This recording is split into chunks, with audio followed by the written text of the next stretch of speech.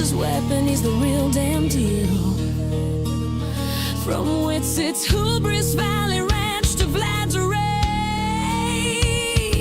he's lighting up lives with a sailor's rage. He ain't no skeptic, just a bullshit slayer, with a cup of rum and a truth conveyor. When someone says they control the sky, he just smirks and says, nice try. He's unfornicated, no fluff or spin, debunking the madness again and again. From flat earth fools to the art brigade, he's cutting through crazy with a sharpened blade. It's the unfornicated, declassified files tonight, and the STD report is locked in tight. Where STD means stupid theory debug, he's dropping truth bombs while he's getting drunk. In his Hawaiian shirt with that sailor grin, he'll call out they, who the hell's them again? No patience for myths, no time for pride. He'll bury bad science and let facts ride. He's unfornicated, bringing truth with style, laughing through the chaos all the while, with the rum in his hand and logic on deck. He's sinking dumb claims like a shipwrecked wreck. He'll say they're lying, he says name one. You say Earth's flat, he's already done. You bring a wild claim, he brings the heat. Dance the truth storm you'll never beat. Yeah, unfornicated, living loud, no tinfoil nonsense allowed in the crowd. He's the sailor of sanity, the rum-soaked guide, keeping reason afloat while conspiracies die. So here's to Dan and his fearless style, sinking fake news with a tipsy smile. If you're spouting garbage, expecting owls, he'll roast you live on the unfornicated, declassified files.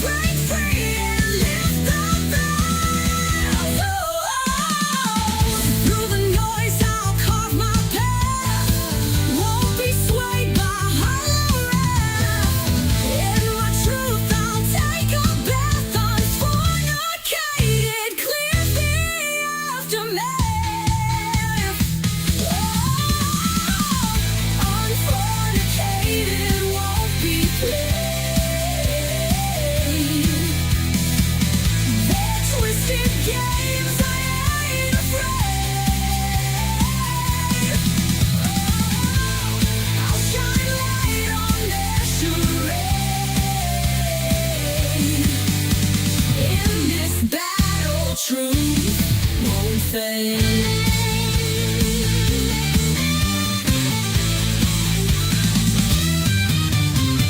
Through the noise, I'll carve my path. Won't be swayed by hollow wrath. In my truth, I'll take a path. Unfornicated clears the aftermath. Unfornicated won't be played. Won't be played. There's twisted games I ain't afraid. I'll shine light on that charade. In this battle, truth won't fade.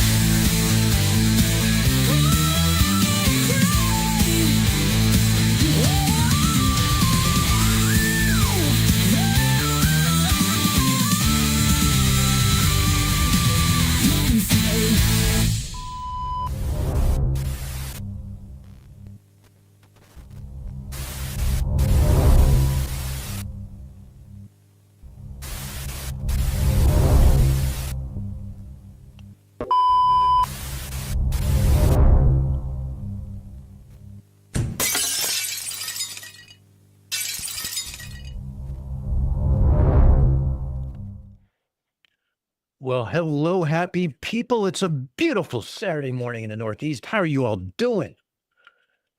We have our usual looks like we have our usual suspects here in the chat as to be expected. We have some new people in the chat. For those who don't know, I originally got started on X, and some of my X people are decided to show up today and show some support. So thank you guys. Yeah, it's sorry, it's early, and I was up late because I was putting on final touches on some documentation that was needed for this call. I'm sure you're asking what documentation could be needed on this call. It's about science. How difficult can this really be? Well, you'd be surprised. Let's see. What do we? We're gonna do a little tailgating, a little pregame before the call. Not gonna be doing too much outside the box as far as grand reveals, things like that. You're gonna kind of have to wait for the call to do that. Science ain't rocket science, bro. No, I see. It's science ain't rocket surgery, bro. Oh, Mike, no, I was on Twitter over 2 years ago. That's where I got started on my debunking before I made my channel. And that's where I found Ether cosplayers and Battle of the Beams, and that's what kind of launched this channel. So it's kind of like my original stomping ground. So I mean, I put a lot of effort into here. If you guys watch my videos and see the kind of research I do, this takes up a lot of my time. Still show up on occasion in the group chats on Twitter. Whenever I get tagged in a Battle of the Beams post, then they either put my post into it or they tag me to come in and rectify some stupidity. So I do make cameo appearances down there, but obviously this channel is kind of a passion project and a love of mine. So I'm concentrating more on this. But the great thing about Twitter is that the group that I'm in has such a large collection of specialties to choose from. So that's where I originally met Astronomy Live. That's where I originally met Rhetoric. It's the amount of information you can pull from is just like overwhelming. Because even when I've been working on my own videos and my own scripts, stuff like that, I still hit up some of my friends in the Bat Squatch group to kind of review the video for me, tell me what I need to work on, or I'll run some ideas by them, like, hey, what do you think of this? Is my math all right? It's always nice to have a second pair of eyes because you don't want to be wrong. But I have no problem admitting when I'm wrong, which is why I'm not a flurf. So, hope everyone has their coffee this morning or your drinks, depending on what your time zone is, because, time zones are a bitch on this planet, isn't it? It's almost like they actually work, and there's a reason for them. Let's talk real quick about future things coming up. The 5 letters that I've been talking about over and over again, and I still can't seem to get out of my own fucking way, is the harp video. It's been a little distracted. I had my birthday in September. I had a lot going on for then. Then that was also the Shiva experiment, which means I had to start putting together stuff. Like, I did not want to show up as luggage to the call. I wanted to make sure I brought something. So I was working on creating 3 different experiments, I guess you could say. Now, the idea with the experiments was that they're going to be something that is easy to do, easy to understand, because the audience, target audience, and not costing an arm and a leg. So I think I've actually designed a really good one. I went over it last night with a couple of people in the community, and they gave their feedback, and it was rather enjoyable to hear their feedback because, made it better. So there's a chance that I may be bringing it up today. I might not. It's kind of like one of those things where we go through it, but no surprise, it's based on radio. And the other and the other thing to worry about for me is that I wanted to make a presentation without going into too much of like the actual models. So just so everyone's aware of what we're going to be talking about today on this call, it's going to be introductions. We're going to be discussing the scientific method. We're going to be discussing individual experiments. There's going to be no hypothesis, no predictions, or anything else made on anything today. Today is solely going to be what experiments are we going to do. Then we're going to reconvene in a week after we've all had a chance to work on it, separately into 2 different teams. Then next Saturday, we'll be providing our information, our hypothesis, our predictions, and basically go over more of a finalized framework of the methodology, the data we're going to collect, some of the requirements, stuff like that. Now, for my own project or my own experiment, even if it's not done on this panel, I'm still going to do it. And I've written it so if there's people in the US who want to help, you can. But I was also talking to MC Toon, and because one of the candidate sites for this project happens to be in Minnesota, and one happens to be here in New York. So I figured, how about it, Toon? I'll fly out there. We'll go do this. You guys, you and the family can come out here to New York, and we can go do it a second time and see how it goes. So that might be in the works. We'll see. It's becoming winter. For those who are above the Mason-Dixon line, we don't want to be outside. Well, let me rephrase it. I don't want to be outside. You see the Hawaiian shirt? This does not go outside. It's cold out there. Don't derp up my Saturday, bro. I'm super chill vibing on a nice weekend. Don't need any flurf derp to judge my vibe. Jack Fetter, humbly, bro, you're fucked. I hope you got your Premier League in, because this is going to go like, you remember 7-year-old soccer where it's like the ball squirts out and the whole mob just kind of follows? That's what this is going to be like. So you might want to grab a beer. Mark Goering. You don't want to be wrong. You've clearly learned nothing from Vlad, or rather led badly. Yeah. Well, hey, so much as this. Queen Bush says lots of cat videos on Twaddle. Yeah, there are, and I share them with my daughter. Oh, wait. Hold on a second. Smith, hold up. I need to make you as a moderator so you can post links. There you go. Now, if you want to post links, you can post links.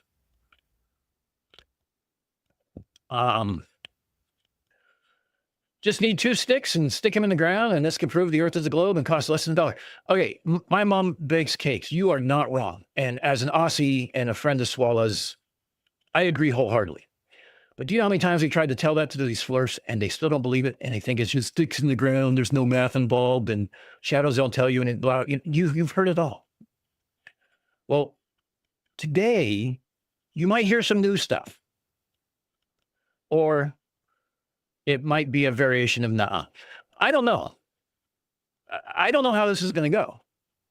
This could be a giant shit show, because, again, this is not a debate. It's a collaborative panel. So for those who don't know, and I'm sure if you're in this community, you've known, this started with Dr. Shiva having a conversation with Flat Earth Dave. And Flat Earth Dave was all excited about doing an experiment with Dr. Shiva. They're going to go down to Cambridge, which Dave seems to think is in fucking Canada. When it's in Massachusetts. Not really close, bro. Anyway, they so the idea was that they're going to get together. They're going to do this thing. There was miscommunication. People didn't follow instructions, blah, blah, blah, blah. Still doing the experiment. So 5 flat earthers and 5 Globers got invited to the panel. We had our first call on Tuesday. And it was 1 flat earther and 3 Globers. And then and Dr. Shiva. Another flat earther joined late. So there's 2. So we kind of went over some things, went over some definitions, how we're going to define things, kind of introduced each other. And then we went on to suggest we're going to have another call tomorrow. So maybe the other ones who were invited will show up. We get to the other call the next day. We have 3 Globers and 3 flat earthers. So since the other ones haven't really been on the call, I don't know if they're going to show up or if they've been removed for non-participation. I don't know. We'll see what happens. Right now, your guess is as good as mine. The only thing I have instead of you is I know some of the participants. And I also know a little bit of what's going to be presented on both sides, because we have had the discussion. So, yeah. But that's kind of where we are right now. That's so you guys are going to see this real time. This is not like I recorded it and I'm going to add commentary like a reaction video. No, you guys are along for this ride for as long as you want to be. So, we're going to light the dumpster fire. We're going to light the dumpster on fire. We're going to break out the marshmallows, and in roughly 10 minutes, we're going to kick off the call. So, that being said, don't even need sticks. Sun rises and sets every day. Earth not flat. Gurney, you're not wrong. Mike Gurney, by the way, you should change your name to Gurney Halleck, just, for shits and giggles. So David brings up a great point. Dave was beyond interested. He was excited. Now, remember when the call started? If you haven't seen this, when the call started, Dr. Shiva wouldn't let Dave start going on a script. He kept reeling it back in, trying to find out how he got to get to these beliefs or what science he did to make this claim. Because that's what you do. And God, was Dave getting pissed off and annoyed. You could just see his face, like he wanted to move on. And then you get delved down into details, and Dave doesn't do details. We know that. And we know he doesn't do science. So he was kind of at a loss. But then when he started talking about, let's do this thing and let's bring people to Cambridge and everything else, Dave was excited. He was like, yeah, let's do it. And then after the call ended, I think Dave realized that it means he has to do science. Dave doesn't do science. Dave does salesmanship. That's it. So what do? He runs. He puts on his Forrest Gump shoes, his PF flyers, and runs and just keeps running. He might be in Mexico now. I'm not sure. I'm not sure how fast he runs. He's an older guy. I'm an older guy too. My knees can't handle it. So, let's see. What else have we got going on here? Smith's giving a little background on Twitter. That's cool. Thank you for that. Nuh-uh is guaranteed. Conspiracy music, you're not lying, but the question is going to be what form of nuh-uh? And like I said earlier in the chat, is what's the over-under before I start adding rum to my coffee? Because, whatever.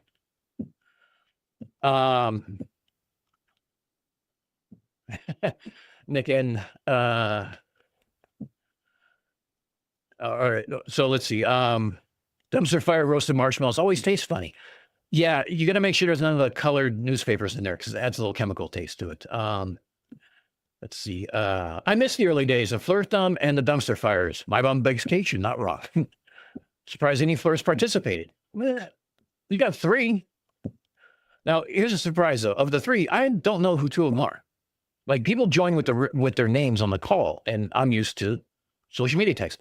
I have no idea who these 2 other people are, but maybe I'll learn today. Who knows? They wanted to teach and preach, and Shiva wanted to make an appointment. It was hilarious. It was. If you have not watched it, if someone can find the link and post it, I can't believe there's not people who haven't watched it, but someone find a link for me and post it in here because we're going to go live here in about 7 minutes, and I got to make sure that I got my shit together. Make sure I have my screens up. I have to make sure that I'm going through this.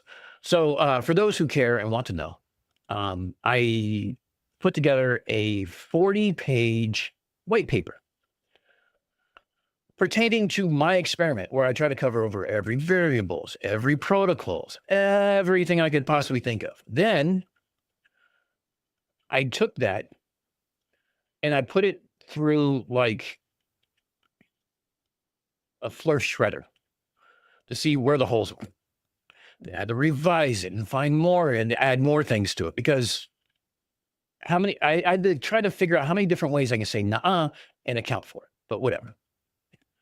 Will you get monetized already so I can properly close back icy spin? Jack, we're working on it. We are, oh, by the way, we are up to 349 subscribers. We are up to over 2,800 watch hours. So we are 150 subscribers away from being monetized as a super chat and memberships. Not sure if I'm doing memberships. I'll probably do super chats, even though YouTube takes a huge chunk. But you won't see me begging for them. You won't see me asking for them. I'm not gonna be setting goals. That's not my thing. I'd rather you guys buy something from the merch store because even that's, I'm making like maybe $1 an item just because I want to see it out in the wild. I want to see pictures of somebody at the Statue of Liberty wearing an unfornicated shirt. I want somebody wearing, getting arrested at the border in an unfornicated shirt. I want to see mug shots in an unfornicated shirt. So, yeah, Jack Feder wants to handle his business on the interwebs like growing old dude now. Jack, I tell you what, make it so I can super chat you the money for the battery for your fire or your smoke detector, huh?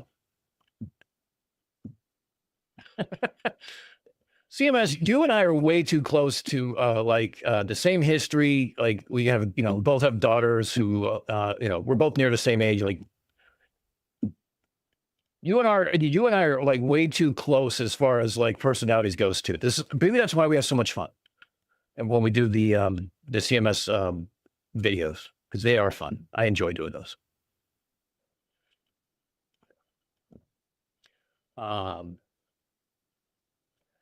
No, Dave will not be on this call. I am so sorry to just break it to you all. You're stuck.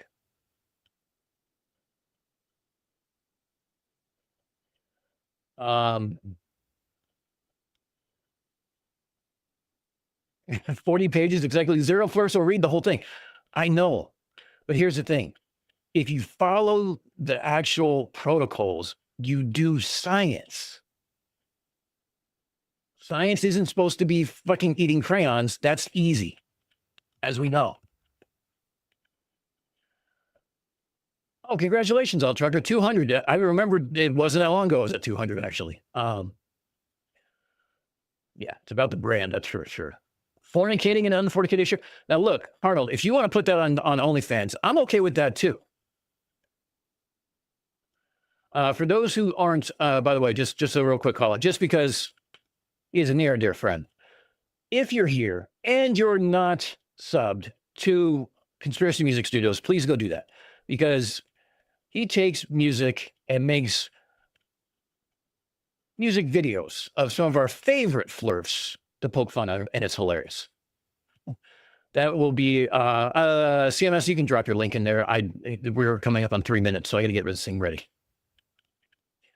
All right. So now, while I'm on the call, I'm going to be kind of glancing at this. If you're on Discord and you have an immediate thing, reach out to me on Discord so it pops up on my screen. Otherwise, I'll try to go back and forth between the chat a little bit, but the point of it is to be on the call, not necessarily hanging out with you guys. Sorry to say. So let's get in here.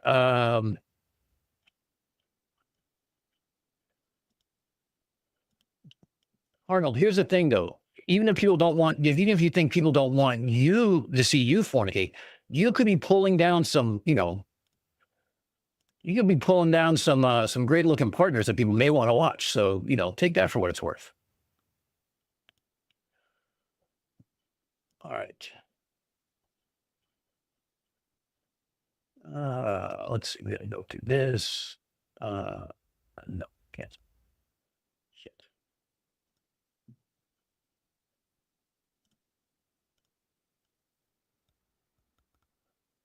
All right. Sorry. Too much shit going on today. And it's early for me. All right.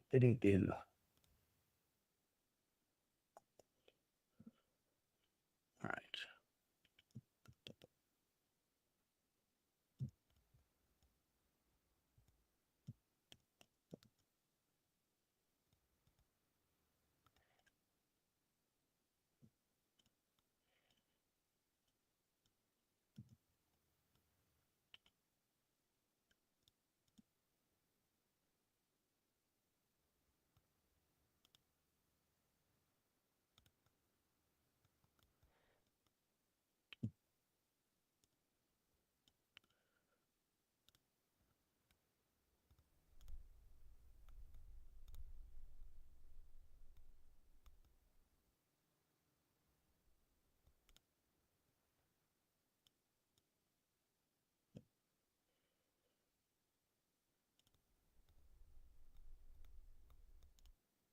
Sorry, I'm just kind of going through a couple things here.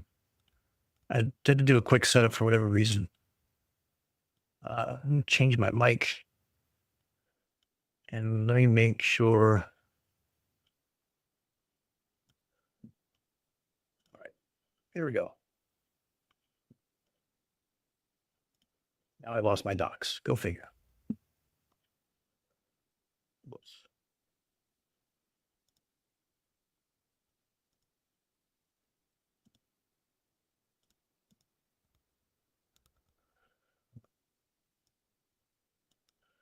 Sorry, a little OBS inception.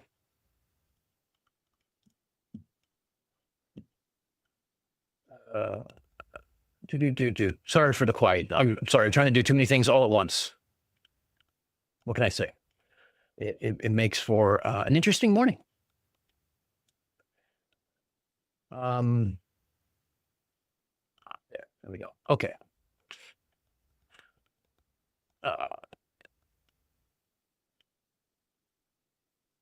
All right. Host has joined. Let them know that we're here. Here we go. Buckle up, kids. How's the ride going, Disneyland? You're in for the wildest ride in the West or something like that. In the wilderness. That's what it is. The Runaway Railroad from back in the day at Disneyland.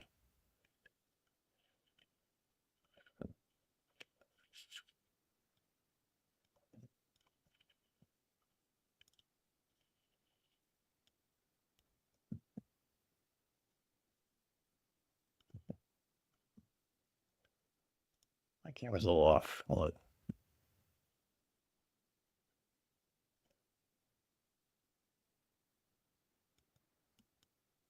There we go. Yeah, it's going to be all downhill from here. Yep.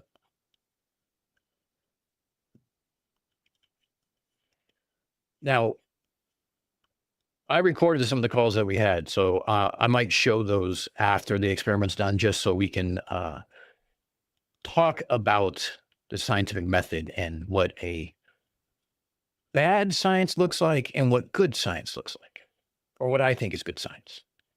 Trust me, I'll put my shit up and you guys can tear it apart. I don't care. I'm happy to learn.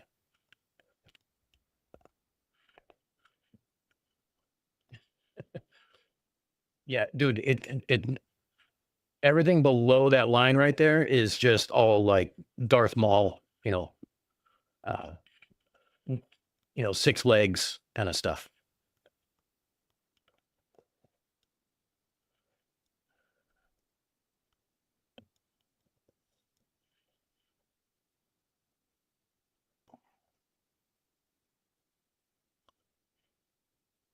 Sorry, I thought I was going to sneeze. Oh, 2 minutes late. I must be getting the live stream open.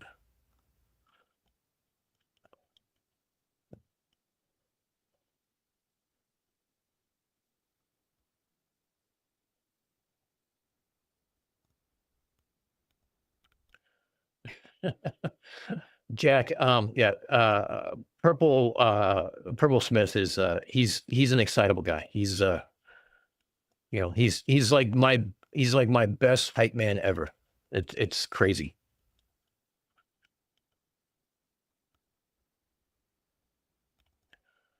And I just got a text from Olivia saying good luck.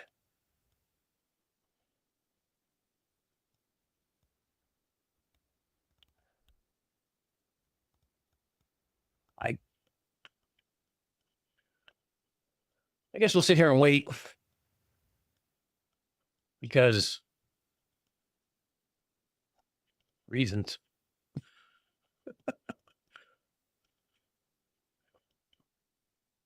Hasn't started yet. Gee, but she made pancakes. Come on. Were they any special pancakes or what? Shiva's not a flurf, actually. He has some different opinions on things, but not a flurf.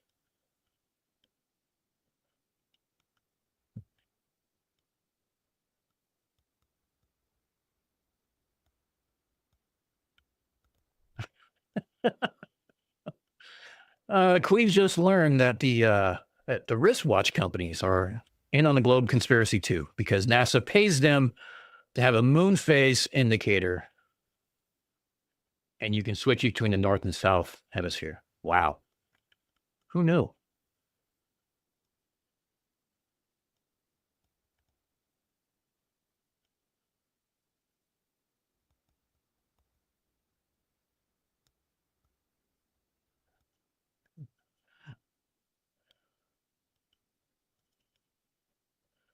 Yeah, Purple Smith. I'm usually on at nights. We usually do the late night 8 hour stream, 6 hour stream till early mornings. This is the earliest I've ever streamed, and this is probably going to be the one of the few times I'm up this early to stream because I'm a night owl. I don't do the early morning stuff.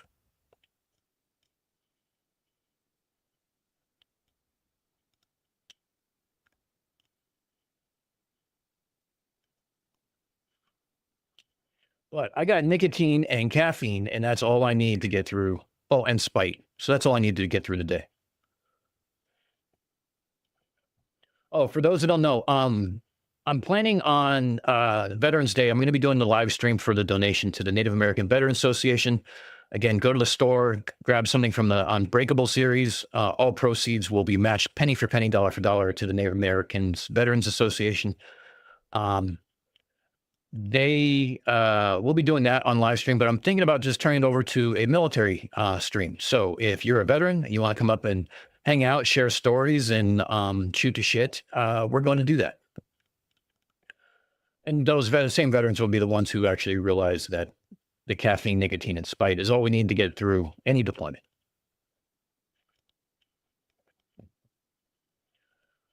It's the 3 ingredient cake you need to survive any balls to four watch.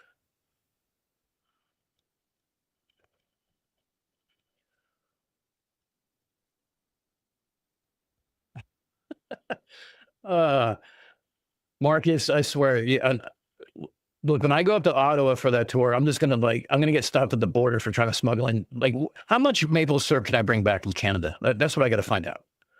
I don't want to be called a bootlegger.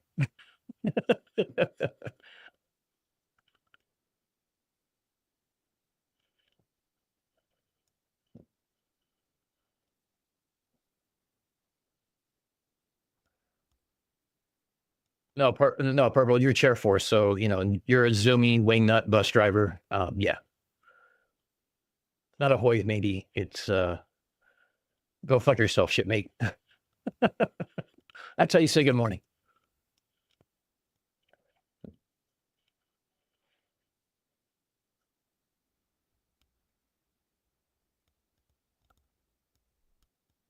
Uh, I don't know what's going on.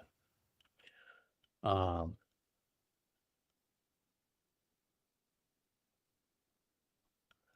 because I'm an idiot, Jim Daniels. That's why.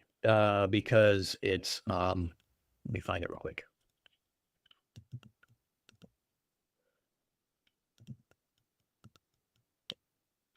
And because it's also in the because I don't put it in the oh my god. I also don't put it in the in the descriptions of the videos for some unknown reason, maybe occasionally, but I do put them in the but they are on the about page. So there is the merch link. It's pinned at the top. Again, for the Unbreakable series, penny for penny, dollar for dollar.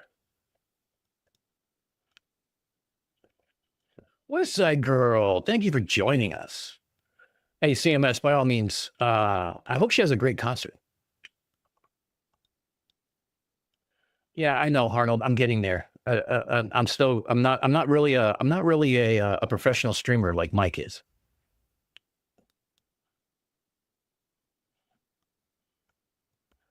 I've been meaning to get better at this. I'm slowly getting there.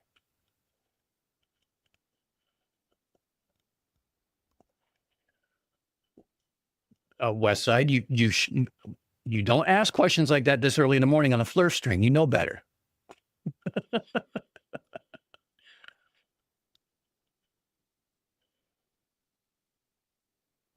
20 liters per person. Great. I am going to, when I go up to Ottawa to go take a tour of the radio telescope, I'm bringing back 20 liters of maple syrup in my garage. I will have a year's worth of syrup ready to go.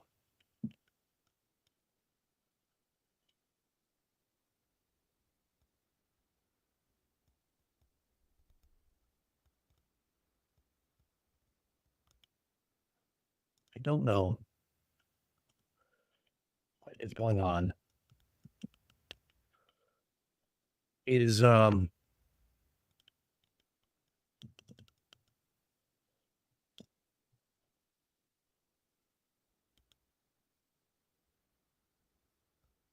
right, he's not live yet. All right. So we'll figure out what's going on. Yeah. So we're just waiting on the Zoom call to start. I'm sure somebody's late. It might be Toon because he was out with Fight the Flat Earth last night at Brando's in Chicago. So that was a bar, food, and karaoke, and I'm not sure if they overdid any one of the three, but they did not live stream it. So I'm hoping that they made it out okay. I hope someone got video of them doing karaoke. If that's the case, if not, it's going to be fun stuff to watch. Stuff. Oh, I got renamed to Dan. Okay, whoops.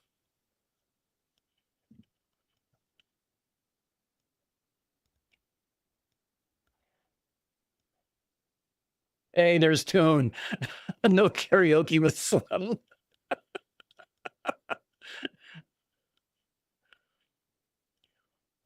How you doing, Mike? How was the party last night?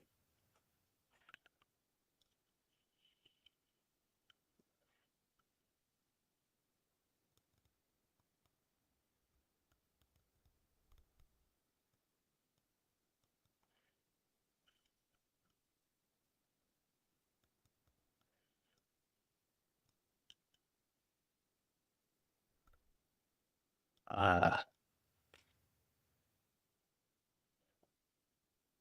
can you go lay down? The dog wants to come up on camera.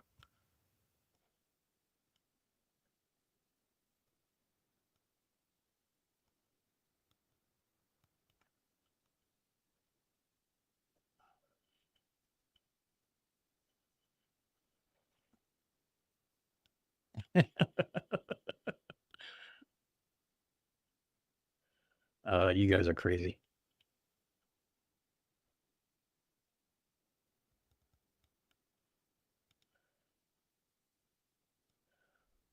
I can't pick her up and put her on my lap because she goes into a fit. But she sees Rusty's stream and she wants me to get a camera for her. She is just as lazy as Rusty and moves just as much. But I should really just get her a Wi-Fi camera and let her just put on a collar and just let her run around the apartment, and you guys can get motion sickness like I do watching her.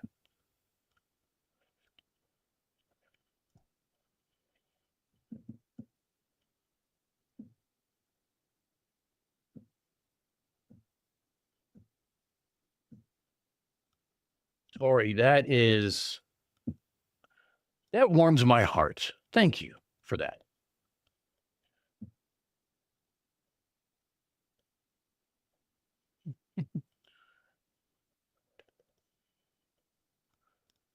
I think Tori was my first merch order that wasn't me.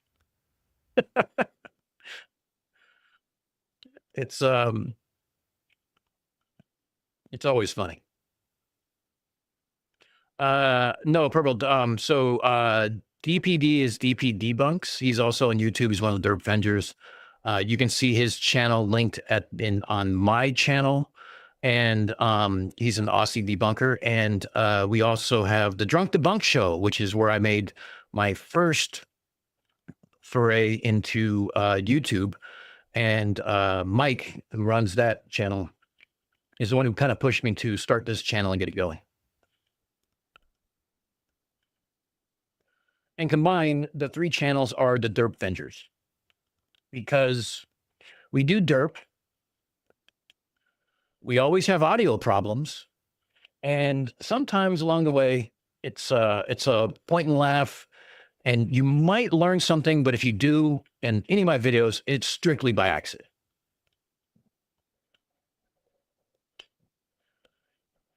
I keep kicking my desk. I'm sorry if it looks like I'm moving. Mike, is this on yet? Or am I just not brought it? Oh, here we go. Recording in progress. Dan, is that you?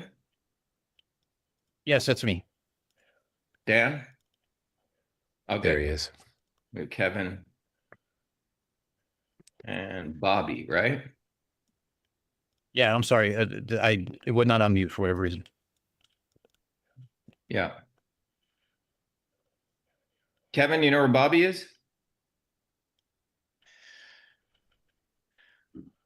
I messaged Bobby, and he wasn't certain he could make it because he may have to work. Well, he was told about this for months. Yep.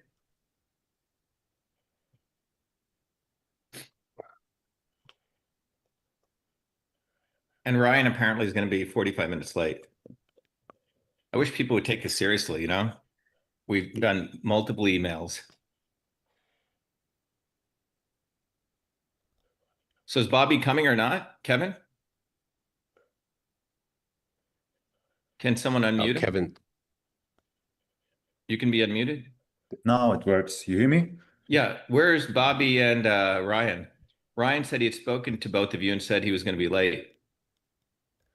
The last messages were like mailed, it's like hours ago, about nothing about the preparation, about the meeting. Just where others could watch and something like this. But I haven't heard if they come or not.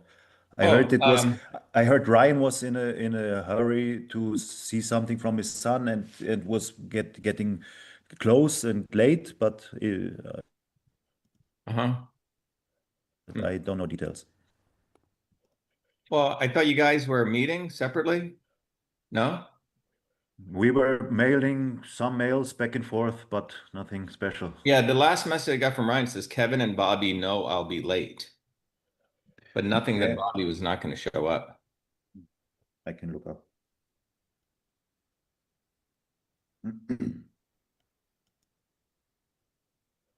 Okay, so you just sent me a photo.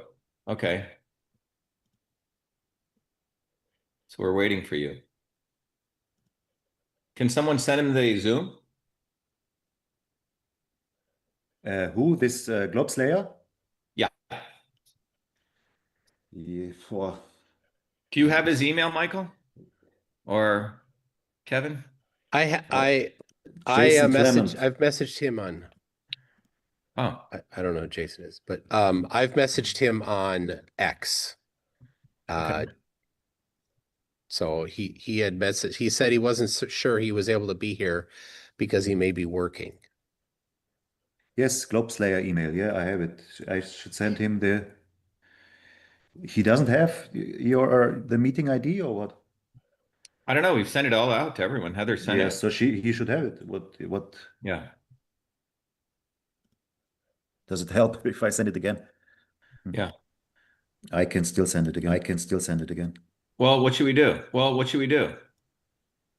I go on my own as well, but let's wait 5 minutes. I can send it again. I sent him the link again. Let's see.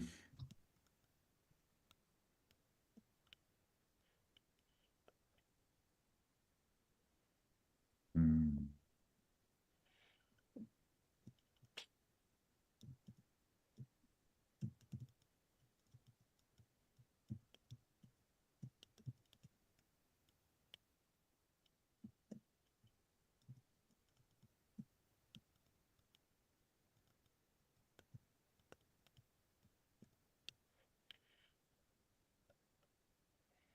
Okay, so everyone here has speaking rights. Let me let everyone else in.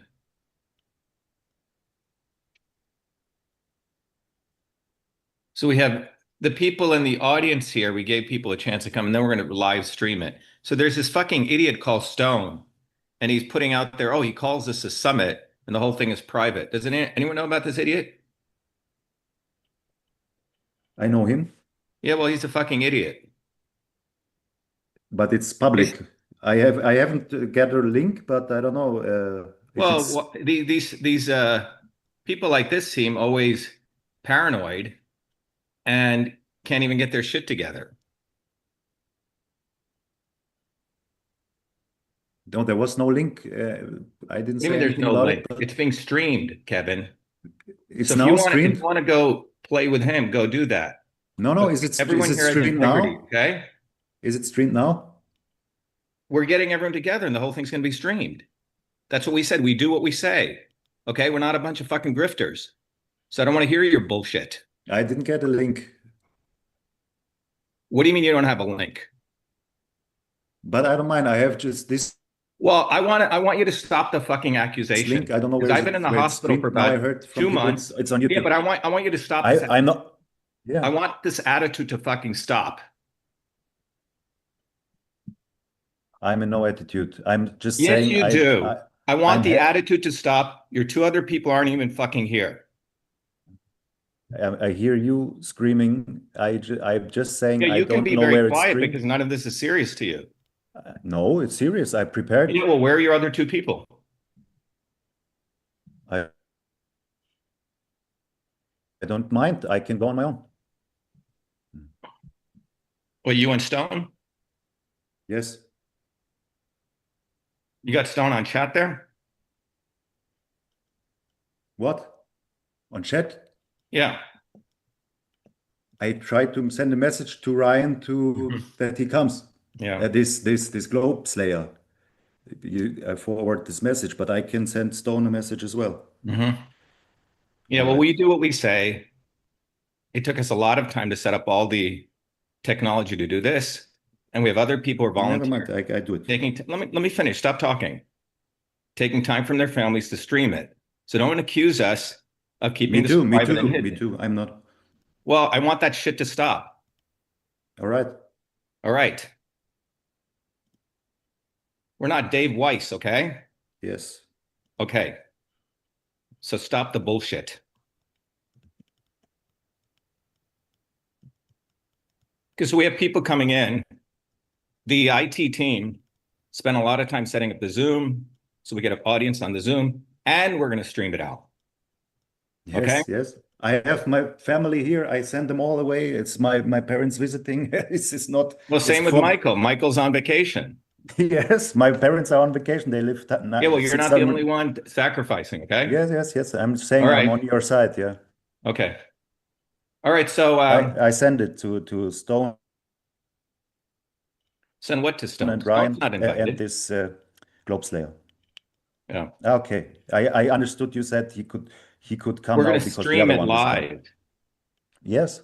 I see Okay. somebody named Ryan in the chat there. I don't know if that's the same one. I think it is. Ryan, are you here?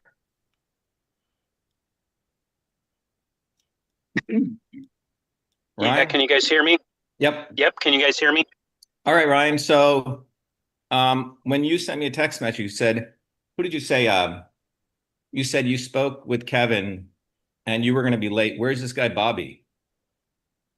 I'm not sure. I've Okay. not heard from him. Oh, in your text message, you said you spoke to Kevin and Bobby, informing them you were going to be late. I didn't speak to him. I sent him an email saying that I Okay. was going to be late.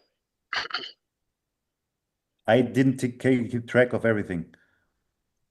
Yeah. I started preparing. I One second. couldn't follow everything.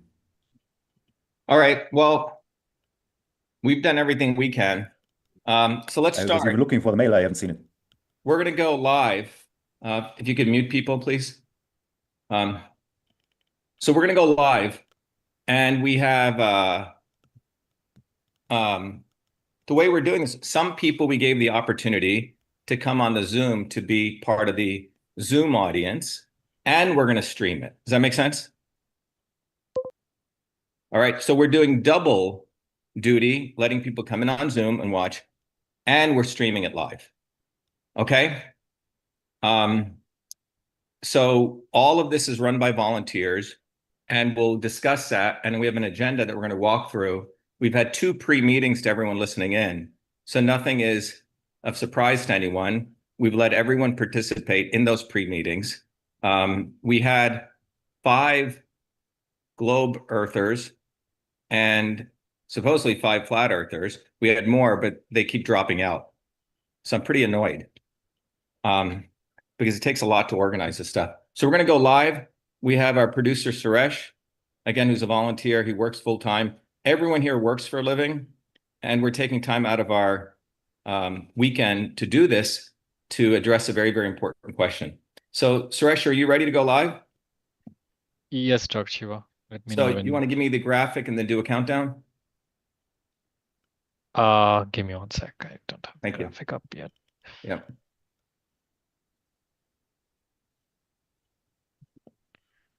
Can you make the other Suresh as co-host, Dr. Shiva? I'm joining from 2 machines. Prabhakar, can you do that? I think only host can do it. I made you host. I'm host. Okay, 1 second. So you want me to make you co-host? Yes. It says I can only make you host. Uh. Let me just make you host. Oh, there you are. All right. Okay, there it is. Let me bring up the thumbnail.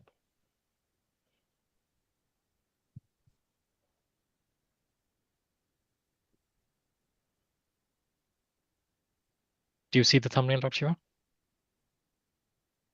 Shiva? Yep. Okay. Okay, let me know when you want me to go live. Well, give us a countdown, 3, 2, 1, and we'll go live. Okay. Can I hit go live?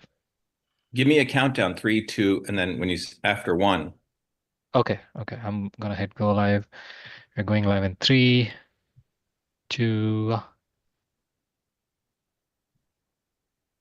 Okay, we're live. Welcome everyone. This is the Round versus Flat Earth Summit, and we're going to be applying the scientific method. Let's go to video, Suresh. So we have a set of panelists here, and I'll give you the background, and then we're going to jump right into this. There's a very, very important question about, it's not about flat or globe Earth, and I'll explain how I got involved in this. Let me just bring up the agenda here. We put together an agenda for this morning. and bring it up. Um,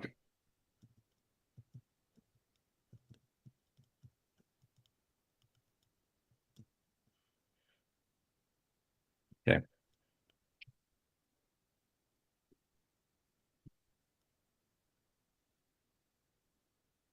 Okay, so let me just go through the agenda here for today. We have a lot to cover, but the official name of this we did was Round versus Flat Earth Summit, Applying the Scientific Method. We have 3 people on the Round Earth team, and we're supposed to have 3 people on the Flat Earth team. And what I want to do is I want to walk through the following agenda. We're going to do welcome, and we're going to give the history and the mission of the summit. We're going to introduce the panelists, and then we're going to give the format of the summit. And then we're going to, for the audience out there, we're going to review the scientific method. In fact, I'll give a simple example of applying the scientific method. Points 1 through 6 should occur in no more than 15 to 20 minutes. And then we're going to jump into the meat of this, where we're going to review proposals for exploring the question of round versus flat Earth using the scientific method. And then we're going to review each of those proposals on one specific, on a bunch of criteria that we agreed to in the pre-meetings. We've held 2 pre-meetings. Can you actually do these experiments? Cost? Is it viable? And can, ideally, we want to make sure any citizen can do it, any one of you listening. We don't want to make these experiments so esoteric, so hard to execute, that it becomes only reserved for a few set of people. And then one of the things we agreed to is the skills of mathematics seem to vary. On the round Earth side, when we go to the introductions, you'll see we have a number of people who are actually engineers, have degrees in engineering, advanced degrees. And it seems like on the flat Earth side, there's a very sparse background in mathematics. So therefore, in order to be fair, what we did was we decided after today, we're going to give people a week to go do their mathematical formulations. So if they want to go consult experts, ChatGPT, Gemini, go to universities, open book, like an open book exam. We want to do that because we don't want anyone moaning and groaning and saying, well, I didn't know math or I didn't know this. Everyone can go consult as many experts. So we're going to do a follow-up next week. So first of all, I want to welcome everyone. What you notice the way we've done this summit is we have the audience here, the 6, well, one of them is missing. It's very unfortunate because we spent a lot of time organizing this, multiple emails my assistant set out, and it seems like some people are just sloppy. And it perturbs me because we spend so much effort organizing this. But nonetheless, we're going to move forward, even with the absence of one individual. Hopefully he'll show up. But I want to welcome everyone because this question of flat Earth has been put out in the audience. And I want to review how I got involved in this. I do various interviews, and a guy by the name of Flat Dave or something, had me on an interview. And he said, the Earth is flat. And you guys can go see it. It's all public. And I said, whoa, stop. I said, can you describe the scientific method? And again, you guys can go see this. And I was horrified that he didn't even know what the scientific method was. And this guy's promoting, he makes quite a bit of, he has his own website. He promotes this, and you guys can go look at it. He didn't even understand the scientific method. So we have a larger problem, particularly in the United States, and for that matter, different parts of the world, where young people, perhaps it's the STEM education, public school education, or private school, people aren't learning what the scientific method is. According to the latest statistics, less than 5% of people actually know what the scientific method is, even have mastery of it. And we're going to walk through that. And I spoke to a bunch of my friends who are educators who spend a lot of time teaching. In fact, I spoke to one of my high school teachers who's in his almost 80s. And I explained this to him. So my mission in doing this was to give a broad reset, hopefully as people see this video and the commitment of various people who come, to understand what is the scientific method and to make people accountable to the hard work it takes to apply the scientific method. We have grifters who seem like they can say whatever the fuck they want without any accountability to evidence. And the reason this has occurred is the educational system, and B, what is evidence? By the end of this summit, or through the summit, you will understand that evidence is reproducible predictions. Those two words are very powerful words, and I would again say probably less than 5% of the public actually understands what evidence is. Evidence in science is reproducible predictions. And we're going to, as we've had our pre-meetings, we're going to make sure everyone adheres to the scientific method. Otherwise, anyone can say whatever the fuck they want. And that's not science. Okay? So again, my motivation in this was not about the question of flat or round, but as a PhD, as a guy who spent a lot of time educating people, spent a lot of grueling hours solving problems, it became evident there's a whole set of people, particularly on the internet, quote unquote influencers, who have no regard for science, who can talk a lot. They can talk very beautifully. And people think they're saying something, but when you take away the layers, they're saying nothing. And this is not only among the grifter class, but also in universities. And I'll show you an example of that. So we live in a very dangerous time because anyone with a microphone and a camera can say what they want, but they don't have to back it up. But today's summit, the way it's organized is you're going to have to back up what the fuck you say. And I'm using some of these annoying words because the level of conversation needs to be seriously elevated. And I think what we're doing today is a public service. This summit is brought to you by the International Center for Integrative Systems, all volunteer run. There's no one grifting here monetizing this. This video is not being monetized. We're doing this. A number of people here have families. They've taken time out of their weekends to do this. So I appreciate all of that. So that's the background. We don't want to let people get away with saying stuff that they cannot back up. They got to be able to back it up. And we want to create a consciousness that people demand that of these grifters, as well as their politicians and public officials. And so I want to thank everyone here for participating. We're supposed to have 3 on the flat earth side, 3 on the round earth side. 1 person's missing on the flat earth. And then we have other people we invited to, if they just want to be in the Zoom audience, and then we're also streaming it. So let's go back to the agenda here. Let's introduce the panelists. I have a picture of all of them here. Let's start right here. Let's introduce, we'll do the round earth side first. If the people can just say your name and a quick background. Let's start with Dr. Dinakar. Good morning, everyone. My name is Prabhakar Dhyanekar. I am a biomedical engineer, trained as a chemical engineer, but I did my postdoctoral studies in biomedical engineering, and my interest in my interest in this particular topic is solely for the fact that we need more scientific method in answering any questions, especially the questions that such as whether the fundamental questions such as whether the earth is flat or round, and these need to be nipped in the bud in a sense that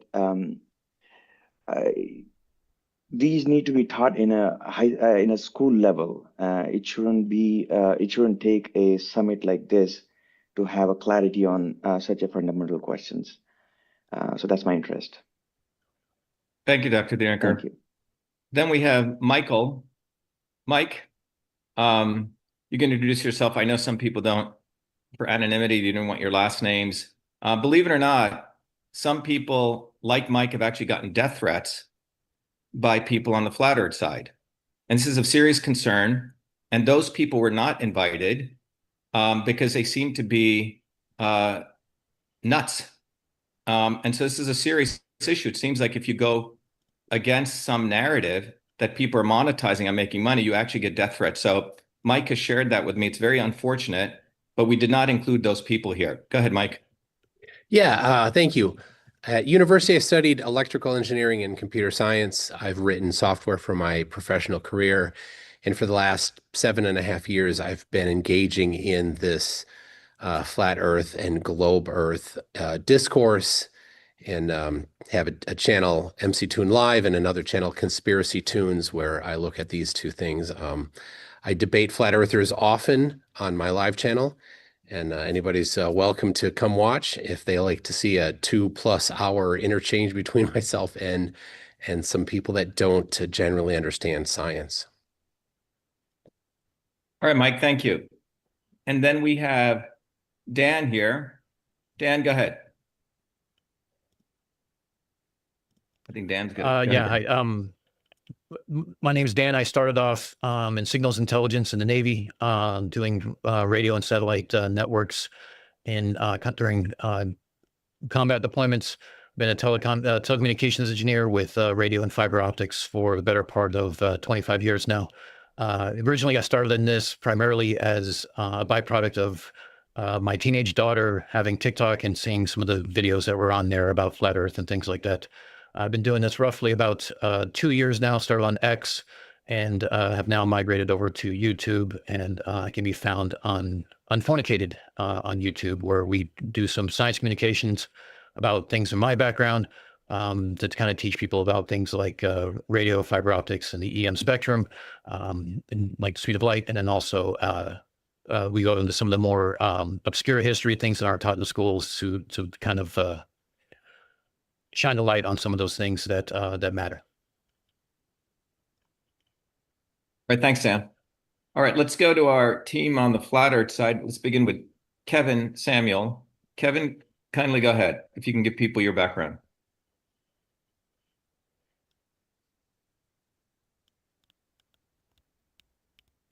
Mute me. Now I'm unmuted. You hear me? Yes, Kevin. Yes, we can hear you. Yep. Kevin Samuel Bow is my YouTube channel. I studied media economics. It's I did online courses after that in alternative money systems. I criticized the nowadays money system a lot, so I think I have something in common with you, how things are bad in economy. But I peeked into other stuff, and I also saw too far in a vacation. I could see an island I couldn't see, and I got interested. I researched that. I digged into theories a lot, and I did a lot of some experiments I did myself. I did experiments with a fishing line, stuff like that, and I like to present something today, which I think can be decisive and includes the scientific method. And I hope we keep calm, everyone, and keep it to science. Great. And Kevin, you're out of Austria, right? Just to let yes. 3 people are in the United States. Kevin's overseas, so we want to thank Kevin. I don't know what time it's there, Kevin, but it must. Oh, it's okay. Today is okay. The pre-meetings were late. Today it's 5:30 p.m. Okay, great. Let's go to Ryan Shea. Ryan's here in the United States. Go ahead, Ryan. Yeah, hi. Can you guys hear me? Yeah. So my name is Ryan Shea. I am from Dallas, Texas, currently in Houston, driving right now. I've got an undergraduate degree in marketing and management, master's degree in leadership. Most of my professional career was in coaching college soccer, then have now been in real estate as a realtor and investor, entrepreneur. And it was probably about 5 years ago, someone, when I was in a tall building, said, "Hey, we can see pretty far here, can't we?" and brought up the flat earth. So I was like, I had no idea. I mean, what I was taught as a kid was we're on a globe spinning around at 1,000 miles per hour, hurtling off into space. And there's this solar system and all this stuff. And it just took it for what it was. And I started doing my own research, doing my own testing. Have done a light test across the lake that was around 7 miles. And, I've done many other independent research on this subject. And when Dr. Shiva had brought up using the scientific method, I thought, oh, this is great. This is good. This is exactly what we want to do. We want to have facts and we want to know truth. And another part, I think just quickly, is that I'm also a part of the Truth, Freedom, Health movement. So I would say what we do here is it's all about facts. I don't care about anything other than what the truth is. And when our freedoms and health is actually absolutely diabolical right now in this world and country, it's not okay. So that's what attracted me to Dr. Shiva in this bottoms up movement that I'm also a part of. And then, so with this flat earth, I wanted to get involved, flat earth, round earth debate, and do what I can to help. So that's it. Thanks.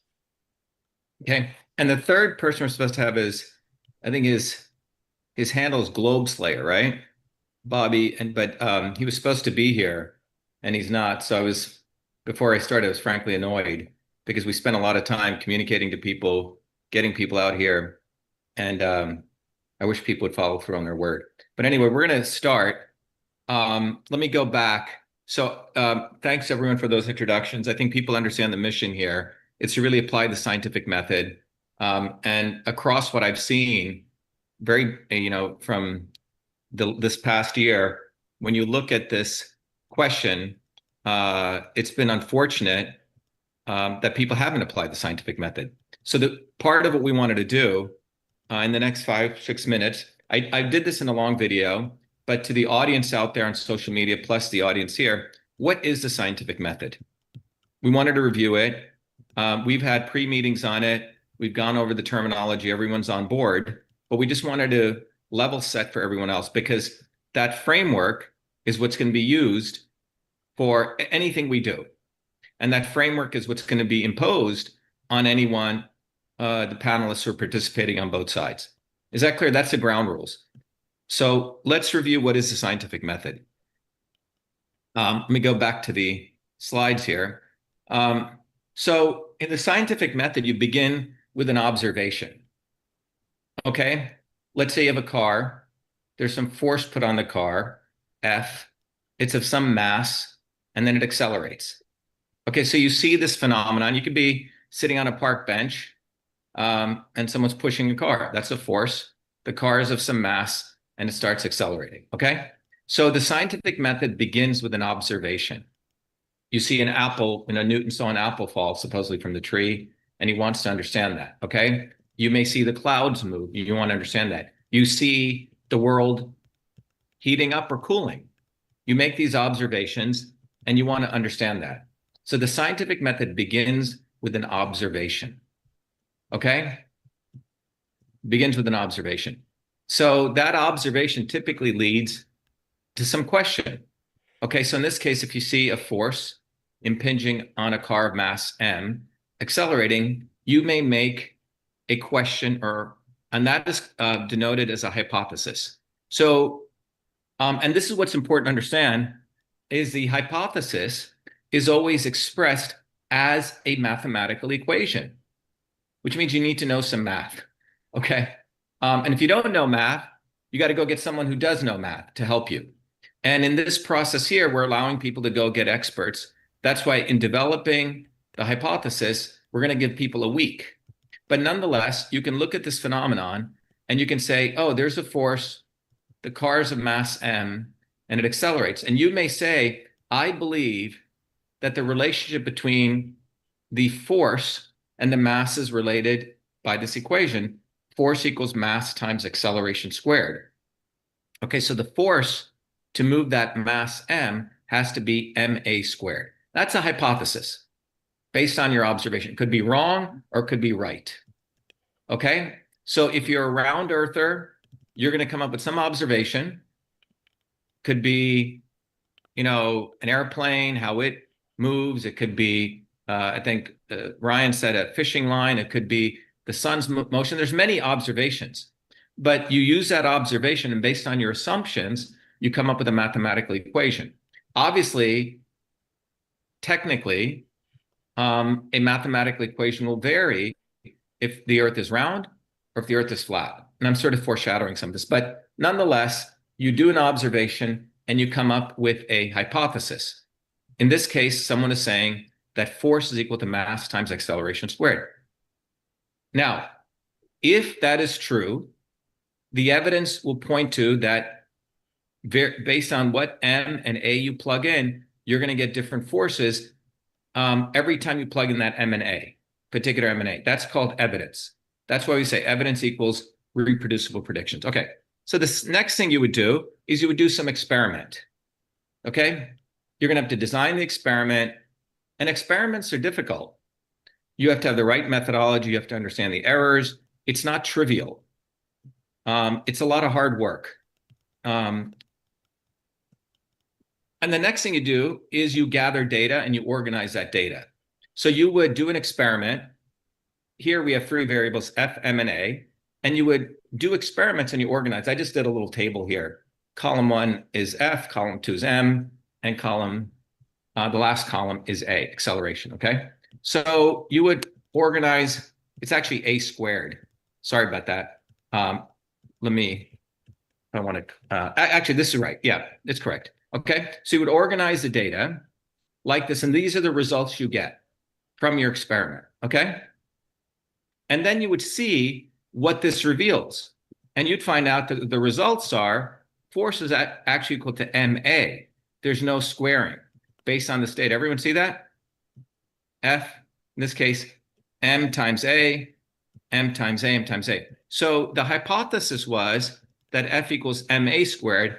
In this case, F would have been 1, but in this case, the second case, F would have been 4, and in this case, F would have been 16. Everyone see that? But it isn't. So when you come to this point, you have to deal with the reality that your hypothesis, F equals MA squared, was wrong. In fact, it's F equals MA. Okay? And then you have to deal with the reality that if the results match the hypothesis, which they don't, if they do match, your hypothesis is accepted. If not, it's rejected. This is a scientific method, okay? And we can look at this, but this is what I'm saying is, unfortunately, if you go out on the street, less than 5% of people actually know this. So if less than 5% of people know this, and there's billions of people on social media, and someone's just randomly saying what they want to say, they could bullshit people. So this is a framework why you have an iPhone, okay? Why this works. Because people have to understand Maxwell's equations. They have to understand all sorts of very, very complicated things. And the unsung heroes in a lot of this are engineers. Engineers are the people who actually have to apply science to creating practical things. It's where the rubber meets the road. Engineers are like the boat tech people doing science, okay? So anyway, this is a scientific method. Now, we want to make sure that this is applied in the case. By the way, let me just point out one thing. I was literally walking through my woods here, and I live in a very interesting community of a lot of academics. And obviously I run for Senate. I'm running for Senate again. Some random guy comes up to me and he starts talking about climate change. And he goes, the climate is changing and I don't agree with you. It's obviously the Earth's temperature is increasing based on CO2. And I said, look, evidence is reproducible predictions. And he didn't even know what that meant. And I said, what's your background? He's apparently a humanities guy who happens to run a nonprofit, which gets quite a bit of money promoting the climate change narrative, okay? Anyway, I said, have you read the IPCC report? Because if evidence is reproducible predictions, then you should get the same answer for how much ice is going to melt, right? Well, if you actually look at the IPCC report, this is what you get. And this is just an example. There are about 100 different models of ice melting on the Arctic. And each one gives a different answer. So one model says 100% is going to melt, and another model, this one says 0% is going to melt. So when you see something like this is garbage in, garbage out. This is not reproducible predictions. Okay? So if anything you learn today at a high level, besides flat Earth, round Earth, evidence is reproducible predictions. So if you ask someone, someone developed a mathematical model for looking at the two fluids, the air and the oceans, and then they computed how much ice is going to melt. Well, none of them are coming with the same answer. Everyone see this? It's like the Baskin-Robbins flavor. Multiple results. And if you bring this up, you're viciously attacked for just pointing this point out. But anyway, this is occurring not only among the grifters on the internet, but at places like MIT. Okay? The only professor who brought this up was Dick Lindzen, and he was vilified by the other 100+ professors. But the point is that we have a serious problem when people aren't following the scientific method. But what you see is, in this case, there's no evidence of ice melting because these models are completely varied, okay?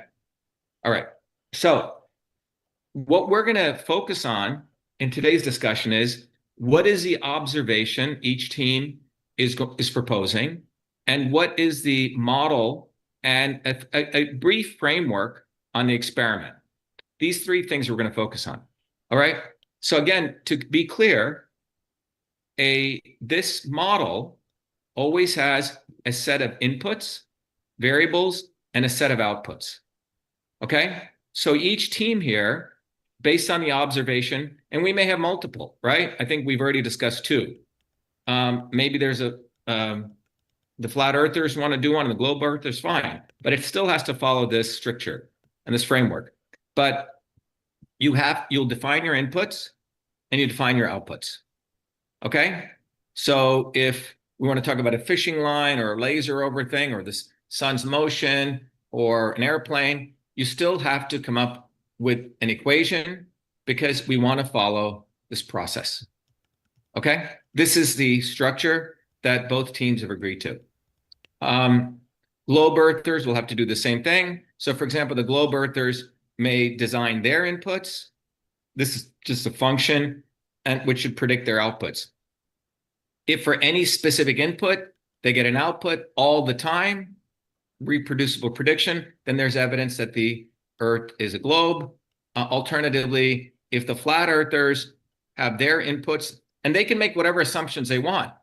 You know, the globe earthers can say, is the sphere an ellipse or is it a perfect round globe? Similarly, the flat earthers can say, is there a dome about this flat disk, or is it whatever they want?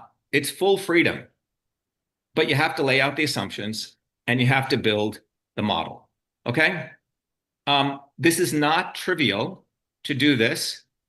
Therefore, I had originally wanted people to literally get up on a whiteboard and, you know, derive the models.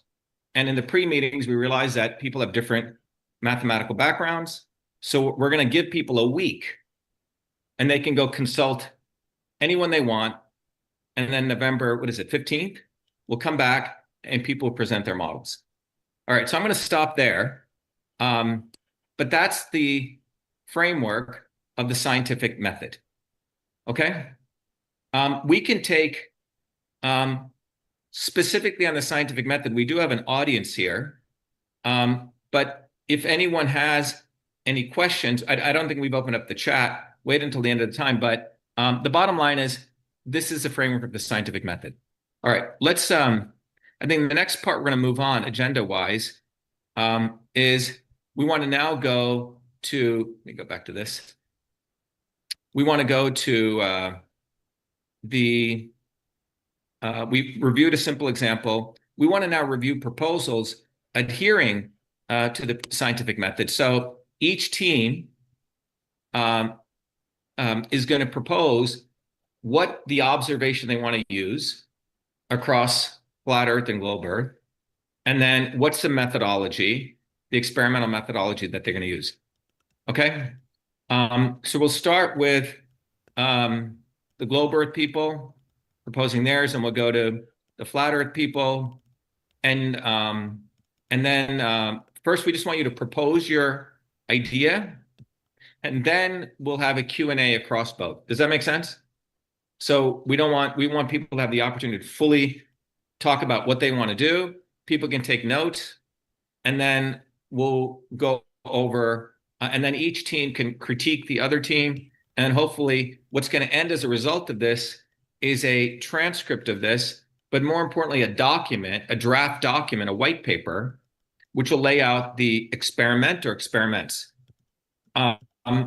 We do have talked about the outcome of this, based on if the methodology is clear, can potentially be published in a decent peer-reviewed scientific journal. This has not been done to date, potentially in the field of science education. And I've started looking at some of those journals, which means all the 6 participants will be authors in that. So who on the Globe Earth team wants to present their proposal? Mike? Oops, you got to unmute, Mike. All right. Yeah. So a real simple thing, and something that everybody can do, I think, is very important. So, and everybody experiences where the sun is in relation to them every day of the year. So I propose just applying geometry. It's pretty simple. It isn't even a university level thing. It's generally high school, even middle school. Where is the sun in relation to any person on the surface of the earth? So I propose saying, given a date and time and location, where is the sun in relation to where you are, both in a horizontal angle and a vertical angle? And those are typically called azimuth for the horizontal angle, and either zenith or elevation angle, or shortened often to just elevation. The angle is not often said then, but it is an angle. So where in relation to any person is the sun? And so I can put together a model. The rest of us on the panel here can put together a model that will predict for any location and time the position that we expect the sun to be in relation to the globe. So that's I think pretty simple. And then once we have that, anybody on the earth can test that. We don't even need to go travel anywhere. We can even do things like pull up some different webcams in different areas of the world to see if those are matching, or anybody can just contact somebody in a different country and see if they can measure it. And most people's smartphones can measure both of those angles with either for free or for rather cheap. So it's pretty easy to do and very reproducible. So Mike, I'm just going to reiterate what you said, and then so I'm here. You guys may be able to see. I can look out of my window there, right? I got a big window. Boston's over there. So what you're saying is, if you're looking out in a frame, at any point the sun is across somewhere in the azimuth, which is a horizontal, and it's up at a particular location, right? That's some x1 and y1, or x2 and y2. Yeah. So everyone right now, if you look out your window, you're looking in a certain direction, and you yourself are located at a particular point on the earth, globe or flat, and that's known as your longitude and the latitude of where you are. And then you're looking out. And Mike, the proposal here is we're looking at the location of the sun, and the globe earthers will come up with their model of taking in the location of the individual, the date and the time. What is it right now? It's 12:01 here, Saturday, November 8th. That will be the input into your hypothetical model or your hypothesis, and output will be, it'll predict where the sun should be. And then anyone here can go do that, because hopefully this will be published somewhere online, and someone can say, oh, the globe earth model says if I'm in this location, looking in this direction, the sun should be over there. And it is indeed over there, or it's not over there. If it's not over there, the Earth is quote unquote not round, right? If you use your formulation. The flat earthers will come up with their own formulation. And if the sun is in that location, then they're right. If both are wrong or both are right, that means it's inconclusive. Yeah. Right. All right. Great. Let's go over to the flat earth team and let them propose their proposal. One of the things we talked about is there's three sort of features we want. It should be ease of use. Anyone could be able to do it because we want anyone listening here to be able to do this. So it's not like an elite group of people, only they can do with specialized equipment. The other thing was the cost, which means it's viable. It should be relatively low cost, and it should be ubiquitous, meaning it can be done anywhere. So those were three important criteria we discussed in the pre-meeting. So let's go over to the Ryan, Kevin, and Bobby, but who wants to present here? I will present, yes. You see my screen share? Yep, go ahead. Okay, let's make it screen share. Yeah, you have it. Everyone can see it. Yeah, I need to make it full screen. Okay. So for decades, pilots have relied upon a pair of focused, precisely angled radio frequency emitters. And I suppose the radio frequency plane test with the ILS system for the flat versus globe Earth observation. And the intro is that one RF emitter of that tower is focused direct in line with the horizon. The second is angled upward 6 degrees above that. They do this so that the plane's radar equipment can sense the signal strength of both. The pilot's primary flight display shows the results shown here in the circle of a process which is merely a comparison, constantly made by the aircraft receivers of the strength of those two radio frequency signals. When the received signals are the same strength, the primary flight display indicates that the craft is currently on the prescribed path of descent to the runway, typically a negative 3-degree slope, because as you see here, the midpoint between 0 angle from the bottom one and the 6-degree angle from the top one is 3 degrees. This slope is also called the glide slope. Airports, as a matter of safety, constantly update their local runway barometric pressure for the benefit of the pilot in proper precise calibration of the altimeter on board the craft. This ensures the most accurate measurement of altitude during the test. So the objective is to fly a Cessna on a fixed altitude ILS intercept course, crossing the signal at either 20 or 90 nautical miles from the runway, and we are taking barometric altitude reading at the intercept point as well as a distance measurement using the ILS system hardware seen here. The approach and measurement can be made several times during a single flight in order to reduce the uncertainty. As we can see here, the pilot will circle the approached runway multiple times. This figure is a representation of the approach pattern and distance for the CYVR airport in Vancouver, Canada. As shown here, choice of airport will theoretically depend on whether the approach path is completely over water. The pilot will file a visual flight rules plan. Those have no mandatory flight levels to maintain for an approach pattern which conveniently uses an airspace which is farther away and at a higher altitude than the avenue which is typically involved when ATC is setting up a standard runway approach routes to the airport. The pattern should be flown at a fixed altitude of 6,360 feet above runway altitude. In flying at a static altitude, we eliminate any delay in the altimeter's reading of altitude, thusly optimizing its accuracy. In cases where the craft's autopilot hardware settings may only, I'm too far here.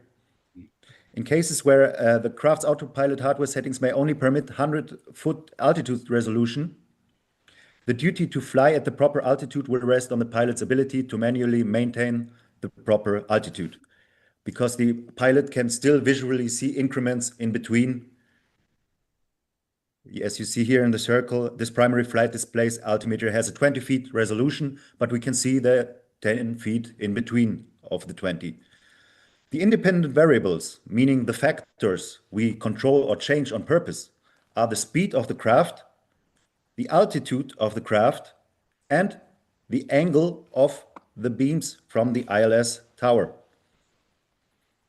The dependent variables, meaning the outcome we want to measure, are the alignment with the 3-degree angle and the distance to the ILS tower, both shown on the primary flight display. A more detailed description of the entire process will be handed as a method document, which the pilot will use both as a guide to the flight particulars as well as the data collection he will need to fill out. We will do a run through of that at the end. Just a quick overview of what he needs to fill out. So the prediction is, as shown here, the Earth is flat when flying at an altitude of 6,360 feet above the runway altitude. The craft should intercept the glide slope at 20 nautical miles from the ILS tower. If the Earth is convex, the craft should intercept the glide path at a point substantially closer, approximately 19 nautical miles to the tower. The math to that is the following. In the case of scenario A flat, we apply the sine function, opposite divided by hypotenuse, and solve for the opposite divided by vertical side, the opposite or vertical side. The sine function of that 3-degree angle applied to the distance of 20 nautical miles yields a vertical distance above the runway of 6,360 feet. Hence, a craft which flies an approach of 6,360 feet above the runway altitude should intercept the 3-degree angle at a distance of 20 nautical miles from the ILS tower. Conversely, in the case of scenario B, the globe, the same sine function will yield conversely, the same sine function will yield the first vertical component of that distance of 6,042 feet. Add to that, due to the supposed globe's convexity, the value, which comes from the standard 8 inches per squared miles, which is very accurate for up to 1,000 miles. The result is 318 feet. We obtain this value by applying the cosine of that same 3-degree angle in order to produce the x, or ground distance, component of 115,288 feet, or 21.83 miles. The total of these two components also yields a vertical sum distance of 6,360 feet to the ground from the craft. At this point, the craft should be 19 nautical miles from the ILS tower. Conclusion: this experiment involves a use of a collection of hardware which has been utilized for decades, where lives are at stake in assistance to pilots of all kinds on approach to the runway, a process which makes use of a very necessarily precise light-based guided system. This method is easily replicable and repeatable. Replicable meaning multiple trials in one go, and it is as well repeatable at different locations and by different people. As the time it takes a Cessna to travel 1 nautical mile while flying at around 100 knots is approximately 36 seconds, there exists a rather large margin of separation between those two distance values. This method objectively serves to eliminate virtually all uncertainty in the distance measurement itself. Through sufficient replication by a number of pilots flying at a number of airports, all uncertainty can be completely eliminated. So a video introduction I show now by a side-by-side animation which shows what the pilot will see in the PFD when on approach. The glide slope indicator involves a pink diamond, as we saw in the beginning, moving vertically on the gauge. When the diamond is in the center, that is the moment of interception of the 3-degree path. When the diamond is 1 dot above, the craft is intercepting the angle of 2.65 degrees. That is the point where the recordings of each approaches should begin. And we see the approach begin here.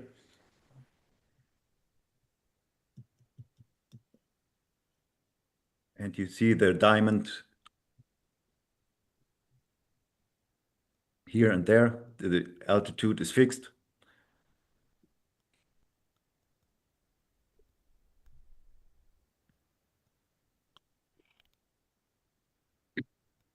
We let this run through to have this on camera, and I show just a quick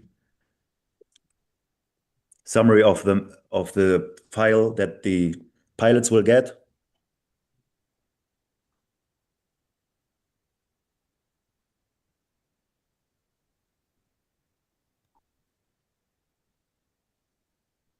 You see the nautical miles are different,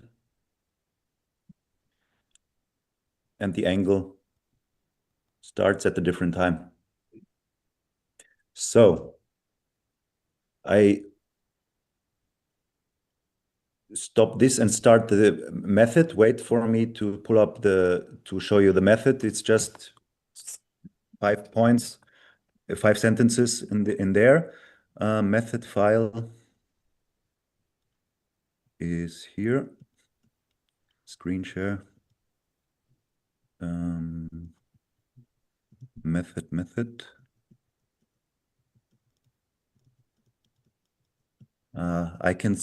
I don't see it. I will screen share the full screen. How do I do this? Full screen. Projections revised.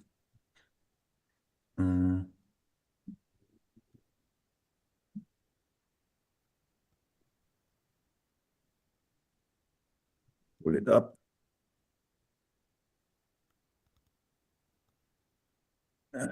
Here. Section.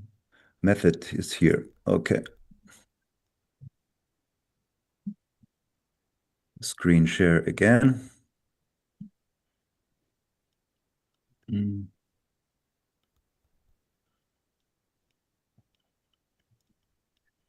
Workplace. Where can I screen share? Here. Full screen share. Full screen. Methods. Method document. Close the assistance here. So we see that we show the pilots that step 1, he chooses an airport. The entire approach must be over water. Step 2, which plan he needs to file. Step 3, check the weather conditions as we show in the document later. Use the meta source for that, which is a public source. Recorded parameters must include airport temperature, wind speed, wind direction, barometric pressure. We pretty much thought that it's of not so much importance, but we want to make sure the data set is very clear. Step 4, plan the recording. It's about the recording here before takeoff. Make sure that you put the camera stable in front of your PFD screen or help someone with assistance. Make sure that your altimeter is properly calibrated.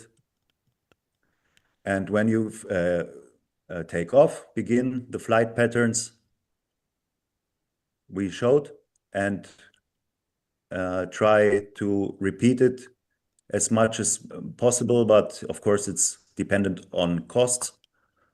And perhaps 5 or 6 passes should serve as adequate. To minimize the random error, you can do more. And then land and secure the craft. Use the camera also to make a screenshot of your file, which you fill in. And forward all recordings to the author. And yes, so date and time, runway, ILS name. So this the ILS angle from this airport, the altitude, and then in 1 hour steps, 2 hours before the flight, 1 hour before the flight, what is the data, temperature, wind direction, etc., all of that, relative humidity, visibility, and you get this from radio. You can just record that. It's not hard to get. Yes. Yes, that's it. Right. So, so we have two experiments being proposed. One, so this experiment, Kevin, is you need an airplane, right? Yes. So not everyone can do, but those you have to somehow go get an airplane, and then you have Yeah. to so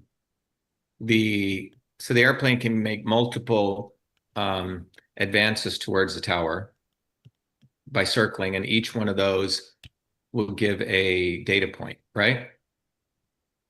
Each Yes, time it yes. circles back, right? All right. Okay. So maybe since you just finished, we'll ask, and then we'll go back to the globe earthers.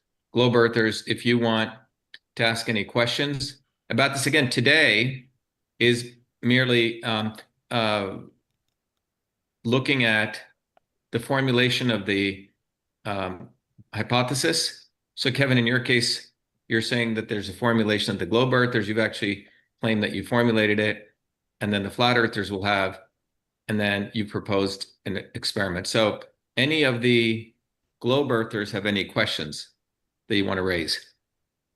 I have some questions about the precision. So, Kevin, you listed off the variables you were going to capture, but I missed what I thought was probably going to be the most critical one is the margin of error of the slope angle and the margin of error of the second, the width of the beam, and third, the margin of error of the width of the beam.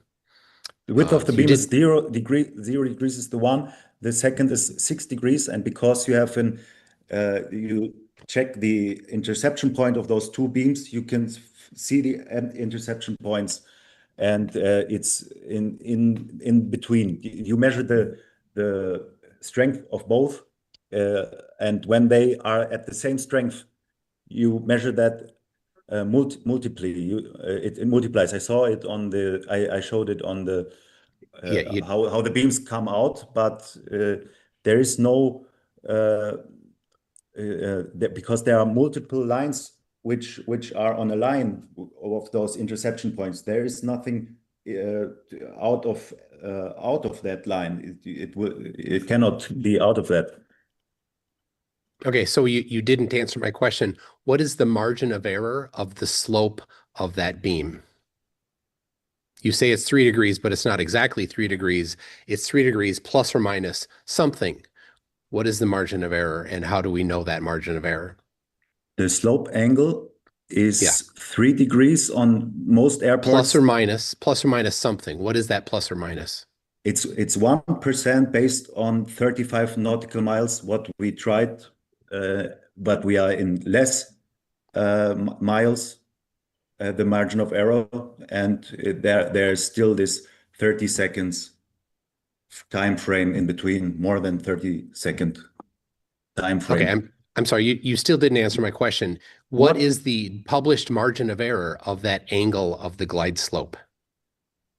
It depends on the airport. Whatever airport you go, you have a different angle of the glide slope. You maybe don't understand the method. No. The method is what is the margin of error? Not the angle. The margin of error of the angle. I know that published glide slopes are 3 degrees or varying amounts of degrees. But what's the margin of error? Because at 20 nautical miles away, it's not going to be a pencil thin line. There's going to be a variation because the installation isn't absolutely precise. So we need to know, because at 20 nautical miles, any margin of error is going to be magnified when you're 20 nautical miles away. So what is the margin of error of the different airports you've looked at? There is a idea that the beams can multiply outside, but it's not in our observation. So I don't see that there's a margin of error beyond 1%, what I mentioned. I don't. But that's just a guess, right? No, You're just guessing 1%. We tried that. It has to be absolutely precise. You cannot do it different because millions of dollars and lives No, hold on a depend. second. Yeah, Millions of dollars they don't. depend on and lives depend on how the airplane descends. So you cannot You're say correct, but it's one degree more or but less. Kevin, if that glide slope is 3.1 degrees, the plane will still land just fine. And if the glide slope is 2.9 degrees, the plane will land just fine. So there isn't a security or not a security. Hold on just a second. I'm not done talking. Okay. There isn't a safety problem if there is a 1/10 of a degree or a 2/10 of a degree margin of error, the plane will still land just fine. And then the second thing is, what is the width It's not of about that landing. beam? Sorry, it's not about landing. You ask a question, but we are not landing the plane, and it's not about if the plane lands fine. I know. The plane will be at an static altitude, and we have the sine function. It's math, and we are not landing the plane. It will land fine, okay, 2 meters above or below what it's expected, but we are not landing the plane. We are looking. Yeah, I didn't claim that. You said the plane try will just listening land to what I fine. said. Gentlemen, let me just jump in here for the audience here. I just did a very simple, I think this is what, Kevin, you're bringing up. Let's say that center line is that 3-degree line, okay? It depends on the airport. Most airports have 3 degrees. You can have. Let me finish, Kevin. You got to stop when someone. But you asked the question if it's 3 degrees. It's not always 3 degrees. It can be 2.9 on some airport, but it's then. So let me just finish. That's what we understand. Your experiment proposes 3 degrees, and in science, if you've used any instruments for measuring anything, typically the company that provides you that instrument will provide you a plus or minus margin of error if you've done a measurement of any kind of thing, So if that center line is your 3-degree, which is what you're formulating, it could be above or below based on error. It's essentially in a cone, right? It's essentially a region. That is not going to change the nature of the airplane landing safely. However, I think the issue is that can have a significant impact based on the margin of error on the calculation. Yes, but it's in. Let me finish.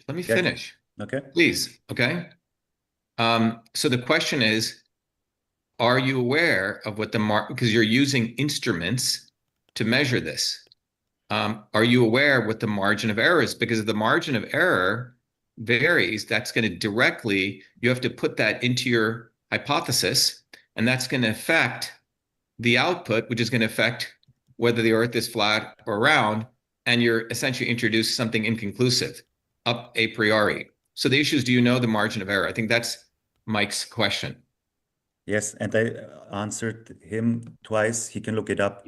1%, 35 nautical miles away, and this will not affect this experiment. You can still would have 30 seconds of change of both predictions. The vertical margin of error was measured at 1% of the vertical height, and you are in between. The experiment still works very well for both. But you haven't done the experiment, so you don't know if it's going to work. There's something similar where happened, like pilots observed their. But time out. Again, this is. In science, you have to do the specific experiment using the specific. If you did something else, that's not this experiment. So we want to talk about this experiment. Has this experiment been done? This exact experiment? Okay. So this is a proposal. That's great. But the issue is, if you work out the math in your equation, this is just some feedback to you. You're going to have to include that margin of error, because that margin of error is going to affect the output. Yes, it is 1/5 of the difference, and this. So yes, I have I can show a little more detail maybe for the audience if I can share my screen here. I have it up. Okay, hold on. Go ahead. I think you can share. Yeah, I'm sharing it right now. We don't see it. You have to select on your tab at the top of the screen. You should see that my presentation is being shared. Does everyone see it? Mm-hmm. Oh, Dan says he sees it. Okay. I don't see it for some reason. Is it being broadcast to everyone? Yeah. Let me see if it's being broadcast. Yeah, we see a PDF. Yeah, it's on the. Oh, okay. Okay. They see it on YouTube. Okay. Okay, they do. Okay. I'm sorry. Go Yeah. ahead. So here's an approach for an airport in Denver, Colorado. And down at the bottom here, it shows the exact same thing that he's talking about. This is the ILS slope there. And it's got those the gray borders around it above and below. And that's showing the margin of error of the width of the beam, not the margin of error of the glide slope. The glide slope margin of error is not stated in here.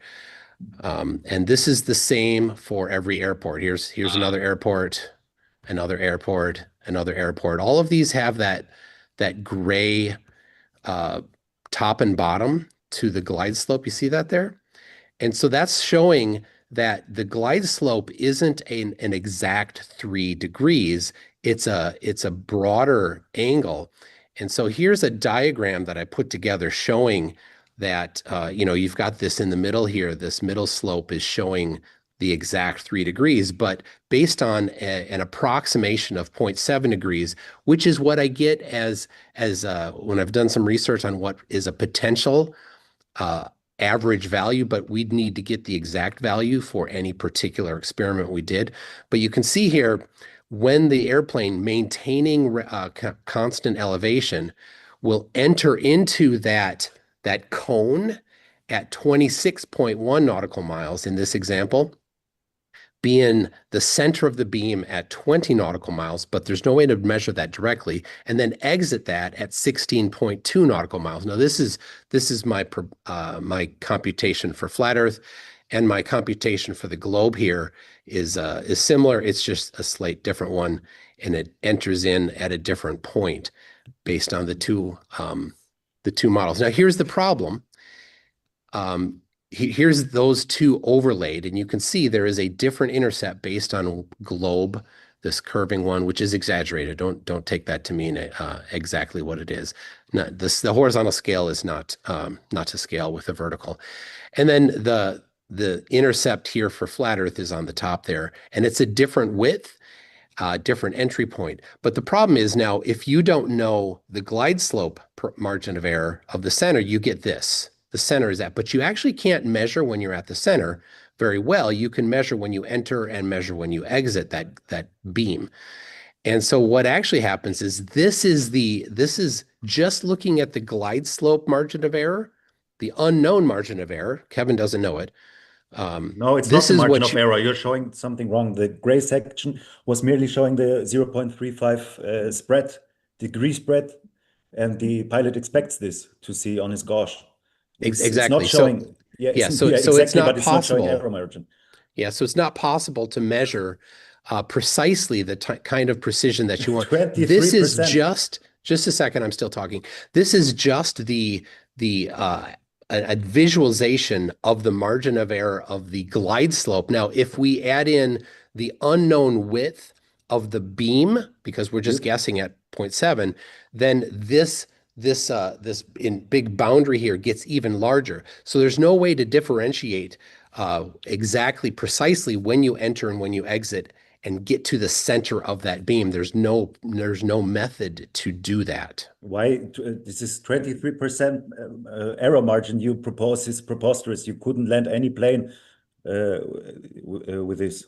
Oh, you can easily land the plane with that. You see down at the bottom left of this where they converge. So no matter what, you'll get to the runway at the right elevation, because the margin of error shrinks as you get closer to the runway. So when you're out 20 nautical miles, it's fine to have a really wide beam, no problem for safety at all, and any pilot can land the plane just fine, and then they get guided down, and that gets tighter and tighter as you get close. But you're not proposing to be close. You're proposing to be 20 nautical miles out, where you do not know the margin of error of the angle or the beam width. But it's not 23% as you propose. I didn't. I don't know where you're getting 23%. You even show I just drew. I just drew random. I didn't put any numbers in here. You have showed Oh, this 0.7 the on the top 0.7. Yeah, the 0.7 is and what I 3 got doing degrees. research. Yeah, but Yeah. so if you had any Yeah. documentation of the width of the beam, then that would be useful. But I've not been able to find any hard documentation because, like I showed, these Yeah, different so you airports, cannot just they don't document the approximate and exaggerate it like exactly. You crazy. can't. Yeah, you did 100% it. you can't approximate. And so you would need to provide, and we don't have that. When we look at the documentation that airports have, there is no documentation that I found of precise beam width. They just have this rough gray area here around it. Radio frequency, it's in a very low frequency. I can look it up for next time. Never mind. I can look up how the lower the frequency, the stronger it is, and the less it diverts. So I will look up the exact value, but we were in what we looked up was 1%, and your 23% were not in any way Kevin, if you're realistic. talking about beam divergence, it has less to do with the frequency and more has to do with the antenna design. Also, in your presentation, you said that you were measuring the distance off the ILS system. Is that using the DME system within ILS?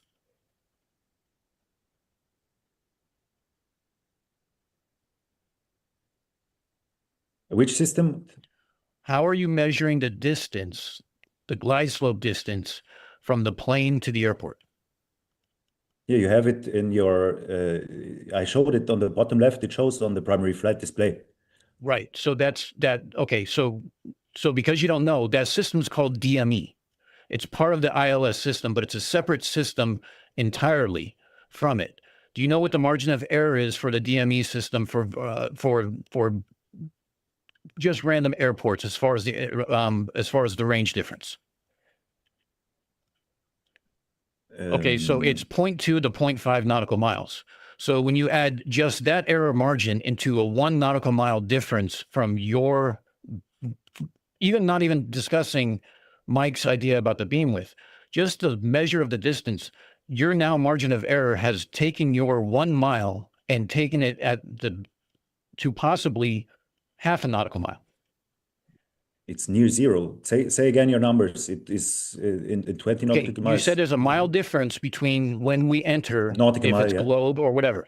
There is a half nautical mile margin of error for the DME system that measures the distance. Show me the reference. I don't believe this. It's the error margin is near zero. If you had half a mile error distance, again, because your distance isn't necessary to land, the glide slope is. So your distance could be off by half a nautical mile because where the DME is located and where the transmitting antenna is located on the airport is going to affect what the DME measurement is. And a DME measurement measures the glide slope length, not the overland length. Fine. Oh, so those two systems, so anywhere from 0.2 to 0.5 nautical miles on the high end, you've now taken your margin of error of 1 nautical mile between the globe and the flat earth and made it half a nautical mile. And that's before you can even address the beam width issues that are expanded upon at 20 nautical miles away from the airport. With that were exaggerated, we can show this. We will look for the reference, but even if it's half nautical miles, the error there with the distance, the experiment is still valid. You could still show. Wait, Kevin, let me just step in here just to explain to the audience. There in science, when you do measurements, it's something called margin of error.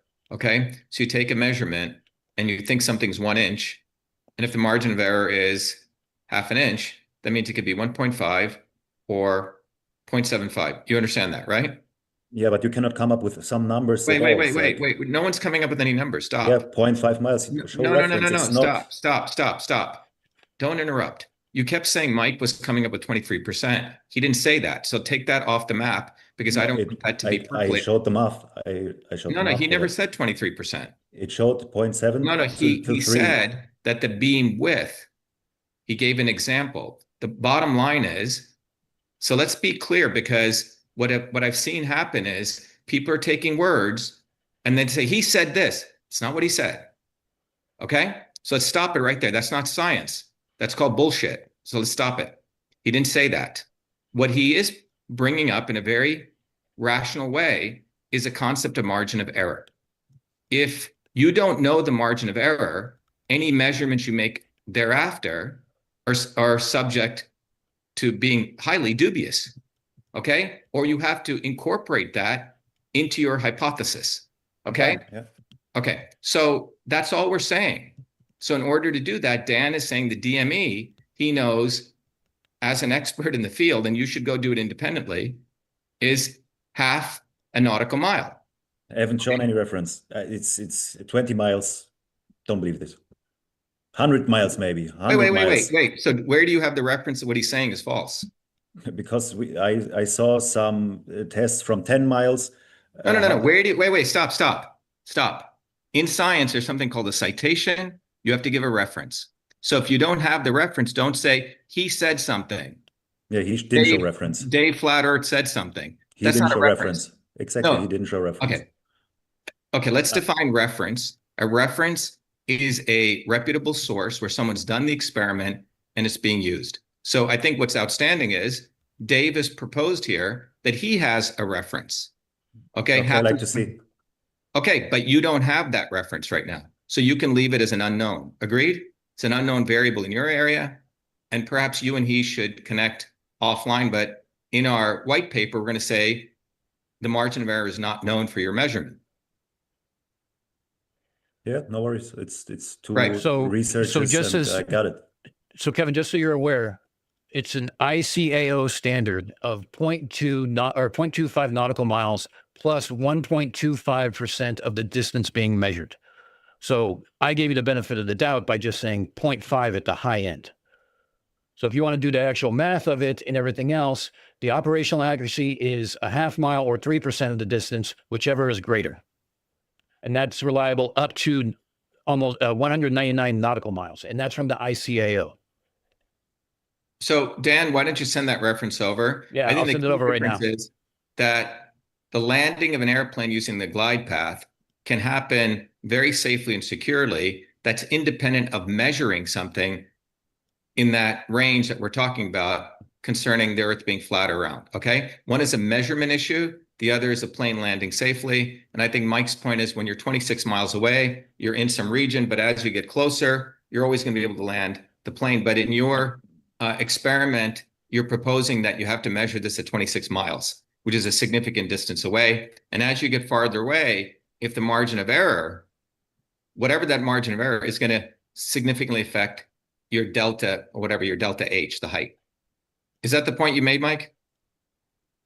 Yeah, the entry point when the plane is coming in at that same elevation, they'll get into that entry point where you'll start where the instrument will say you're in the zone earlier than right at the center of the beam. Because if it was just at that very center, if it was super pencil thin, you'd hit that and then instantly you'd be past it. The pilot needs to know when they enter it, give them time to adjust the plane to decrease elevation so that they can stay within that zone. If it's pencil thin, they'd be past it and they wouldn't know. Yeah. So I think the outstanding piece in that experiment, or let's put it this way, so you don't take this personally, in your model, the margin of error must be included. But no one said something about 26 miles. 20 miles is fine. Even 10 miles would be fine to measure this. And we have data for 10 miles. Right. So Kevin, whatever you want to do, going back to the scientific method, in that formula, you have to include those variables in your mathematical model. Does that make sense? That's a feedback. Yes, thanks. So right now your mathematical model says, can you bring it up again? It says what? Something like sine y or something? What is that? Can you bring up your formula? Oh, yes. Wait, the screen share again. Need the PowerPoint. You want the flat or globe? The it doesn't comparison. matter. It doesn't matter. Whatever it is, you're still going to have to include the Right. margin. Yeah, wait. So you're not going to, you're going to get an answer which is plus or minus something. Sure. Yeah. Yes. You see? Yeah, so that's 20 nautical miles, not 26. And right, but that sine 3 equals y. That formula is not correct. You have No, to it is. include a margin of error. Oh yeah. But still the formula is correct. But you can include this 1% if you like to. I No, will no, look you for need the to include- 1%. It's not what Yeah, we yeah, like. no, You need to no. document it. No, stop. You need to actually include the margin of error based on reality, as close as you can get. Okay? Yes. So Dan has given you a reference, and then Mike has brought out something else, but that I think we're just keeping it very objective here. That equation, the output of that equation, the input is going to be garbage in, and the output is going to be garbage out because you don't have the margin of error. So if I can share real quickly, Yes, I stop. But it's garbage is a hard word. Well, that's called GIGO, G-I-G-O in computer science, garbage in, garbage out. Don't take it personally. But that's what you have. You have a garbage in, garbage out model without the margin of error being included. so is this up and running right now? Yep, we can see it. Okay. Yeah. So this is from. Can you zoom in a little bit? Can you zoom in so we can Yep. see the title of the paper? Yeah. Yeah. So this is from Stanford University and also done with someone from the FAA and the Aviation Management Associates. So this talks about the distance measuring equipment accuracy performed today and future alternative for position navigation training. Specifically, when I was talking about ICOP, it was also Annex 10. I'm still looking for that one. But just right here, if we go down to DME and TACA and its military counterpart are desirable features for providing positioning services.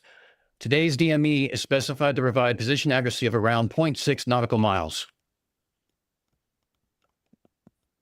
At what distance? That's the accuracy of the DME as a whole, as a system. That's the margin of error for what the value that it reads is coming out at. Because again, the distance isn't what you land with, it's the glide slope. The distance is just a reference.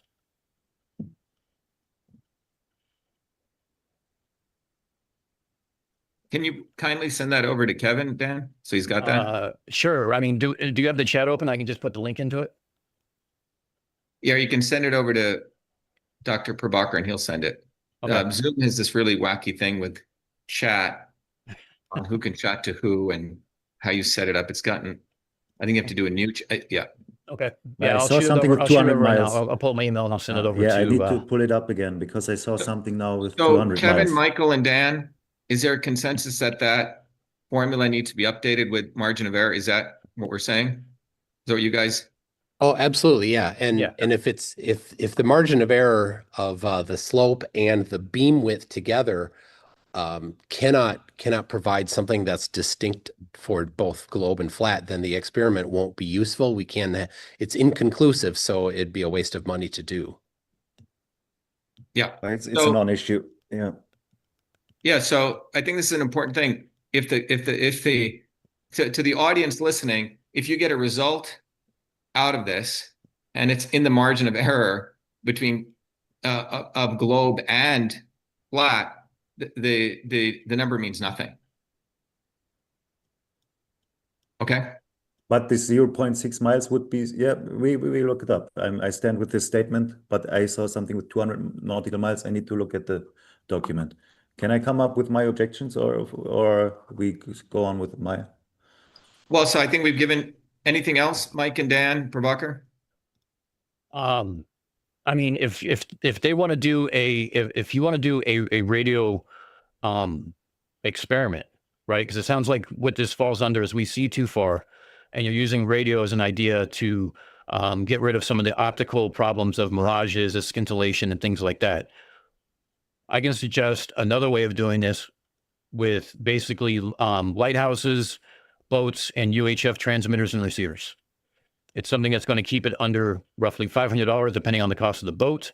And it's something anybody can do as long as there's 3 specific heights that have anywhere from 5 times to 10 times elevation standards. You're just raising the transmitter and you're verifying radar horizon. On a flat Earth, there should not be a radar horizon because there is no geometric horizon. On a globe Earth, there is a radio horizon, and it's directly dependent on the square root of the height of the transmitting antenna or receiving antenna.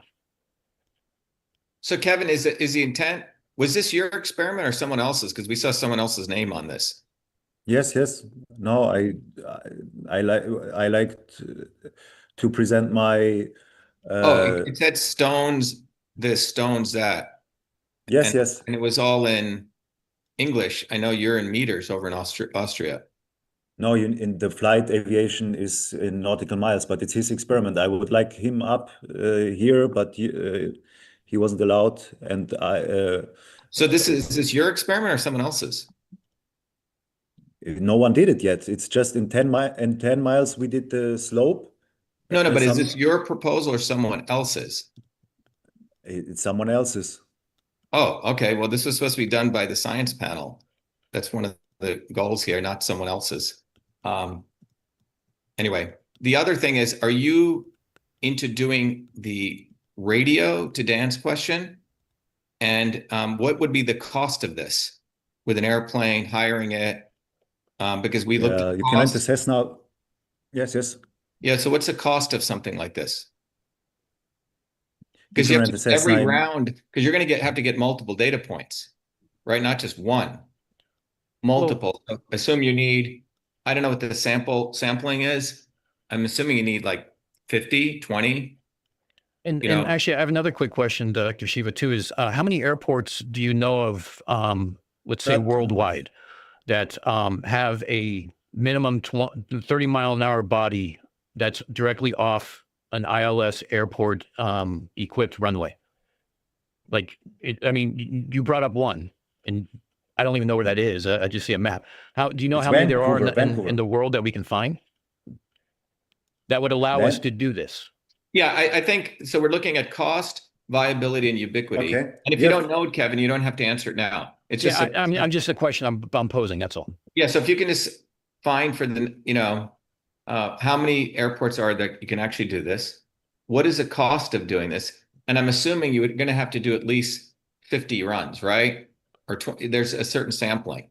How many runs do you think have to do, and how much is this going to cost? $500 one person or 300 even, and this one person can already do 10 runs with this thing. And you have hundreds of airports in reach of water. And I like to address this So hold on UHF, a second. It's $500. but I haven't addressed this other old No, questions one yet. second. I just want to. It's $500 because we have Hanscom Air Force Base right beyond where I live, and as a private pilot, I think it's more than $500. It's about, I think, 300 to 500 per hour flight time just to take up a small plane, and you have to be a member of the flying club to do that. So if you're gonna have to take off, do this, you think this can be done in like a couple of hours or just 1 hour? Yes, 2 hours. And I have 200 Cessna for 200 euros. You can rent it here. I don't know about the US. Oh, and Is the pilot always also more has to be expensive. instrument rated too. Yes. Right. Yeah, I know. So I I know a think, pilot myself. Yes, but yeah, some people can do it and file it like that. Yeah. okay. So I think the outstanding questions, Kevin, are which places can we do it in? How many places for ubiquity? What's the cost? And then the viability question comes down to the error margin. Does that pretty much summarize it? Yes, but I don't agree with it. I think it's two parts. But wait, It's- The UHF, there was a UHF proposal from Dan, and this is the worst possible version because you shoot over water horizontally and near the height of water. Everything there yields to most variation in refraction, and we don't want this component. Right. There is some refraction, but it's also a very constant model distortion. that's used in radio for refraction. But Mirage, here's the other Fata Morgana, can I everything finish? there. We deny Can I this. finish? I couldn't answer a long time. Because here's the thing, though. It doesn't change the fact that there is a radar horizon at a specific distance. And as you raise the antenna up, that radar horizon gets further and further away. This is your classic, we see too far, which is why I'm proposing it. If it's over water, you can account for specific different atmospherics. You put in abort criteria where if there's precipitation. But here's the thing. Doesn't have mirages, doesn't have scintillation, doesn't have other things that optical has that you may be confusing it with. If you use UHF and the frequency that's in, you do have refraction, but that is a very planned and very obvious thing that anybody with radio experience has noted, and you account for that in your equations, in your mathematical model, and your hypothesis. If you choose not to because refraction is magical in your book or whatever, then fine, that's in your model. That's not going to play a difference. Distortion. But our model I would like be, and I'll show you exactly what I mean, just real quick, so you can understand what exactly I mean by this. It's very simple. This is Montauk Lighthouse. I also have other locations. You have to share it. Are you sharing? Okay, sorry. I forgot to click the extra share button. This is Montauk's Lighthouse. This is in New York. This is near me. I know this lighthouse is the only reason why I kind of chose it. I also found 7 or 8 other ones throughout the world, including UK, one not far from actually Mike in Minnesota, some on the West Coast and others on the East Coast. Specifically, what we're asking for is we do one down here at, down here at the beach at around 10 feet. We do another transmission up here at the bluff at 60 feet, and you do one at the top of the air, at the light tower at 170 feet. Each one will have its own model as far as how far it will go. And somewhere along the line, there is no radar horizon on a flat Earth because there is no geometric horizon. This eliminates all ambiguousness, and you can account for each one. Because if, for instance, if you're at the beach level and you lose loss of service at, let's say, 10 nautical miles, and on a flat Earth, if you raise it and you get a signal, that means one thing. If you raise it and get a signal on a globe, that means something else. So then you go out further and see if you lose signal again. At that next distance, let's say it's 15 nautical miles. At 15 nautical miles, what is the cause of something 60 feet up going LOS, loss of signal, unless the signal is tired or attenuated or however you want to say it, to where you're no longer getting services? If you move that one more time up now and you get signal again, there's no explanation, unless you know of one, for a flat Earth of why that happens. There's a very good globe explanation for that. It's called the radar horizon, and it's proof of curvature. You need multiple repetitions to see the refraction. But the refraction, nobody has access. How many people have access to lighthouse towers? First, but here's the thing, Kevin. I have whole criteria, also different signals, the noise ratios. I also have different error margins and everything else. But here's a bunch of other sites that we can go to. Anybody in these areas can do this one as well. And we're talking about $200 off of Amazon for an antenna and 2 radios. Well, you agree or not agree that over water, the measurements are more various? Like it's easier to do something higher regarding refraction, distortion. You're confusing optical with radio. Radio does not have, radio has refraction, but there's no refraction values. You can use the standard model, or as what I actually recommend is you take the measurements to build your refractive index of what it's going to be based off of temperature, barometric pressure, and the relative humidity, taken at the boat level and taken at the various levels of the transmitting site at the lighthouse. And from there, you can make a very close approximate model for the refraction index, or what we call the K value, to be able to know how far it's going to change. Already in radio, we already account for this in a standard model, because our radio horizon accounts for 4/3 times the radius of the Earth, because we already know that on a standard atmospheric model, we're going to go 15% further. And this is how line of sight is actually, these are the links that are engineered. These are how I engineer my links. And these are specifically how they're implemented in the military and combat zones. So there's nobody hiding anything there because there's lives on the line.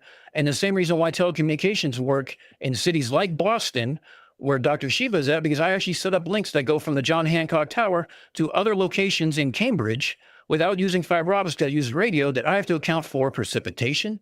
I have to account for temperature variations, seasons, as well as the frequency it uses, the polarity of the antenna. There's a whole bunch of variables that goes into that, but we control all those variables in this one, to where our only variable that's going to actually change anything significantly outside of, say, a 10% margin of error, and I'm just guesstimating what that is because I haven't put any math into this. All my math is in a different document. But if it's a 10% error margin, if the difference between the closest and the furthest is more than 2 times the distance, that more than allocates for the 10% margin that might be there in an error. You agree, though, that the distortion and refraction needs to be accounted for? What distortion? It's RF. Rate. Can you explain what some of these things, what causes some of these things in your model? UHF is light, no? Light is affected by... The UHF is not light. It's not optics. It's not visible light. It's not visible, right? So there's no mirage, there's no scintillation. All you have is refraction. Yeah, you have invisible light as well, but it's a radio frequency. Okay, so what mechanism do you think occurs over water and what effect do you think that would have on a UHF radio signal? Because this is stuff that has been used in the military since, I don't know, for 80 years. And it's been used in the civilian world. This is what I grew up on. If you want to do a radio experiment, I'm making an experiment, not from, I still don't know what these, I don't know what these results are going to be. I haven't done this experiment, but this is one that I came up with, and I'm willing to share it and provide it to you guys to have you guys decide whether or not it's something you want to participate in. You guys can make your own methodology from this. I'm just giving you an idea. Okay. Humidity is one problem, for example. Humidity is not involved in my, like that much of, if you have water dispersing, just in front, just a question above the water. What does humidity do to the propagation of radio waves? What does humidity? Yeah, you said humidity is a factor. What does it do? Yeah, it can. I don't know the full claims, but you don't know. Okay, yeah. Then why do you bring it up? Because you can. It's less there. I saw experiments where they proposed humidity, and I saw formulas there. I can look it up. I don't know the details, but I can look it up, show you next time. The only formulas I have are basically using the refractive index and using known formulas for a globe model, and that is to be the actual way to configure where the radio horizon is to make our predictions. The only way that I can see flat Earth goes, and of course, this is your team. You guys have a week to come up with this model as far as what you think the prediction is. But as far as I can see it, since it doesn't have a geometric horizon, the only thing that limits how far the way a radio will go will be the attenuation of the atmosphere. So that's going to be based on the inverse square law and things like that, to where it's either the signal stops and that's it stops, or it continues on for hundreds of miles and we never get loss of signal. It's a very simple dichotomy of yes and no. But you agree that having a distance value is better than having a value of I see something or I don't see it. Then you have some numbers involved in there. What I mean by see and don't see is I don't mean actual seeing. I mean the radio squelch button sends out an audio tone. When you go far enough out, that squelch cuts off, which means you have no signal. That's a loss of signal. Yes, the only way that happens is if there's an obstruction. The only obstruction that would be out there would have to be a very, very large wave that you would have actually experienced on the boat before it got between you and wherever the transmitter is. And as you move the transmitter up to 60 feet and 170 feet, that wave that is causing the obstruction, and again, we can hang out at different locations for upwards of 10, 15 minutes. And some of the Bohr criteria would be how big the sea state is. If it's more than 3 feet, no one wants to be out there in the middle of the Atlantic Ocean during this. Then you go very much and you come back and do it again. But if it's at 170 feet, that's going to have to be a really big wave between you and the boat and the light tower to cause an obstruction. And if you hang out for 10 minutes, that wave is going to go away. So Dan, just to just to understand what you're saying, there's some fundamental problems with their plane issue using ILS. So you're giving them an idea, saying, why don't you use UHF? And in your model, you use a lighthouse or these locations. And if the Earth is curved, it's going to be a 1 or a 0, because you're not going to see the signal unless there's a massive wave. But that wave would have to be a 100-foot wave if it's from the top of the lighthouse, which is very, very unlikely. Correct. So Kevin, I think you and I think the gentleman who actually came up with the ILS experiment may want to look at this because Dan's essentially trying to help you guys. Because right now, from the feedback that I'm hearing, you have the margin of error issue that essentially is going to give garbage in, garbage out with your experiment. And this one is this or 1 or 0, because if the Earth is curved, at a certain point, you're just not going to get the signal. If the Earth is flat, you're going to always get the signal. I don't know how far UHF carries, Dan. E equals H nu. I don't know what that comes out to. Well, I mean, you can go UHF. I mean, we'd have known, I think if I figured out we had 8 watts of power, so doing 8 watts of power, I think we can go outwards of 250 nautical miles in a straight line.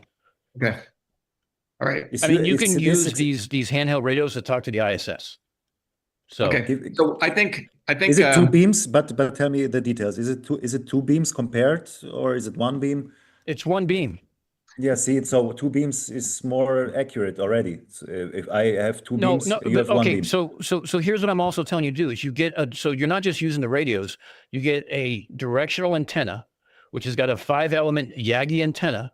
You literally just connect it with a cable to the radio. You point that in the direction of, I mean, I can go through all the steps if you want. I was just leaving this as an idea for you guys to develop. But if you want me to show you what I actually developed, I can show it to you.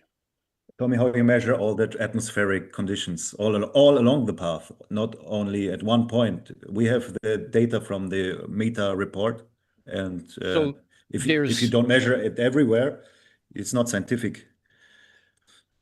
You can build so do you think that a refractive model, which, again, we're talking about the difference is between 1.2 to 1.5, okay, for what we call a K value. Do you think that raising the humidity at one random point in the span, can I finish? Yeah, but go ahead. Can I finish, please? Don't interrupt. It's hard for people to hear what Dan's saying. Do you think that at some random point between the boat and the airport, the humidity is going to go from, let's say, 60% to 100%, and then all of a sudden that's going to change that index, that K value, that K factor, that refractive index value so much that it's going to cause the signal to end? Because we can run it at 100% humidity. I'll tell you what the bare minimum is and what the bare maximum is, and what the actual is based on the 2 different readings from the 2 stations involved, which is the boat and the shore station. From that, we can develop a model that says that. And here's the great thing about lighthouses. Since it's a protected waterway, a lot of weather reporting monitoring is done in that area to prevent people from ending up on the rocks. So they have to know these things like sea state, humidity, barometric pressure, what the forecast is. All these different things go into providing advisories to small craft in the area.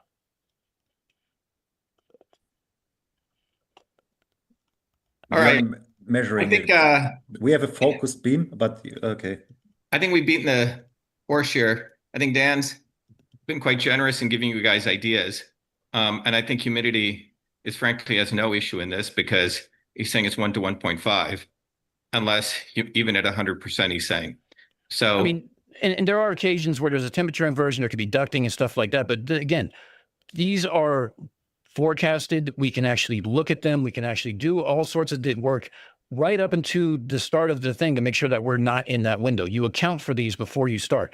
If that atmospheric condition is there, in which case ducting would show it going too far. And again, not science, because you have an anomalous thing that would basically skew the results. You abort. You come back the next day. Not a problem. You come back the next week. But ducting happens higher. I don't know where you get this ducting from. There, what? Ducting. Tropoducting, you mean tropoducting happens at multiple times higher than our test. So I don't know where you come up with ducting at your test. Where is the troposphere at?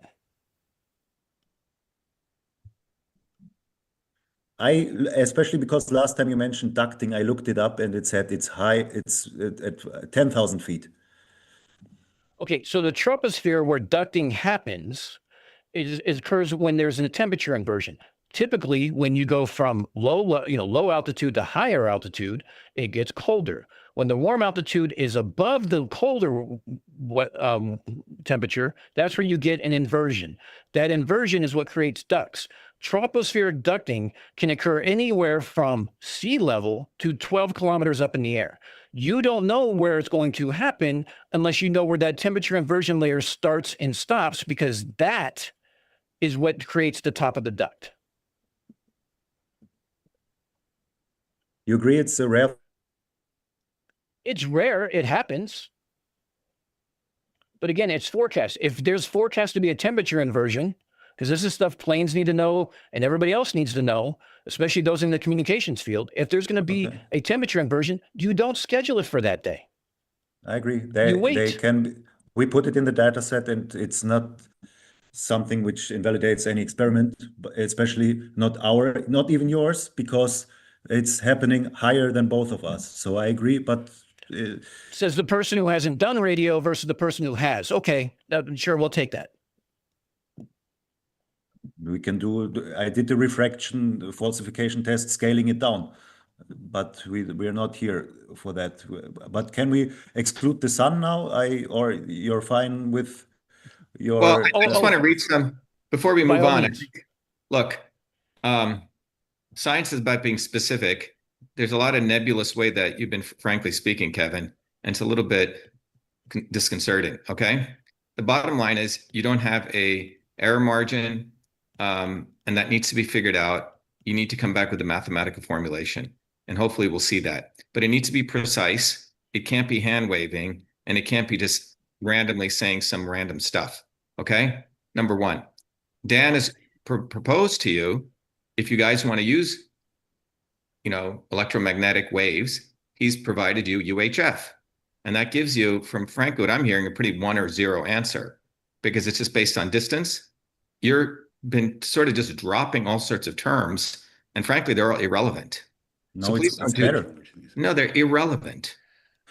0 versus 1 is no, they're irrelevant, because when you bring in humidity and you bring it in, it's not going to change the end result in any appreciable way. No. And furthermore, let me finish. You also have the opportunity to look at the weather and decide when you're going to do the experiment to reduce those variables. All right? This is like fucking second grade stuff. So please don't pollute. I included that. No, let me finish. My point is, as someone who's a working scientist, I don't like people just saying random words to confuse people. And that's what you flat earthers have frankly been doing. And we're trying to get credentials. People. We can interject and say fallacies if you are saying those, because it's an appeal to credentials. No. You're just saying, no, stop it. It's not saying truth. Stop it. You're not speaking to some social media people who you can bullshit. Fallacies are... You're just randomly saying words that have no meaning. Look up fallacies. Look up the term fallacy. Go understand what a model is. Go understand what error margin. That's your homework assignment. If you were in class, you'd be probably as an undergraduate right now. So go understand that, okay? It's really insulting to everyone out here. So go understand basic stuff, and Dan has provided you out of his generosity a way you could do this. If you don't want to do this, stick with your thing. With all its issues, you're going to have to include error margin in it, all right? If you want to do that, go for it. But he's giving you an alternative, which frankly makes it a 1 or a 0. And maybe you guys don't want that. Of course, we want a good experiment, but I say 1 but or 0 isn't as good as 2 different distances. Well, first of all, you didn't do this experiment. A guy who was banned from this, and you're lying because you have his name all over the experiment. I didn't lie. So you misrepresented. Exactly. You've misrepresented yourself. No, I told you as soon as you asked me, who is this? I say it's not my experiment. Where did I had to ask twice. Okay. So you've misrepresented the presentation here. This is not from you. It has his name all over. Because you do yes, I don't deny it. You do association fallacies all over. You didn't say this is not my experiment when you presented this. It goes still since January. This is since January. You have an individual who's been in the flat Earth community confusing everyone, and his experiment has been presented, not yours. That's misrepresentation. Because you exclude everyone who are the good at math, the good physicians. Yes, Stone is good at math. Ellen is good at math.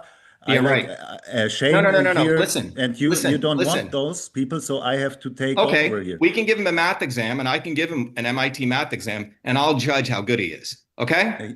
Alan showed you already No, he kinematics and isn't. dynamics. You're not an expert in it. I'm not, but the You others. didn't And so study I this. like Have some respect for people who put in the fucking time. You're not an expert. Okay? And you misrepresented yourself because you said that was your experiment. That's violating the norms of how we set this up. Okay. That's for the record. Let's go to the issue with the proposal that Mike made. I think we're done with this. Go ahead. Any objections to that? Nope. I think Kevin is Ryan? muted. Kevin? Yeah. I think Kevin is muted. you muted He has to me. unmute Okay. himself. All right. Yeah. So first, you said that if this mathematical model is able to predict. Now, first of all, why don't you first, because they re-explain what you wanted to do, why don't you, for the record, restate what the experiment that they're saying, the observation, the mathematical model, and be as precise as possible without some hand waving. Go ahead. I like to include the error margins. I will look up the error margins for the beam divergence and the error margin. The other error, what was the other error margin? I don't remember now because I was already at the But sun. Dan actually gave you the error, 0.6. One is the beam divergence error margin, and the other is the DME, which Dan actually the distance, exactly, the distance. Yeah. The 0.6. I saw that in this document there was a 200 nautical miles, and but I will look it up, yes. Yeah, I think you should. And then the other things we asked for are, we want to look at the viability, because we have, here around 35 people, and we have about 1,300 people, at least on Twitter. We probably have several thousand people, in spite of all the shadow banning. But those 1,000 people, we want them to be able to do it. Okay. So what would it cost them to do this? And if you can, you said 500, but I think it'd be valuable to know what it would actually cost them to go do an experiment like this. Okay. And that you don't have to, obviously you don't have to give that right now, but it would be good between now and the next meeting to have that. Maybe we'll do another pre-meeting because Dr. Prabhakar is actually going to do a draft document, a white paper, which we'll publish. Okay. Cool. Let's move on to the flat earthers now questioning the globe earthers on their proposed experiment of using the altitude and the azimuth of the sun, which is observable pretty much to every being on this planet, and a simple formulation that flat earth would have to come up with. And based on, by the way, to flat earthers listening, you can do whatever assumption you want, whether you want to say there's a dome, whether the dome's spinning or not. You just have to state the assumptions and you have to derive your model. Same things to the globe earthers. You're going to have to derive your assumptions and you'll come up with your model. So relative to that, Kevin and Ryan, and unfortunately Bobby's not here, what are your questions to the globe earthers? Yeah, you think that if this mathematical model is able to predict the observation of the sun, then you have evidence flat or round. And I yes, say, so you would have to come up with your model, you take in all your assumptions, and then you have to develop your mathematical equation. Does that make sense? So you're going to put latitude in whatever you want to do, full freedom. The methodology makes sense in a different. Oh, sorry, you cut off. Yeah, you cut off. Yeah, but I'm saying to you, and we're giving you between now and then next week to come up with whatever assumptions and formula. Same thing, the globe earthers. These could be very complicated formulas, but the input to it should be latitude and longitude, the time, projection, whatever you want to include, whatever you want to include. It's up to you.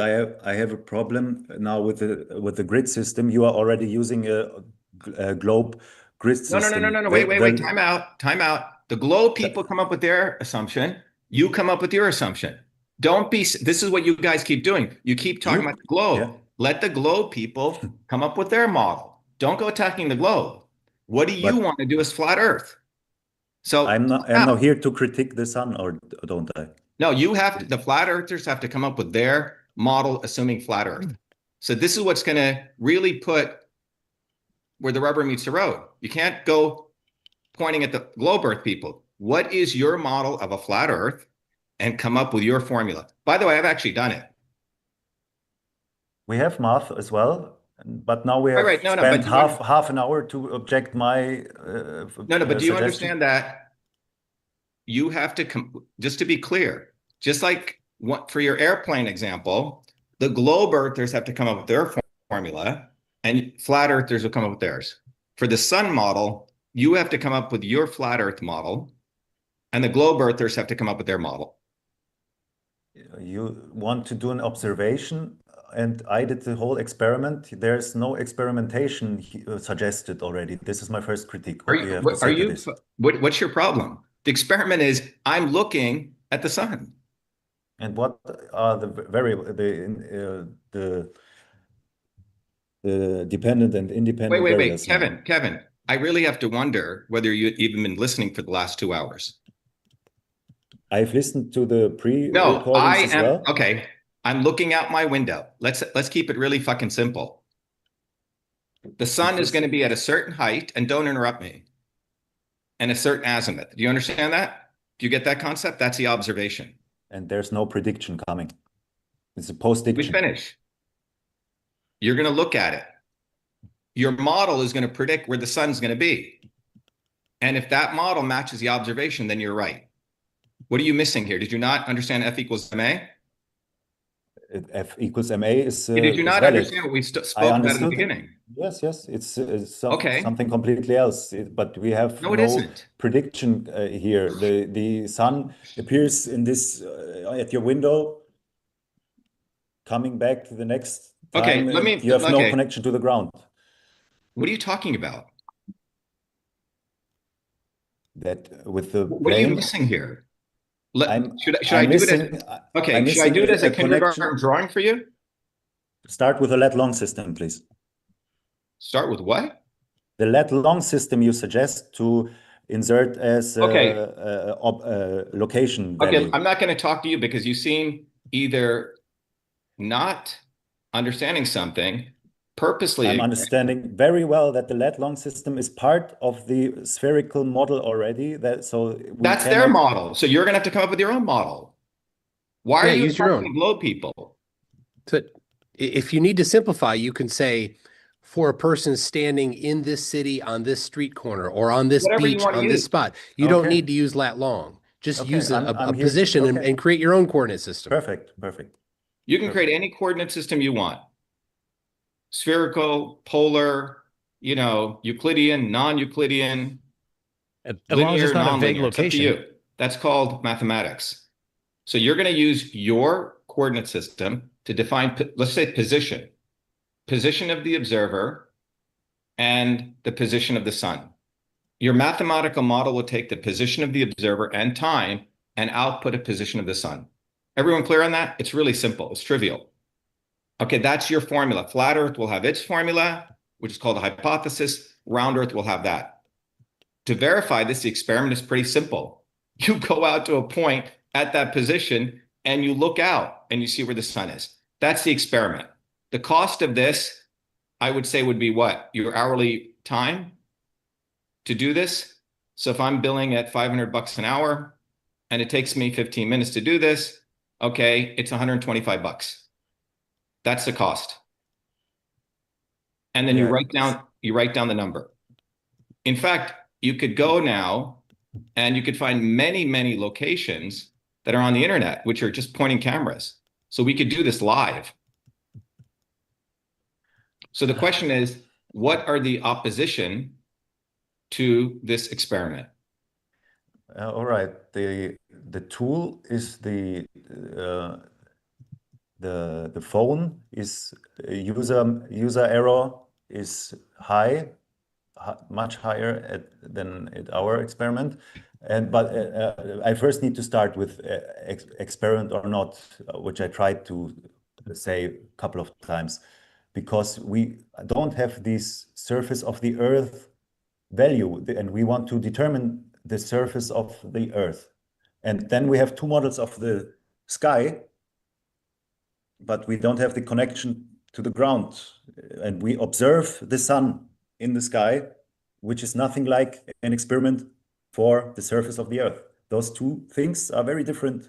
And I don't know why I have to remind you on that simple truth. I tried to do it in the pre-show, but what are you talking about? What simple truth? Are you telling me you don't know where the sun is when you're looking out your window? No. It's to the left, it's to the right, it's above and below. What are you talking about? But what is your connection? You're talking a bunch of nonsense right now. What are you talking about? I'm not. I don't know what you're talking about, Kevin. You look haven't out your shown any window, the math. sun is at a certain location. Everyone could come to my house and we could all look out the window, if you want to keep it constant, and flat Earth predicts where the sun's going to be, and round Earth predicts where the sun's going to be. It's that simple. Why are you making it so confusing? Because it's a post-diction and not a prediction, because the sun has appeared in that position. No, you predict. No, you predict it, and then you look at where it is.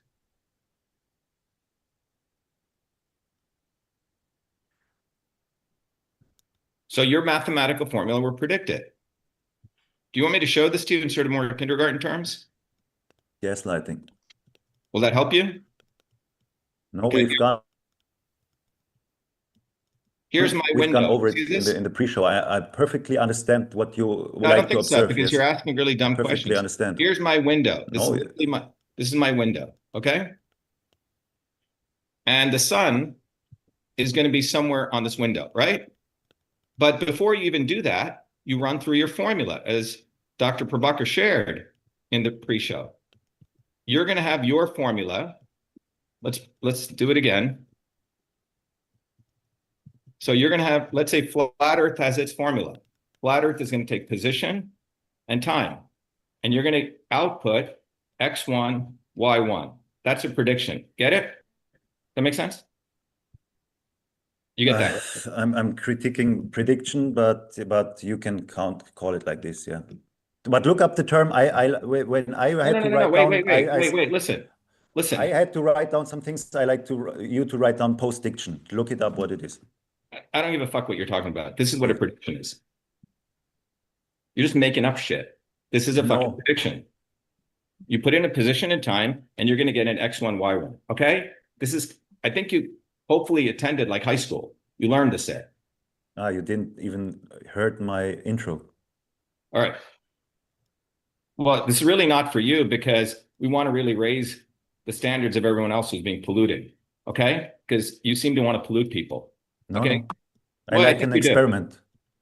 I think you're just saying words. Do you understand this? This is a formula which will predict globe earthers are going to have their formulation. They have 1 week to come up with this formula. You're going to have to come up with yours. Are you capable of doing that? We can try something, yes. Something. No, you guys should be able to know math. We gave you guys a week. The original thing was you would do it live. Okay. Yeah, invite Ellen, invite Space Audits math genius. Then you can do it live. Anyone you want. Okay. You can go. You have all week to go and do it, and you can come present. You can go talk to Einstein. You can go talk to anyone you want. Okay. So let's stop the bullshitting, because this is what you guys have been doing to fuck with people. This is what you're going to have to do. So go get the predictive formula. Do you understand this? First of all, don't even say anything. Do you understand this? We talked about that. You said you did. You have to. But I raised my objections. I said I will. No. Do you know how to do this? Don't talk about your fucking objections. Do you know how to do this? I'm looking at my window. There's going to be, this is the x-axis. This is the y-axis. This is the x-axis. Okay. This is my window. And we can literally measure it on my window. That's X, and this is going to be Y.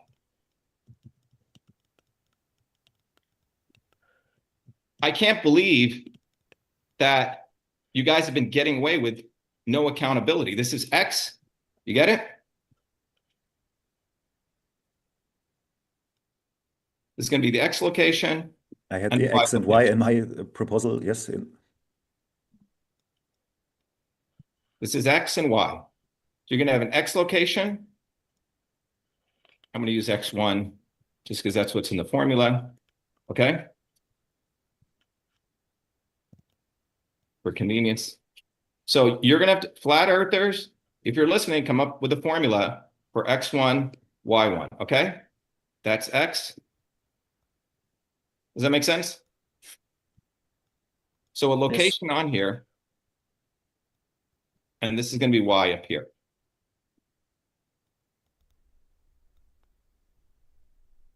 In fact, this should actually be just X. X, and this is Y.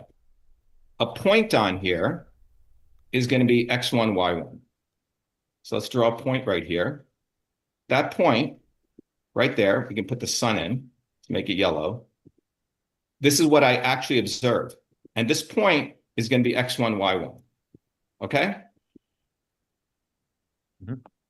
So this is your predictive formula, the hypothesis. This is what you observe. And if X1, Y1 equals what you predict for F, you're right. If X1, Y1 equals what Globe predicts, they're right. So the first step is you're going to have to go build this formula, which you agreed to do, and we gave people a week.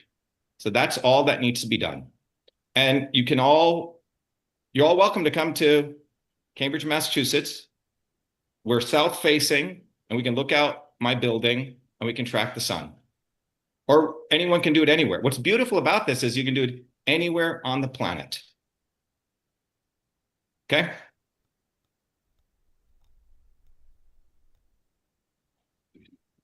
And what I like about this experiment, it's going to reveal the scientific method.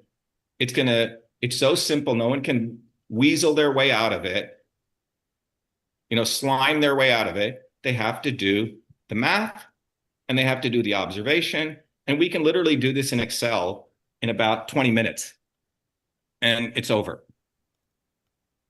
It's over. Dave Weiss is fucking over. And that's why he's not here.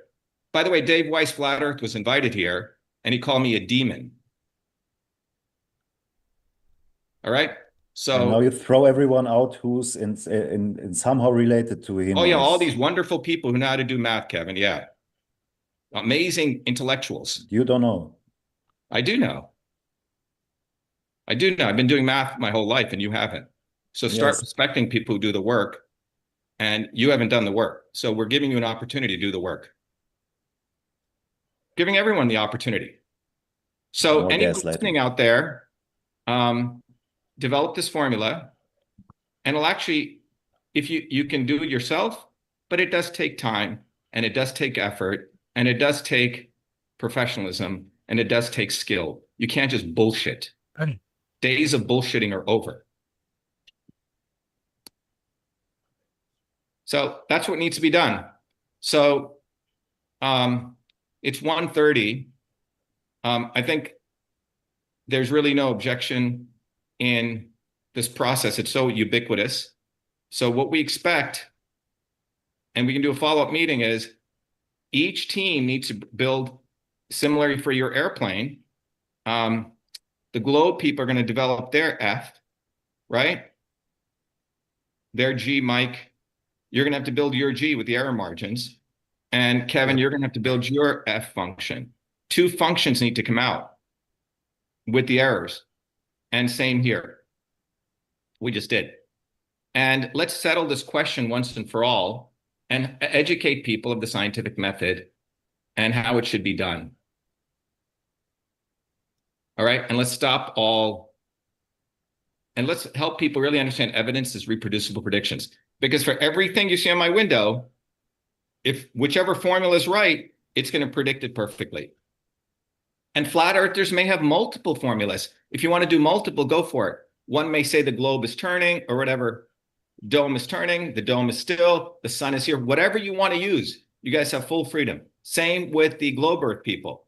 Some people have said the globe is slightly elliptical, right? A little bit flattened at the edges. Other people said it's perfect. Whatever you guys want to use. So what's going to be really exciting is next week, present your assumptions, how you came up with this formula. Same here, present your assumptions, how you came up with this. So we're leaving today with the flat earthers with their airplane thing and the round earthers with their sun thing. I found what I wrote down. Sky doesn't offer direct measurable information direct to the ground because it's a phenomenon which is independent from the concrete geometry of the surface. Direct observation of the ground is necessary to determine its shape. It doesn't, what you just said is nonsense. It's bullshit. You're just saying random words. Don't bullshit me, okay? You're just saying random words, follow the scientific methods, come up with your formula. If you believe that, use those assumptions and come up with your formula. It's called a hypothesis. Your words, randomly pulling words that you're getting chatted to at this point is useless, okay? Let's stop the bullshit. So how many meetings you want to do, like more? Well, you're going to do the next, well, the next meeting, you should have your formula. So let's go back to where we started, and we can close this meeting. We started this meeting saying, here is a scientific method, okay? Observation, your observation is going to be the one case of sun, one case airplane. And then to everyone, you're going to come up with a model, and then you're going to do your experiment, and you're going to gather data, and you're going to compare if your data matches the observational. And then if it's right, you're right. If it's wrong, you're fucking wrong. And it doesn't matter how good you look, what your accent is, whether you're white, whether you're black, you're just fucking wrong, or you're right. Credentials. What's that? You have a problem with credentials that I worked hard and you didn't? I'm saying it's also not valid here. If you have no, but there are people who put in the time and work, like a plumber or electrician. So don't deny people's work. No. Okay. I don't like you don't to diminish. to No, don't diminish credentials when I don't. If you didn't do the math, you didn't do the math. Okay. So don't diminish people with skills, and that's what you're doing. I did the math. I looked my stuff up, yeah. You didn't include error margins. But I did a lot of math. I don't see a lot of math this week from you, but I can wait for next week. Wait a minute. We said in our pre-meeting, we gave you guys, Mike said he was ready with the math. You needed more time, so we gave you a week. Your math is like childhood math. Okay, that's a children's math. Where's your math? From the sun. Wait a minute. We said that was going to come next week because you needed more time. For the other experiment to... Wait a minute. For the other experiment. Wait. No, then you misunderstood. I thought you had you're just bullshitting. Math. Why don't you go hang out with Dave now? Okay? No, I'm That's not what this fine. is. No, yeah, you are. You're bullshitting. No. Don't fuck with me. No, I don't. Don't fuck around with me, okay? I don't.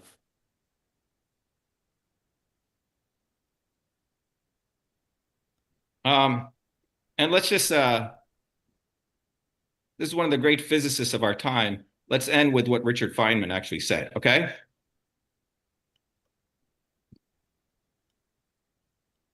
don't know if it's on here. No sound. Let me start. Huh? Maybe no, I didn't hear sound.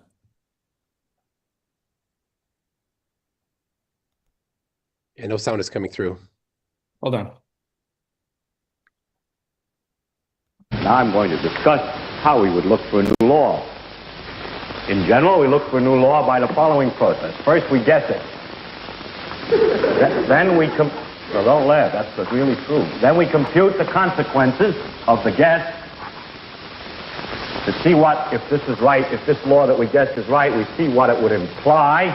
And then we compare those computation results to nature. Or we say compare to experiment or experience. Compare it directly with observation to see if it works. If it disagrees with experiment, it's wrong. And that simple statement is the key to science. It doesn't make a difference how beautiful your guess is. It doesn't make a difference how smart you are who made the guess or what his name is. If it disagrees with experiment, it's wrong. That's all there is to it. That's pretty much it. Okay? So enough of the bullshitting. Come up with your hypothesis, compare the data, and if it matches, you're right. And if it doesn't match, you're fucking wrong. End of story. That's why we decided to do this today, because there's far too much people bullshitting and making statements without ever having to back anything up, and they're monetizing it. And those days are over as what the summit's on. So we have 1 week to the teams to go away. The globe people must come up with 2 formulations, one for the sun's location and I guess the airplane's height. Is that right? The distance? Whatever, I think distance margin error, yeah. Error of margin. The intercept. It's the intercept. And the flat earth people need to do the same thing. 2 formulas that can be executed. You can use a spreadsheet if you want to use MATLAB, whatever you want to use. If you want to use a computer program, etc. And that should give numbers for a particular location. We should just be able to compare both things. So we should literally be able to have 2 spreadsheets. One is a globe Earth prediction, the flat Earth prediction for the sun, and have a bunch of sun locations and just compare. And then do that for the airplane example that Kevin wanted to do. And you have to look at if the results are within that, where they appear within the margin of error, right? If they're so nebulous, the experiment was a bad experiment. That's what it proves. So that's it. I think hopefully to the audience out here, people know what the scientific method is. Hopefully people want answers. They don't want to live in a state of confusion. And let me make this last point. I think those in power are manufacturing confusion. Noam Chomsky wrote a book called Manufacturing Consent. I'm writing a book called Manufacturing Confusion. And they manufacture confusion because when people are all fucking confused, you can control people. And when you apply science and you can get to definitive reasons, you can't control people. So you really have to start thinking, who is manufacturing confusion to control people and does not want to get down to actual answers? Who is using words and language, which is this random shit, vomiting shit? And who is using precise language and holding people accountable? That's the world we live in right now. Every Tom, Dick, and Harry can get a camera and a microphone and say whatever the fuck they want. And this is creating confusion, and people are profiting from it, and they don't have to be accountable. What's wonderful about the scientific method is it makes people accountable. I never monetized anything. Look, NASA budget. Look, why are you? NASA I'm not even budget. talking about you. Why are you taking this personally? No, because NASA budget is very high as well. You don't only look on one side. I just attacked everyone at MIT with the scientific method, and because you flat earthers didn't want MIT people, we kicked off all the MIT people. Okay. I thought this is with MIT people here. That's why I was interested. Flat earthers were attacking me. This is an MIT conspiracy. So we threw off the 2 MIT people who wanted to come because you guys are finding any loophole. You said, oh, the summit is not going to be lively streamed. It was live streamed. I have evidence here of your guy Stone, who's the one who gave you your experiment, attacking me. All right. So let's stop the bullshit. And November 15th is going to be a day of reckoning. What is true and what isn't. And let's not go threaten people also if they tell the truth. Okay? There's been a couple of flat earthers which have threatened people on the round earth side with death and murdering them. The other way around. Not you. I'm not talking about you. If you're going to defend them. I said that it happens. Okay. So we don't want any of that. All right? And the same thing has occurred in the scientific world. People who say opposing things to mainstream establishment get vilified. So we want to apply science here. All right, let's give everyone closing statements, each person on each side, and we'll close out. Dr. Prabhakar, we'll start it with you. Any closing statements?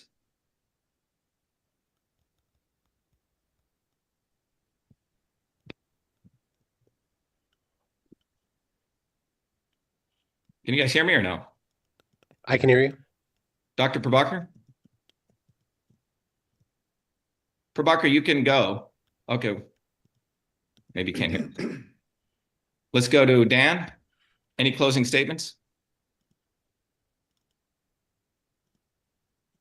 No, I'd just like to say thank you for allowing me to participate on this. I think it's educational. Kind of goes along with what I'm trying to do as far as,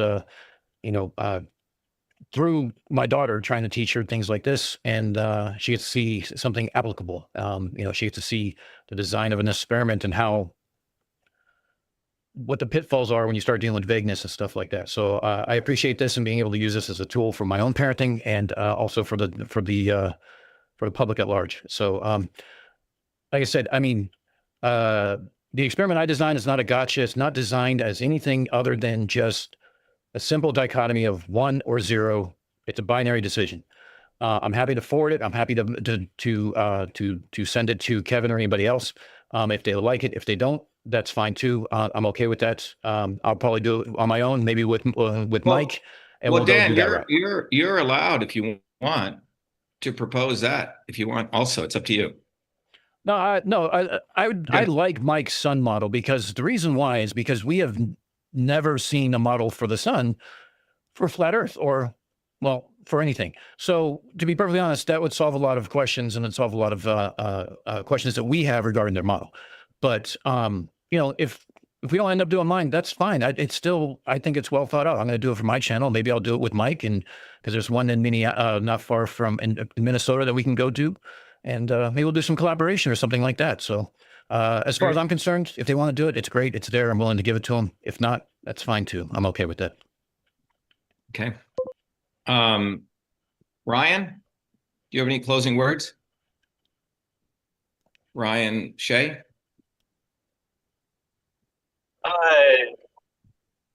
Closing words is just a lot of you guys hear me? Yeah, I think the next step is, Ryan, each team's got to go out and do their formulation. Yeah, do the work, right? Just go do the work. And I agree with you, cut the bullshit out. So stop bullshitting. All this other kind of nonsense of attacking, I mean, it's dumb. It just to me nullifies any type of evidence, which an observation of what we're talking about. So just facts. That's it. And we need to go do the work. So we'll go do the work. Go get it figured out. That's it. All right, Ryan, thank you. See, Bobby joined. I don't think he did. Let's go to Kevin. Kevin, any final words? And then we'll finish up with Mike. Yes, I'm not so glad with the development of the participants, because I would like to have some people involved which I think are good in math on my side. I will present their model or their ideas then on my own, and I think I can be reasonable and not bullshit. I also don't like that so many engineers dropped, or because I spent a lot of time myself trying some experiments. The whole winter I did one refraction test. The whole summer last year I did the fishing line test. It's a lot of work to do proper testing.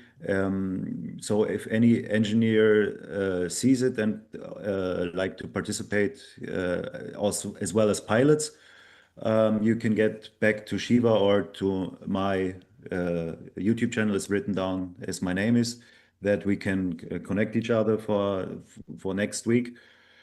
And yeah, and the rest will develop with the next week then. Great. Mike, thank you, Kevin. I'm optimistic that we can come to an agreement. Thanks. Great. Thank you. Yeah, thanks. I'm glad to be able to have this opportunity. I'm excited to put together the model for both of these experiments. I think that hopefully the call can go out to other flat earthers to help out Kevin. Contact him with your model. For 150 years, flat earthers have been making claims about the particular model that they have right now. And they have included the position of the sun. There's dozens of books that flat earthers have written in the last 150 years to refer to. You should be able to go to that literature for sure, but definitely love to see that put together and hold all of our feet to the fire to test our models. And if they're shown to be wrong, then we're wrong. Yeah, I just want to let everyone know that one of the things we need to understand is with our senses that we have and now with instruments, we look out into the world and we make an observation, we have a hypothesis of what we're seeing. You know, the original Bohr model of the atom was an electron circling the nucleus, right? It was like the solar system. And it offered certain predictions, valence electrons and so on, but it didn't offer everything. So then that model, which was like you could draw this concept of an electron moving around. We don't know what an atom really looks like, right? Per se. And then that was updated, the electrons were updated to be a statistical cloud. Okay. And then that offered more reproducible predictions. So please understand in science, we're looking at observations. We, in our human mind, which is limited, by the way, are coming up with a concept of what the world looks like. And then that's why you do the testing to come up the evidence of reproducible predictions. Richard Feynman said there were certain phenomenon that science has come across that don't make any sense to the human mind, but are actually true. Okay? Just because we can't comprehend why something can be true, but if the math shows it's true, it's true. So what we're looking at is a model, and we're trying to understand those models, but you can't have a human-centric model of the universe. Ultimately, that's what's the power of the scientific method, because it reveals things that may be counterintuitive. And some of those things are why Feynman won the Nobel Prize in quantum electrodynamics, because certain things, if you watch some of his lectures, he says, you know, this stuff works, but I don't know why it works, but it's true. And there are phenomena like that. So nature is extremely, extremely non-intuitive. And that's why we use the scientific method. It doesn't matter what the fuck you think or how you try to talk or how well you talk. If the results match the hypothesis, it's a fact. So be very, very careful of people who just talk and talk and talk, but don't have any math, any framework of science to back up what they're saying, and hold them to the fire, like Ryan said, and Michael, and I think all of you guys are agreeing to this. We need to hold people to their fire, okay? Otherwise, it ends up with confusion. Confusion leads to control of all of us. All right, thank you, everyone, for your participation. I think we did it pretty well, but next week, 2 models from each group and honing out of the methodology. And then our goal is we're going to put that into a white paper, and then the results, if we get whatever they are, I think the agreement we have as gentlemen and gentlewomen are wherever the axe falls, you're going to have to be big enough to carry with it, you know? You're going to have to be man enough to accept the results if they match it or not. And that's the agreement. All right, everyone. Thank you. Be well. Best to all you and your families. Thank you. Be the light.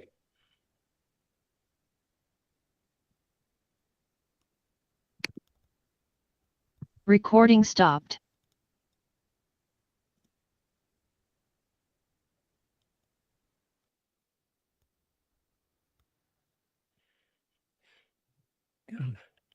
All righty. That was fun. Oh my God. Look, I knew it was going to be, a dumpster fire, but I didn't know the whole dump would be on fire. That was, oh, whoops, sorry, echo, hold up, sorry. Let me try that again. We have to have audio issues because this is a Derp Venture stream. Look, I went a long time without it. You got to give me a little bit of slack. So yeah, that was fun.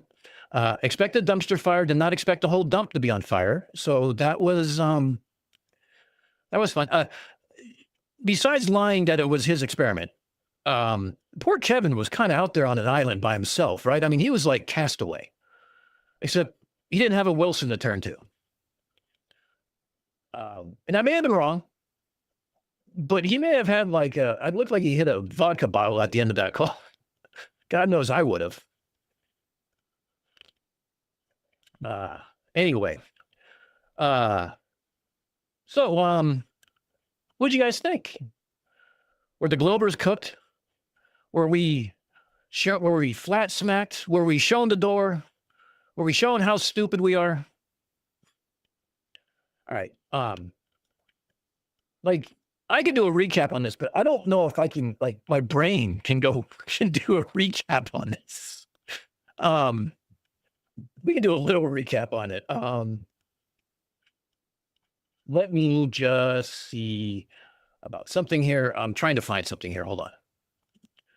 I had to open up too many windows. I actually asked Toon if I was being a dick on Discord, but he didn't answer me. So I'm guessing that was a yes. Let's see. Oh, here we go. All right. Would you guys like to see my experiment? Yeah, I actually, you know what? Hold on. I want to bring up a point because I think it's very prudent that one, he showed Feynman's lectures, right? In the scientific method, and I agree with that. I really do. I think Feynman was a genius in his communication, his teaching ability, and stuff like that. But there's a part that's cut out from this that I think is very, very prudent. And let me pull this up real quick. And let's move this over here real quick.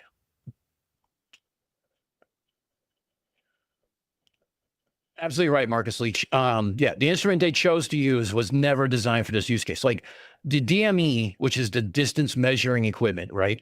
From the thing, measures the glide slope distance. It is a point of reference.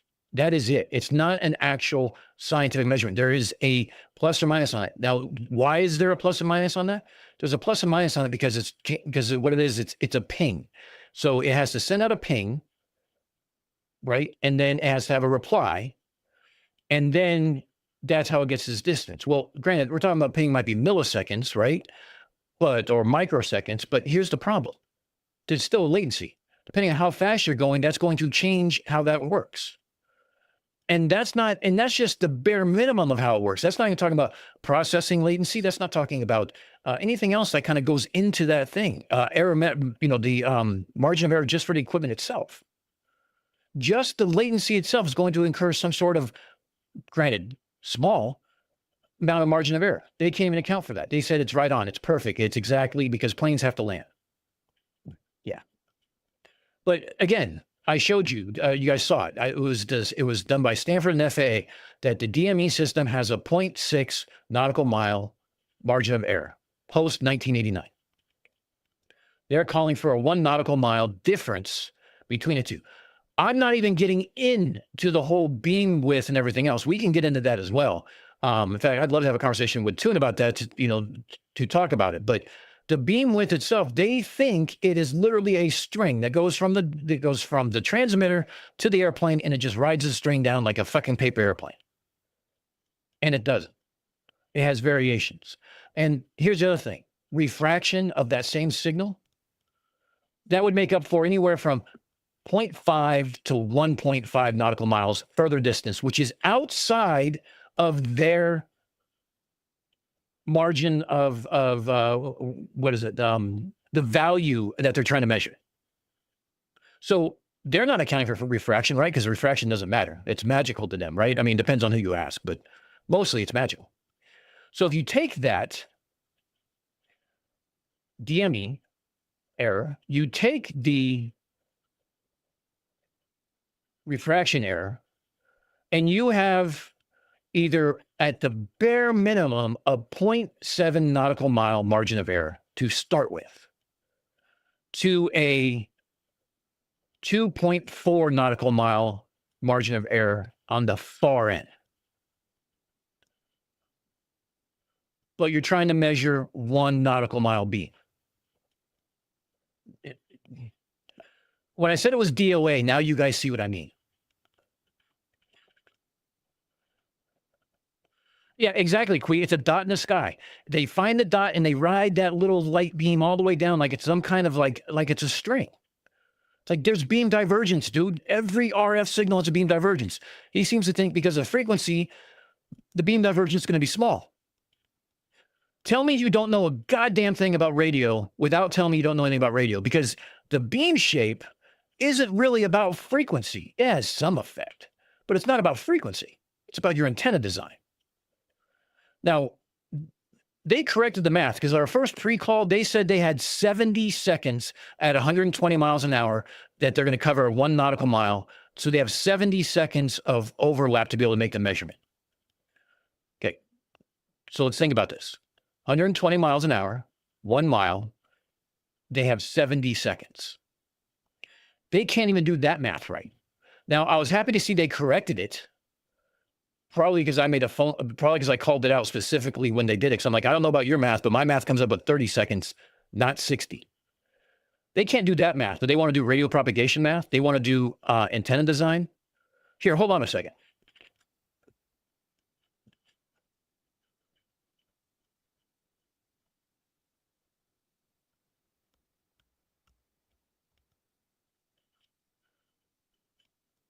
I got something in the mail today, right before this call. And it's this. This is the ARRL handbook. It comes in 6 fucking books in volumes. The antenna version of this, which just talks about antenna, this is just RF theory and science and experiments and use cases. But the antenna version of this is a black book, has 4 volumes, but they think it's a string. They don't understand the amount of engineering that goes into this. Good job, First Glade. West Side Girl, I take that as the highest of the compliments. Yeah, antenna design is its own, like, if you're going to engineer RF, you engineer an RF link, you're talking about free space loss, you're talking about refraction, you're talking about all the other things outside of, say, beam shape. That alone is a lot of engineering. You add in an antenna and you've doubled the engineering. Now you're talking about waveforms and everything else, and waveguides and like how that affects the propagation. It's just like you just scribble like on a bar napkin with a crayon and say, oh, here you go. That's not how ES works. Jesus Christ. We're going to use a DME to measure the distance to the sun. I hope so. I would love them to measure the distance to the sun at some point. It would be nice. All right. So here's what I want to, I want to play this real quick for you guys, because there's a part that matters. So let me turn this up and let me go ahead and play this. In general, we look for a new law by the following process. First, we guess it. Then we well, don't laugh, that's really true. Then we compute the consequences of the guess to see what, if this is right, if this law that we guessed is right, we see what it would imply, and then we compare those computation results to nature, or we say compare to experiment or experience. Compare it directly with observation to see if it... Compare it with experience. Now, how much experience did those guys say they had with radio, yet they're proposing a radio observation and experiment? Seems like you're kind of starting yourself behind the 8 ball to start with. If it works. If it disagrees with experiment, it's wrong. In that simple statement is the key to science. It doesn't make any difference how beautiful your guess is. It doesn't make any difference how smart you are who made the guess or what his name is. If it disagrees with experiment, unless his name is unfortunate. That's all there is to it. It's therefore not unscientific to take a guess, although many people who are not in science think it is. Right there. It is not unscientific to make a guess, although people who are illiterate in science think it is.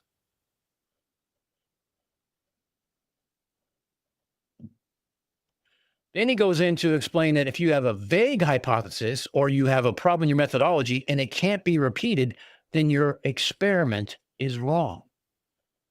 It's not hard.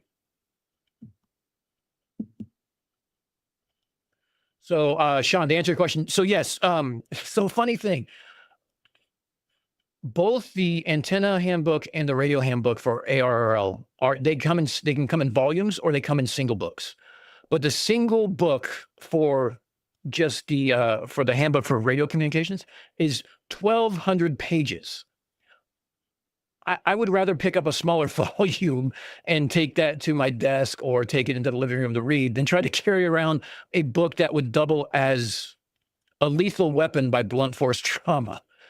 1,200 pages to teach you about radio that they think that they can read a one-page summary for and understand. Think about that. Yeah, the antenna book, I think it's like 800 or 900 pages. Yes, and Marcus, you're right. Most guesses are an educated guess. How cool would it have been to have physics as refinement as a physics professor? I mean, think about that. There are people who, in the field, either took a class with someone like with Feynman, but also may have worked or took a class with Sagan. I mean, two very different methods of teaching, but I would have taken a class with either one of them. I'd be sitting, like, just let me sit in the back row. I don't give a shit. Oh yeah, Quee, that was on radar, and we found it. We found a PDF. That was let me find it here real quick.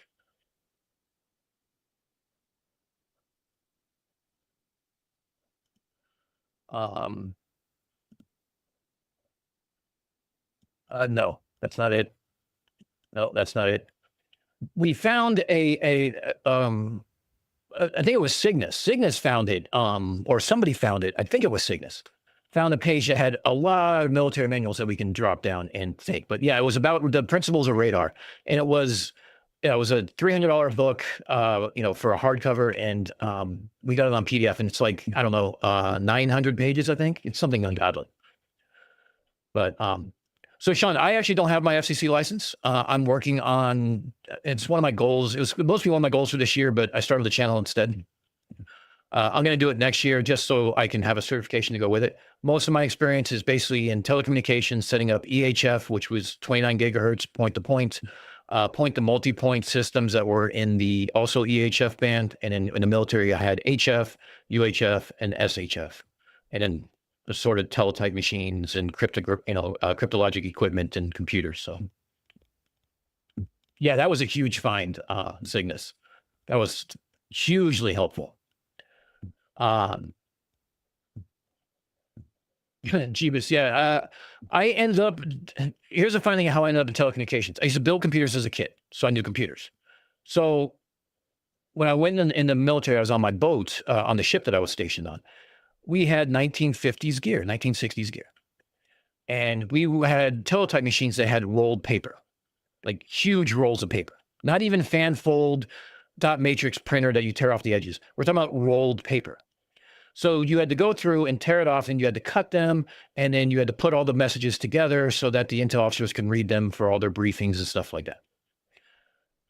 That rolled paper, especially towards the end of the roll, would curl up on itself, and the intel officer lost his shit for valid reasons. He's like fighting it, because can I just read it? Why do I have to fight it? Why can't I just read it? So me and another sailor, he was a CTM, so he was in maintenance. He was an electronics guy, first class, and I worked on it.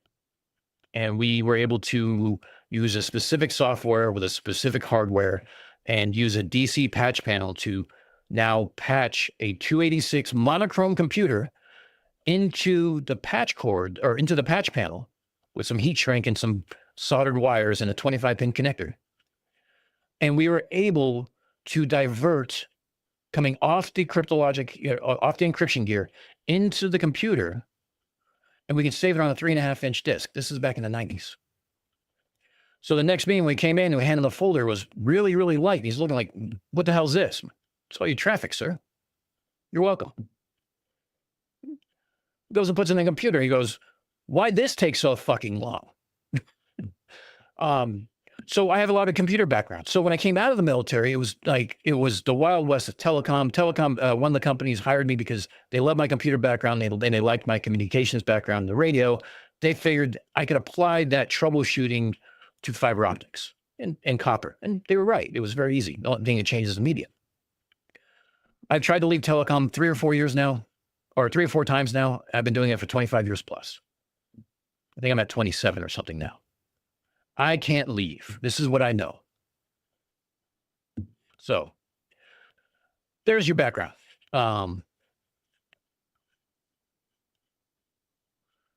nice. Sean built a fully collapsible spiderweb antenna for my semi-truck, covered several bands and folded up like a peach umbrella. See, that's ingenious. If you guys know, there's someone on Discord named goes by the name Bull Knight. He's another FCC certified radio guy. He has very similar setups for his truck, and he just built a quad helix antenna to download radar maps from passing satellites.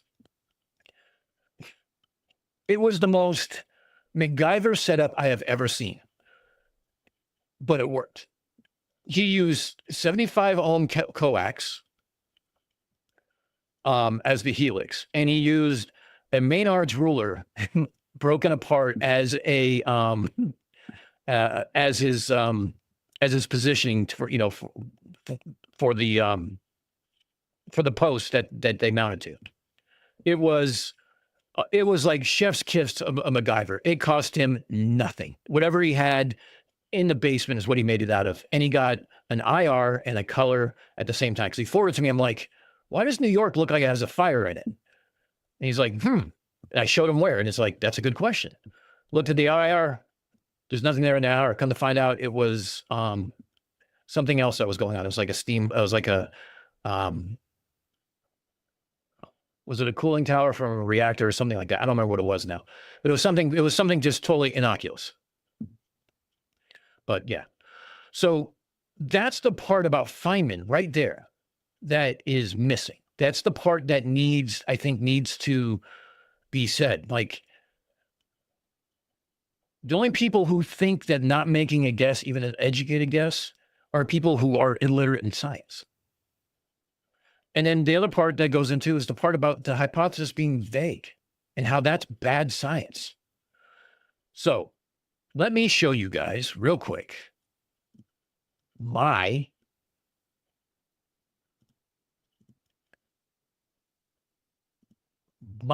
sorry, I'm trying to click too many things. This is the experiment I came up with. All right, hold on. I got to fix something here. Let's see. Let's move this out to here. There you go. Cool. Now you guys can see it. And let's move it up a little bit. Sorry, all these glows effects are now being shined through. All right, here we go. All right, so here is the experiment that I'm proposing. It's very simple, and I'll go over all of it.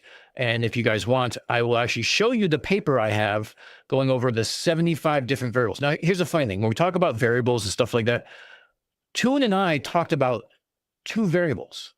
That was it. Error to margin of the glide slope, right? And the error margin of the DME, or the distance measuring equipment. That's it. There are 77 other, I think I'm up to 80 variables that they account for. Refraction, there's another one. Timing, whose timing are we using on? Are we using, GPS timing? Are we using an atomic clock? Are we using the aircraft timing? Are we using the airport timing? What are we using for timing? How are we coordinating all this stuff?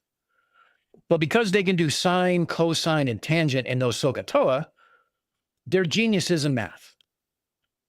The same shit you learned in 6th grade, maybe 7th grade, you learned. They're geniuses. So fuel costs, geopolitical situation to reach these airports. How many airports are actually near 30 miles of water with an ILS system, with a runway that is pointed out over the water? I'd love to search that. I might just ask Claude or ChatGPT to find me some so I can just go look and see if there's any truth into this. I provide 8 or 9 different locations that do this because there's a very strict standard I'm trying to get to. And let's go over that real quick. O'Hare. Okay, great. West Side Girl, do you think O'Hare is going to let us use a Cessna 172 to fly over and measure the ILS entrance angle? I don't think they're going to say it.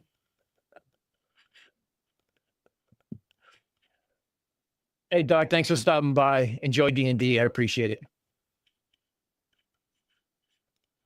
Yeah, it's garbage. It's absolute garbage. Thousands, says Kevin. Of course, thousands. Yeah, I'm sure. I'd like a list because I provide a list. And here's the funny thing. The list I provided, I had to go check on Google Earth to make sure that they did. And I had to throw out 24 of them because they didn't meet my requirements that I think that this stinks.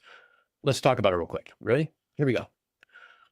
So why will this fail? I don't think we need to talk about this, but it's ambiguous detection criteria, uncontrolled variables, vague predictions, equipment variables, changes with trials, meaning they do it at one airport, I do it at this other airport. What changes? A lot, apparently. No quantitative discrimination between the models because of margin of error. Science requires controlled variables and falsifiable predictions. None of that was true. Now, here's the thing. Did they propose this experiment because they don't understand it, or did they propose it because it would be inconclusive, and Flat Earth would use inconclusive as a win? I want you to think about that. Look, it's Feynman. Requirements for scientific rigor: minimal variables, less than 20. Quantitative predictions stated in advance. Clear discrimination between competing models. In this case, more than 2 times difference of values as a result. Falsifiable. Either model can be proven wrong. You have to state why it's not going to prove it wrong. Reproducible. Pretty simple, right? They have to meet all 5 criteria. So, what is this experiment? It's very, very simple. 1 variable, 3 heights, definitive answer. We have a shore station with 3 antenna heights. The beach, which is down here, right? You see the circles? The bluff, which is right here at 60 feet, and the top of the lighthouse right here, which is 170 feet. The boat would move outbound from here directly south on 1 heading. And then the signal loss points at either one distance, flat, or different distances, globe. Very simple. So why is that? Because we have a radar or radio horizon. This is based off of 4/3 times R, meaning Earth's radius value for standard refraction models. This means that radio waves go beyond the geometric horizon. On a flat Earth, that signal should just go, especially over water, no obstructions. Unless a 170-foot rogue wave tsunami is going to hit Montauk, there's no way that it's going to block this. And no way that somebody on a boat isn't going to sit there and radio us and say, hey, shore station, we just got hit with a couple big waves. Let's wait a minute. Cool. Got all day. Let's wait. Hey, shore station, sea state's back down to, down to less than 3 feet. Let's go. Cool. We're sending signal. You got it? Got it. Let's go. Not hard. You built abortion criteria and different variables into your experiment. It's not hard. Have I considered water mountains? No, I have not.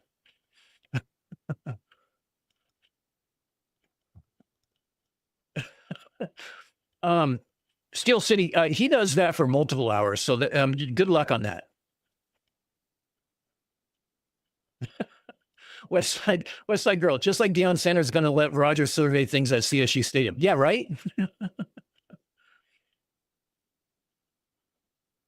Okay, so Marcus found one.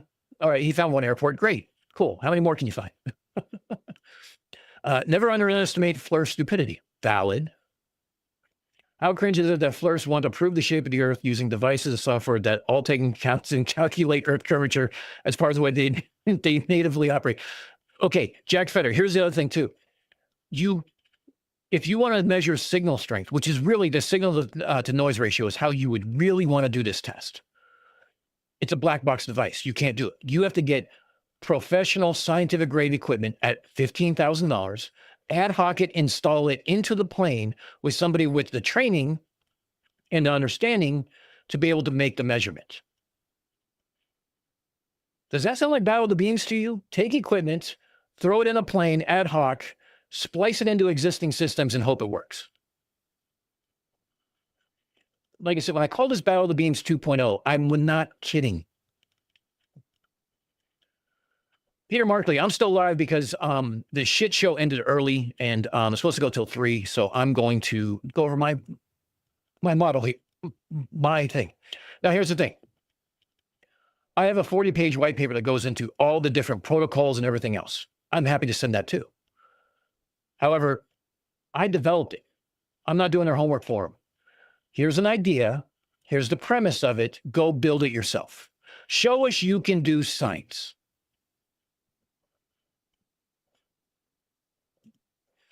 So, predictions that both can't be true. On a globe Earth, the range is scaled by the square root of height, and it's part of the equation. So when you go from 10 feet to 170 feet, that's 17 times increase. That yields a 2.55 range increase. So that means run 1, if it's 10 nautical miles, run 3 at the top is going to be 20 nautical miles or thereabouts. Oh, 2.5. So that's going to be 25 nautical miles. We have a formula that's based on this, and it takes into consideration refraction. If the FLIRs don't want to take into consideration refraction, that's fine. Go ahead. Tell us why. Because refraction in radio has been measured since 1932 with TL accuracy on top of the Empire State Building, among other places. So 90 years of radio history doesn't matter? And it's not like that was the only experiment done. It's been done ever since. So on a flat plane, what do we have? Range increases weekly with height. Now, I gave them a 1.2 max increase range. Not because I was being generous, because there's the Fresnel zone in the beginning part that if you're too close to the water, it could cause some anomalous issues with the signal strength. Fine. But it doesn't happen at 60 feet, and it doesn't happen at 170 feet when there's nothing there. There's nothing in front of it. So they don't have a horizon. That means the difference is 2.1 times the ratio, which is impossible to confuse. What are the control variables we can manage? Oh, look, we all use the same radios with the same verified transmitter power. We all use the same frequency. We all use the same Yagi antenna that is designed. It's a 5-element, it's directional, it's to help keep the signal going in one direction, not in every direction. That's all it's for. Receiver is the same on all the units. The antenna location is the same width on all the units and all the runs at the same height. The detection criteria is binary. Squelch threshold, either a squelch or no squelch. That's the easy version. We can even take it one step further by putting an SDR on a laptop, and we can measure the strength during the entire run so we can see that it actually starts creating a nice curve until we get to LOS. And the funny thing is, if you superimpose that curve over, let's say, a model that's 4/3 times the radius of the Earth, it's going to match. Propagation path, same bearing. You go in the same distance, same propagation path, nothing changes. Atmospheric conditions, we can do 3 runs in 2 hours. If shit changes dramatically in 2 hours, we abort. That's it. Come back another day. Go back to the bar, hang out, have a few drinks. We'll come back in the morning. We're going to use GPS data. You don't want to use GPS? Fine. We can do lat long, and you can do the math to configure it on a flat plane, and we will do the math to configure it on a globe. Funny thing is, I don't have to do the math because GPS does it for me, but I digress. And the protocol is the same between runs. The only thing that changes is the antenna height. Not hard. Not hard. So what's the methodology? Very simple. Set up on the shore transmitter at the measured height. Set up at 10 feet. Boat moves outbound at a constant bearing. As just a little bit of a way to prevent a gotcha. At the same time that somebody's on the beach with the transmitter, somebody's on top of the lighthouse with a P1000 or a telescope and a camera, watching the boat go out. Because here's the thing, when, according to my prediction, when we drop signal at, let's say, 8 nautical miles, the person on top of the light tower or of the lighthouse is still going to be able to see the boat if they have enough zoom and the boat's big enough to where we're not bringing it back over the curve. It still hasn't gone over the actual horizon for that height, but it's gone from the horizon on the beach. The only way that works is on a globe. We mark the position when the signal is lost on GPS, mark a waypoint. We continue another half nautical mile or more in the same direction to verify that the signal is gone. Then we come back to that same spot where we marked. When we mark it, we're at that spot now on the boat. The shore crew scrambles up, takes the antenna to the top of the bluff, and retransmits it again.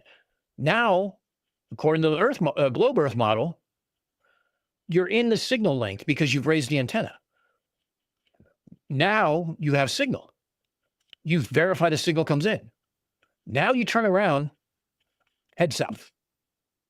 Now that should be enough for anybody else, but hear me out. We're doing this for 3 times for a reason. So now we head south again. We find the next horizon. Repeat, rinse. Then we do the third one. Find that horizon. Then come back and bring all the equipment or all the footage and all the data points and everything else. And we sit down to compare the ranges versus predictions. All logs and GPS tracks will be published for independent verification.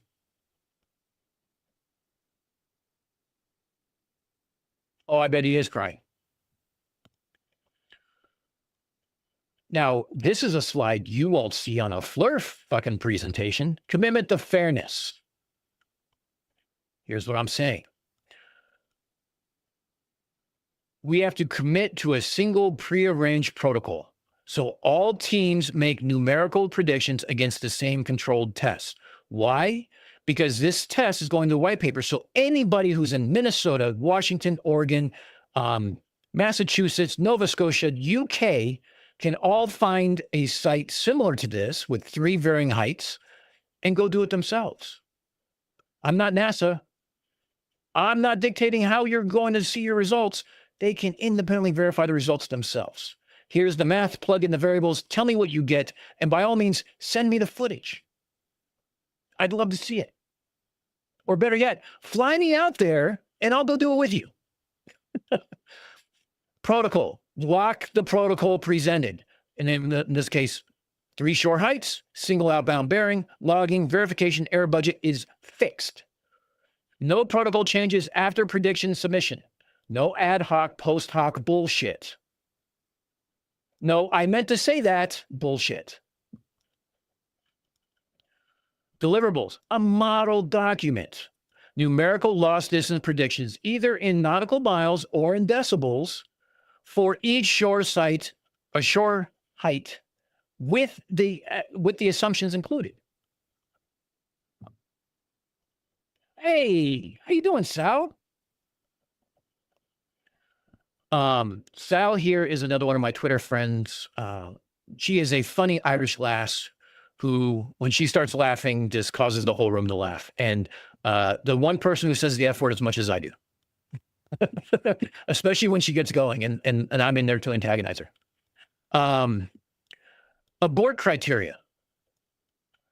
Defined specific abort criteria relating to weather, equipment, and safety-related events. If this shit happens, we abort. No one needs to die to prove the shape of the earth. If the weather is shitty and the sea state is high, you're not going to get good measurements. Why try to do it? It's not hard. Detection criteria, exact receiver metric and numeric threshold include like RSSI, dBm, or the radios have a squelch levels, 1 or 2. You set it to 1, the lowest level, you go out until you lose squelch. Like I said, there's a simple model and a little more complicated model, but it's not that more complicated. They're both going to show you the same thing. Uncertainty model, plus or minus 1 standard deviation or 95% of the intervals for key inputs. Decision rule, basically, loss distance equals GPS distance to first timestamp where receiver metric is greater or is less than the threshold and remains below for 0.5 nautical miles. So it's not just some anomaly. You continue on to make sure that you lost this signal. The measurement lies outside Team A's 95% interval and inside Team B's, A is rejected. Like I said, the model is wrong. It's wrong. Additional documentation, i.e. body cams, static video recording, photography, should also be discussed for evidence, meaning what else should we do to stop the nuh-uhs ahead of time? What have we learned from TFE that we need to do? Keep your tickets. Make sure everybody is all synced up together and everyone waves at each other's cameras. We get one of those little videographer little clapboards, right? Then we're all in one place having breakfast. Everyone does the clapboards. Then everyone goes, and the people who go to the boat, go to the boat. The people who go to the lighthouse, go to the lighthouse. And that way we can sync up all the fucking cameras through this entire process. Oh, look, Kevin, this is what's called an error budget. You ready?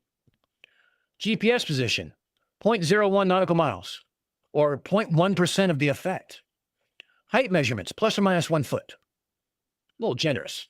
I can, again, using GPS receivers for the elevation of the antenna where it's at. If it's on a tripod and it's 6 feet above the ground, we're not putting GPS on the ground. We're putting it next to the antenna to find out what that elevation is.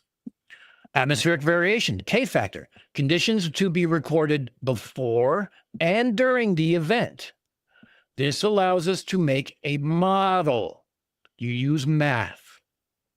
This helps us identify refraction. This helps us identify if there's super refraction or ducting or minimal refraction or a standard model. That gives you a 10% difference from yes to no. 10%. Because the way the math works, you can increase something all the way to 100%, and it's not going to change you by more than 10%. Amazing how that fucking works. It's called an error margin. Oh, Iron Dork went live too. Somebody give me an update on what's going on over there.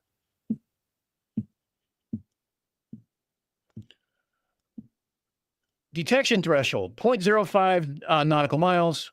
Total uncertainty, plus or minus 0.5 nautical miles. And that's conservative. Add all those up, you don't get 0.5. But we're going to say 0.5 just to make sure that everything is covered. The effect size, now this is the part that matters. Your error of your margin of error, your total uncertainty needs to be less than the effect that you're measuring, right?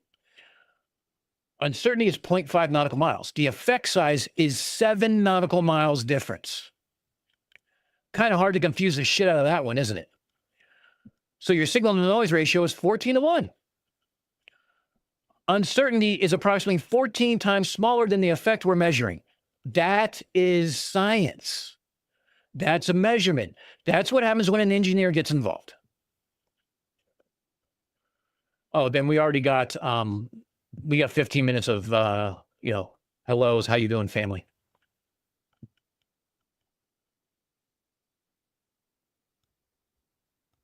No, I've been live the whole time, Garden Kitty. I started streaming a half hour before the call. The call was on. Shiva was on the call. You can see that I was on the screen at 2 times. Me being on the screen here and me being on the screen over here at the exact same time. You're right, Marcus. This is what Kevin didn't understand. Total uncertainty is 0.5 nautical miles. The effect size is 7. That's what we're measuring. So why did I pick Montauk? I kind of went into this already. Very simple. It has 3 natural heights. I didn't want to do 2. I want to do 3. I'd love to do 4 or 5 if I could. But then you got to climb on rocks. then there's a safety issue. And, unless you're going to get mountain goats and mount an antenna to them, it's going to get a little difficult. But 3, believe it or not, 3 was difficult because I wanted a very large variation between them. Minimum of 5 times from 1 to 3, but ideal would be 10 times or more. It's a lighthouse, which means it's verified by the Coast Guard. It's got 30 nautical miles of clear water to the south. Look at all this open land over here, open water over here. And there's a lot of people out there with boats. It allows for safe boat operations, so no one has to die. It's an accessible location. For $15, you can get up to the top of the lighthouse. I might be able to talk to the lighthouse keeper and be like, hey, I'm going to be up and down this a few times. Can I just pay once? But don't think I won't drop a $100 donation or more for letting me do this shit on their property. And it has weather monitoring available. Why? Because it's Montauk Point. That's why.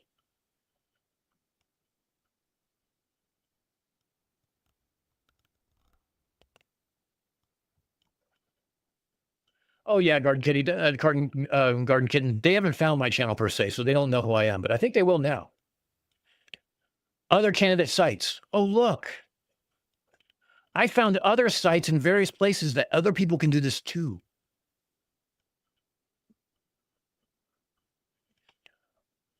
Here's a funny one. You see this one right here, Split Rock Lake, Minnesota? That's like 4 hours from Minneapolis.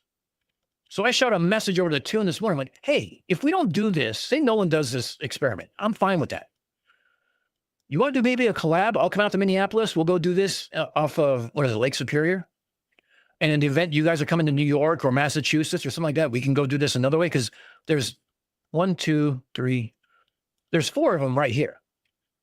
Like Block Island, you can take a ferry from Montauk to Block Island and do it again.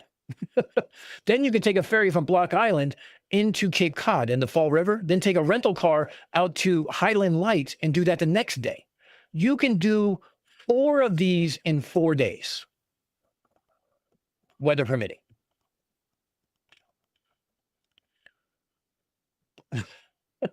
I hear you. But what if we instead, 1, got a pilot's license, 2, bought a plane, 3, rented a runway for the full day just for ourselves or build it ourselves, and 4, did something that doesn't make much sense? Okay, you know what? Conspiracy Music Studios, CMS, I'm sold. Let's do it.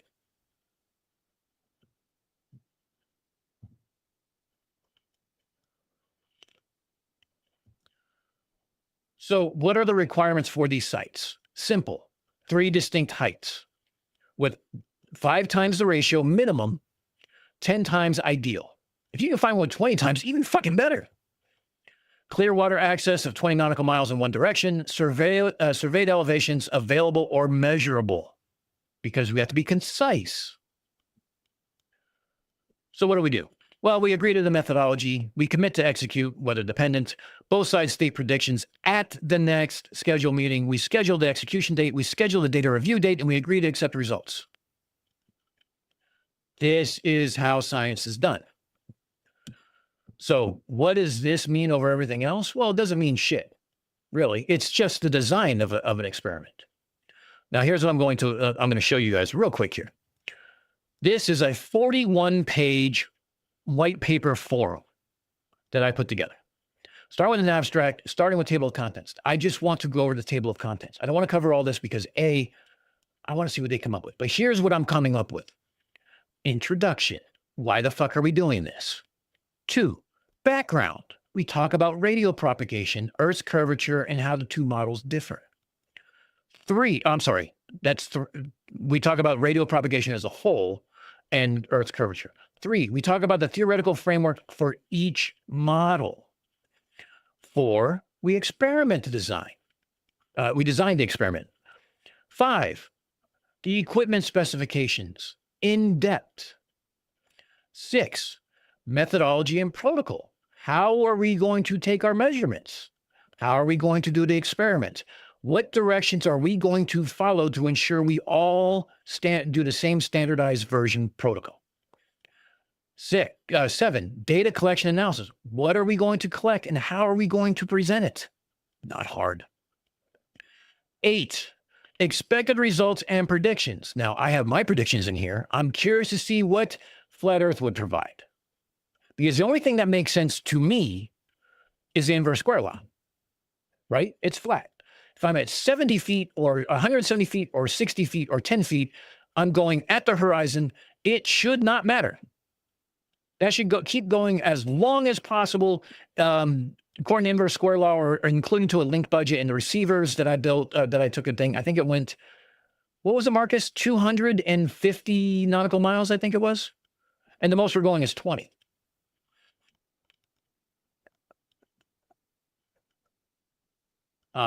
So yeah, then we're going to have a discussion about what the findings are.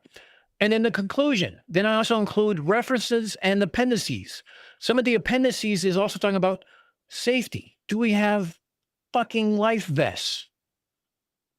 This is the shit that needs to be accounted for. These are the things that needs to go into some sort of experiment to make it robust, to make that scientific rigor. What else are you accounting for? Are you accounting for you don't have access? Are you accounting for what access is like? Is it safe? Are you accounting for anything specific that needs to be in consideration?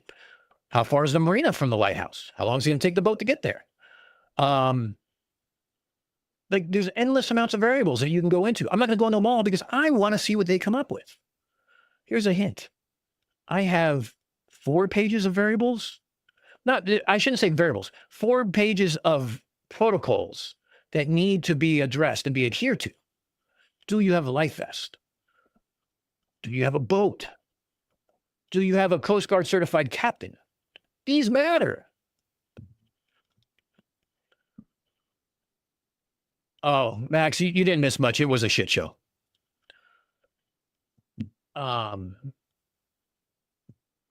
So that's my experiment. That's what I put together. That is what I'm willing to give to them for them to develop on their own. I'm not giving them a white paper. I'm giving them the idea. I'll give them the PowerPoint. They can go, in fact, they can clip this and use it themselves. If they want me to email it, I'll email it. Show me where it's wrong. Show me and provide me the mechanisms that are going to fundamentally make this a bad scientific experiment. Because after 30 years of experience, I don't see any. And here's the thing. I took the same and gave it to people who also have experience. People like Marcus Leach, who sit there and went over it with me and they're like, yeah, you know what? I like your experiment. It works good. So yeah, I went to other people with more experience than myself to make sure I wasn't talking out of my ass.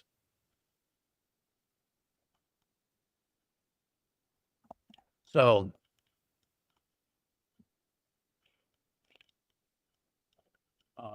astronomy, you didn't miss much. It was, we turned Kevin into glue, and his experiment was basically, well, we buried it because here's the thing. He had no margin of error. And just from Toon and I talking about 2 variables, well, 3 variables, the margin of error is lost with just refraction, the DME variation, and the signal path variation.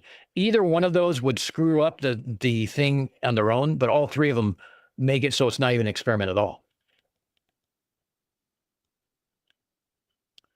Gurney, we are going to be talking in code. That's how. Yes. Also, the experiment wasn't his, it was Stone's. Remember I said in chat real quick, and I actually, and I know everyone caught it, was look what it says at the top. Stone's ILS experiment, but it's his. Gotta lie to Flurf.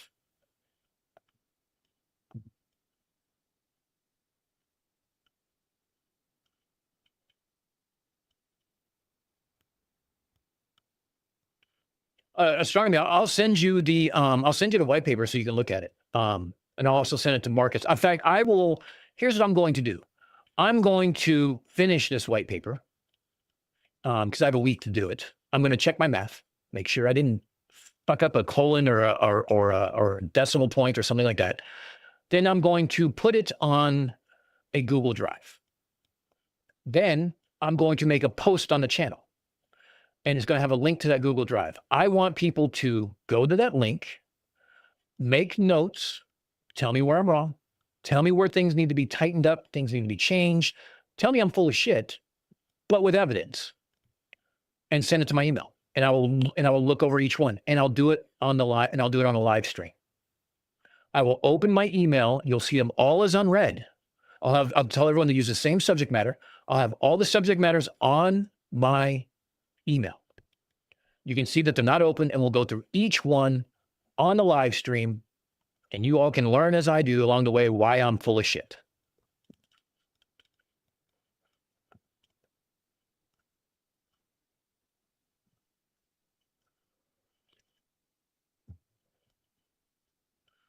Yeah, Marcus, it has too many moving parts. Like, exactly, moving parts. You can't stop the plane and take a measurement.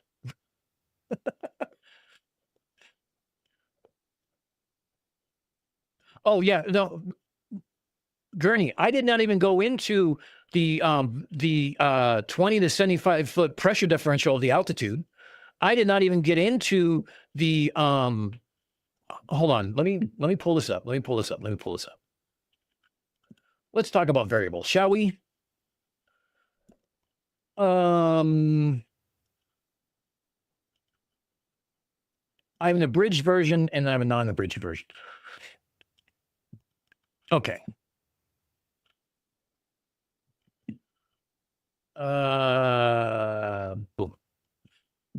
More of this, please. Okay, so here's what we have.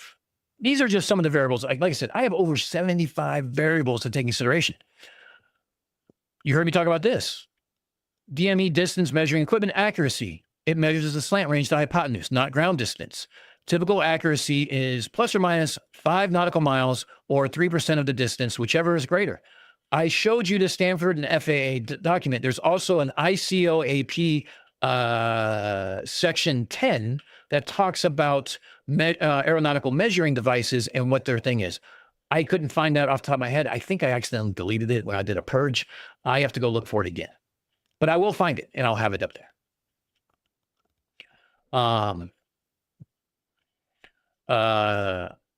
GPS accuracy and mode. Like, are you going to use GPS device or are we going to use DME? How are we measuring the distance? That's the first thing. We should be using handheld GPS devices, and we should be able to mark waypoints on it. What's the plus or minus margin of error on that one? What's the timing source? We're using atomic clocks, GPS timing, aircraft clock, ground reference. What are we using? This is important. What's the data logging interval? 1 hertz, 5 hertz, 10 hertz? Again, this is important. These are, now, we're talking about timing source synchronization. That's small. But we're talking about DME distance. That's big. So, you know, the cows thing, these are near and small. Those are small because they're far. And this isn't like in the guide beam, and Toon did a great job of doing this. You see how it all came back to the same point, right? That's the point where you land on the runway. But as it diverges going outwards, you're all over the place. It could be 3 degrees. It could be 4 degrees on the slant height, depending on refraction, atmospherics, or what's going on, antenna alignments. It doesn't change the fact that it's not doing a 180 degrees straight down dive. It changes it by little bit. And the distance is used for reference only. It's not a measurement.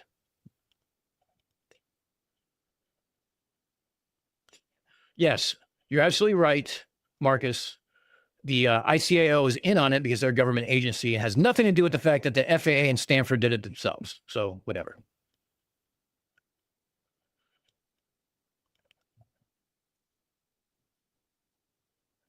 Well, okay, so there was one by you, Canadian Space Advocate. Hold on a second.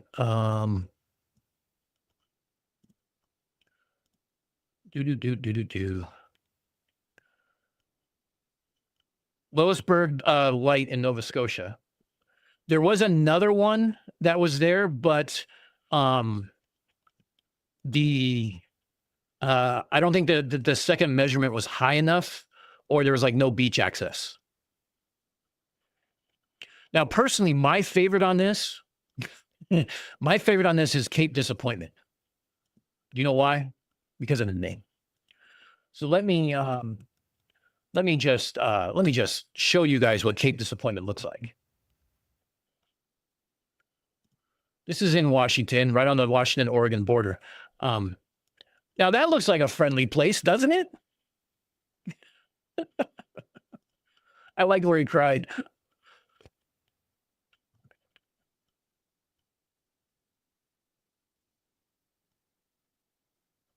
Head Harbor. Let's see. I think I looked at that one. Hold on. Let me see.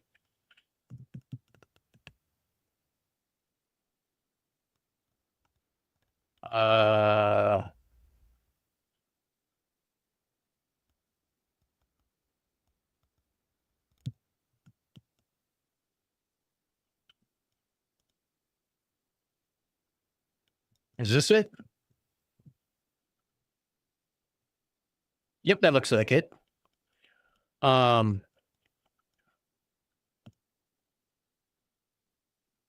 you know what? That one would do too.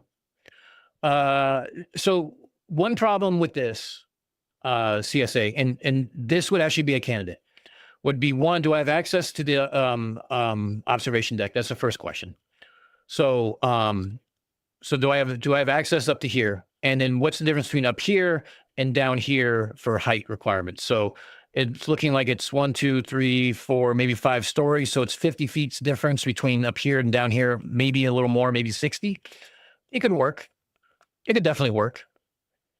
I'm happy to send you my my white paper, and you can take a video of you crossing that rope ass bridge and and tell me how it goes. Is this a gondola, or I mean, how do you get over there?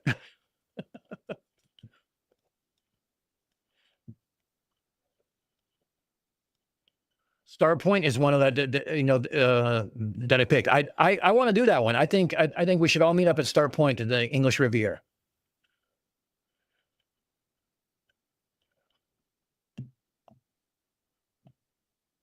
Oh yeah, Gurney, that was, dude. I when you said that, I had to literally like just. I was fine until I looked up and I saw Toon losing his shit, and then I lost it. I was doing my best to hold it in. I did not want to be disrespectful, but I got to a point where I'm like, this is fucking dumb.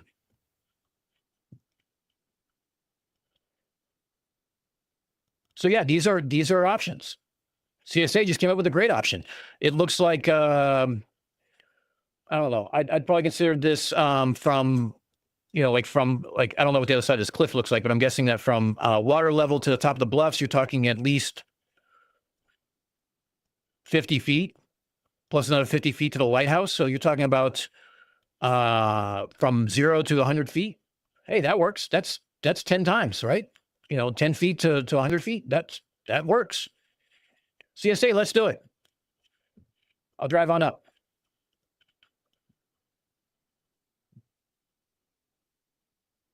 Okay, Qui, I did not do the Netherlands. And Astronomy Live, I did not do Florida. I checked Florida, and let me explain why I did not include Florida in the things. If we include, let's see, let me go back to here. Whoops.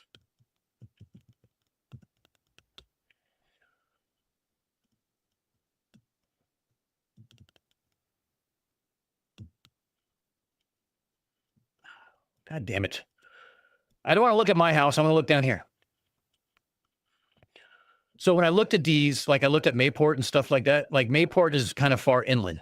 Like it isn't really on the water. Or no, I'm sorry. It is on the water, but there's like some distance here, and it was a little bit complicated. And also I wasn't sure how high the difference was between the land on top, where the land is at the base of the lighthouse versus the beach. But like some of the ones I looked at, like South Carolina, I looked at some of these other ones too. What was this one I looked at? Like I looked at St. Augustine. St. Augustine, like it's like set back. And the thing is, like, is the Coast Guard has started setting things back. So there's a lot of trees in between the water and there. It created some kind of a problem. So if you find me a candidate site that has the different 3 levels, by all means, I'll add it to the presentation. My list is not the end all be all of them. Happy to look at other sites and see if it matches. That's what I'm here for. That's what you guys are here for. You guys are here to make sure my shit is right. But like Cape Hatteras, and I'm looking at this Qui. So like the distance between, let's say, the base of the lighthouse versus the top of the lighthouse, great difference. That makes sense. But the bottom of the lighthouse from beach level seems like it would be a little bit close.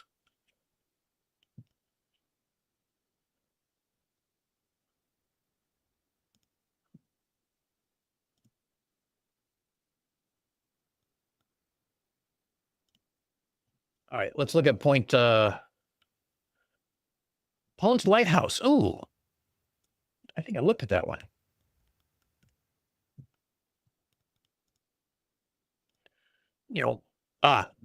So case in point. So this is a lighthouse specifically for the intercoastal waterway, right?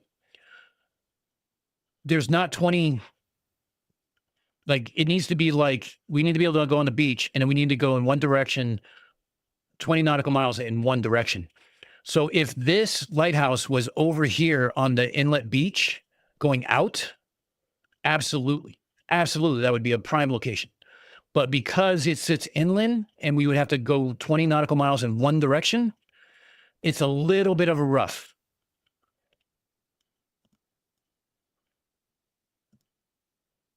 But like, you see the trees and the houses, stuff like that. This is where I was trying to find stuff like on cliffs, on bluffs to make it easy.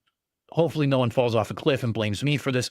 By the way, let's do a disclaimer now. You cannot sue me for telling you to go on a cliff. If you're that dumb, you deserve what you get.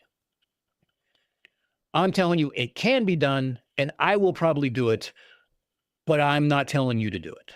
All right, so we're covered medically now. This is not medical advice. I'm not telling you to do something adrenaline seeking. I'm not telling you to go do something stupid. I want you to do it the right way. We can do it in Finland in the winter. We don't need a boat. We just walk out on the ice. Public access is a problem. We got to be able to get to the top. So, I mean, if we could talk our way into it, hey, I'm all for it. For science, I'll make a donation. I might crowdsource it, but I'll make a donation. Oh, yeah, no, CSA. None of this shit's being done in the winter. There's no way you're going to get me on Montauk Point in the winter. There's no way you're getting me on Block Island in the winter. There's no way you're getting me up to your house in the winter. That's even further north. No.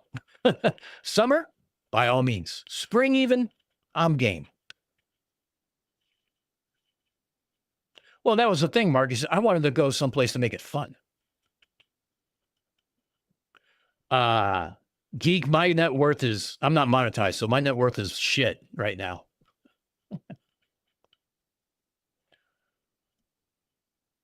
Okay, so let's look at this one. Astronomy's going out of his way to prove me wrong, and I love it. That's what I'm here for. So let's take a look. Ooh, okay. Do we have access to the top? That's a good question.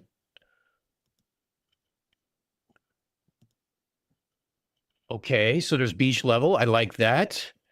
Is there... Okay, what's the difference in height from here at the base of the lighthouse for the third measurement and the beach level? I mean, it looks like it could be, if you go right down to the water and you come up here, that could be, I don't know, 20, 30 feet. That could work. We might be able to do that one. How about it, Astor? I'll come down. We want to go do it?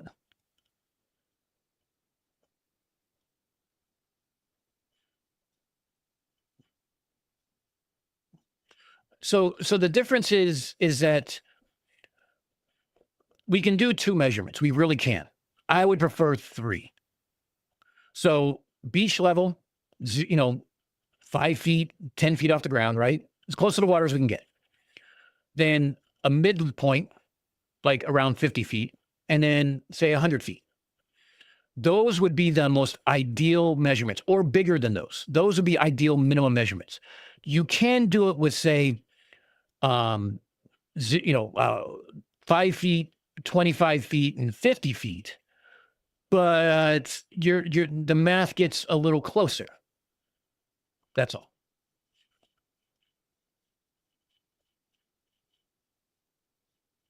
Nash Point is public access to the top. Ooh, where's Nash Point at?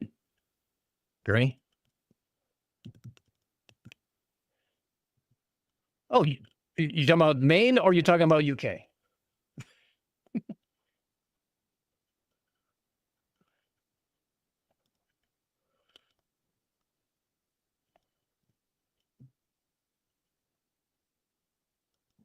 Oh, I know where this is. I drove down Route 1 on the way up to Arcadia, excuse me. Acadia National Park. Arcadia is in California. It's a city. Got them confused.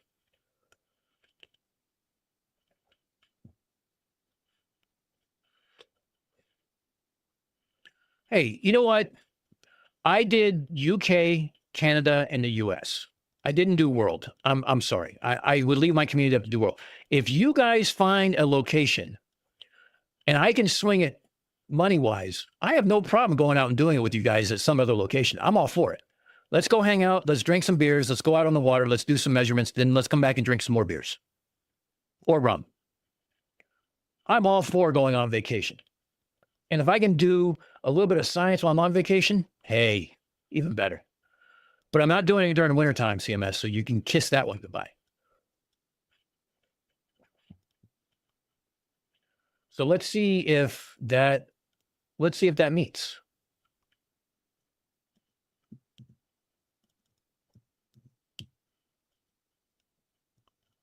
Ooh. Okay. About 6 stories. Let's see, what else we got? We got cliff sides. How high are those cliffs off the water? Do we have something looking back at the like from the water? Okay.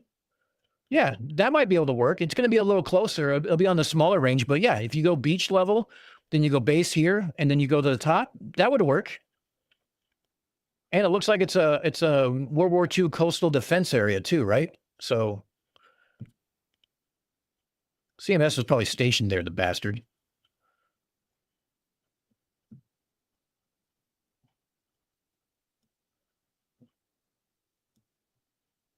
Oh, Nash Point in Wales. Okay, hold up. We're turning the stream into, let's send Dan somewhere. Whoa, hey, now this. Oh, come on. Why you got to be a stubby?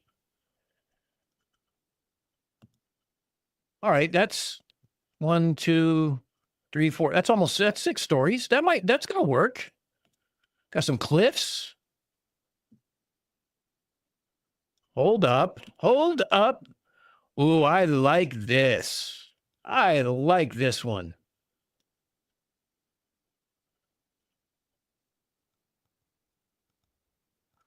All right, big fish. We're going to Ireland. Oh, wait, this is Nash Point. So this is Gurney. Gurney, we're going to Wales. All right, let's look at the Irish ones now. I almost enjoy this. This shit's fun. Oh, Vale of Glamorgan, Wales. Okay, Jesus Christ. Oh, wow, you can stay at this lighthouse. Even better. Dude, party at the lighthouse. I like this one already. This is perfect. Let's see what this has for pictures. I take it this is on a bluff. That looks to be about 6 or 7 stories high. That works.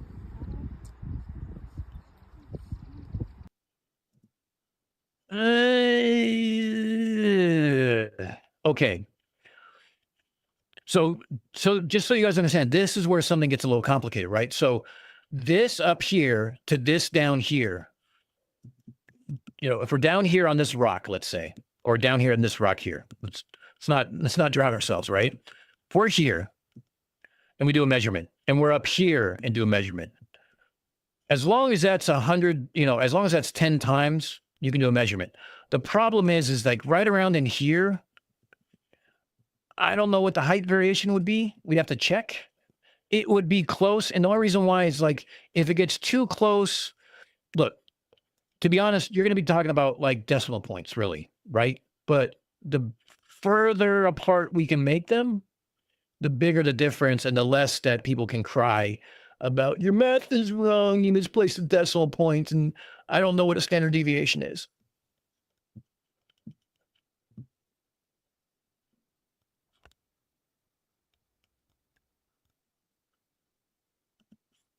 Earth escape. Yeah. Okay. I'd go to Nazarene as long as it wasn't high season. Actually, I'd love to go to Nazarene. I'm sorry, Nazaire during high season because I'd like to watch those crazy ass surfers because they're all insane, and I love surfing. All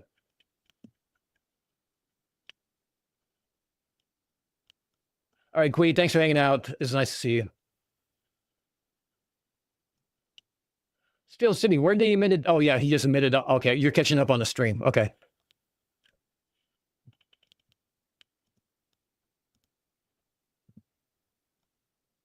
Okay, I'm not going to pronounce that. I'm guessing it's like Rusaru. Is that how you pronounce that, CMS? That is a good one. I'd do that one. I'll meet you there.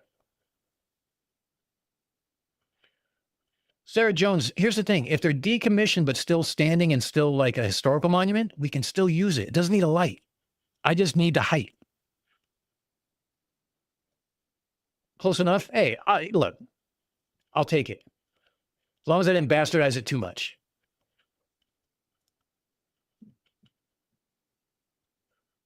So let's look at yours, Nick, real quick, okay?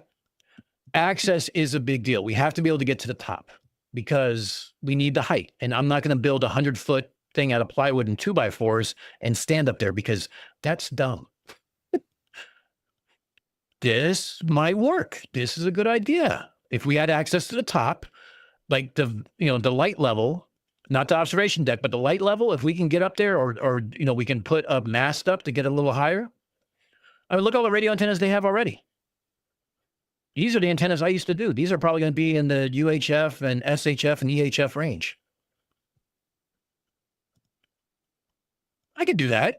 I think I like that one. That's a nice idea.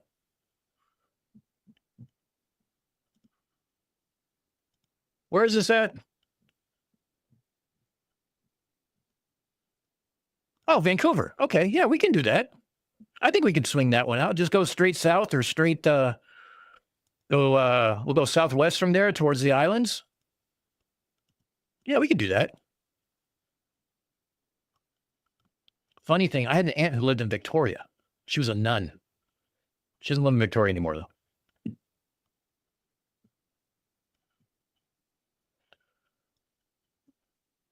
Statue of Liberty is an idea. Okay. Are they letting people up on the crowns anymore? Because that one, I like you thinking outside the box, Andy. I like you thinking outside the box. I really do. So if you did it from up here, as opposed to down here, yeah, that could definitely work. You got any ins with the Park Service that can get me, past their stupidity and let me do this kind of shit?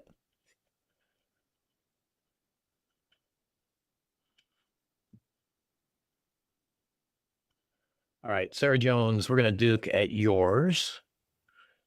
This is turning the fun. It's like, this is like the opposite of GeoGuessr. It's like, where can we send Dan?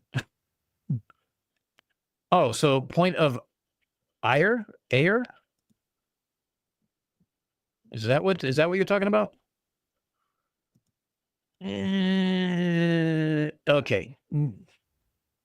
Not a second height, and that's not really high to begin with. So the difference is one at 10 feet and one at 50 feet. Right on the beach, it'd be better if it was on a cliff and there's a beach below it. Let's look at St. Mary's.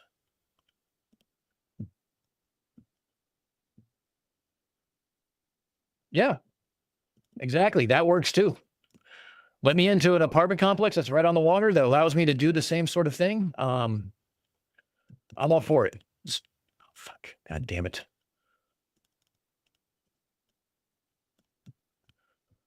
Whitley Bay, you said, right?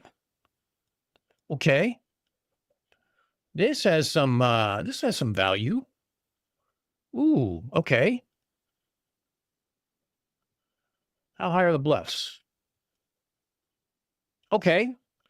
So we can do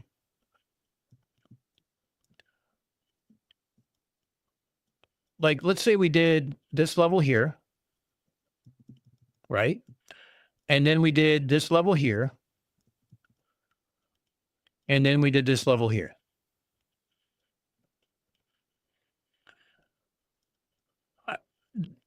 The bottom and the middle are a little close, but I think overall that has value. Definitely has value.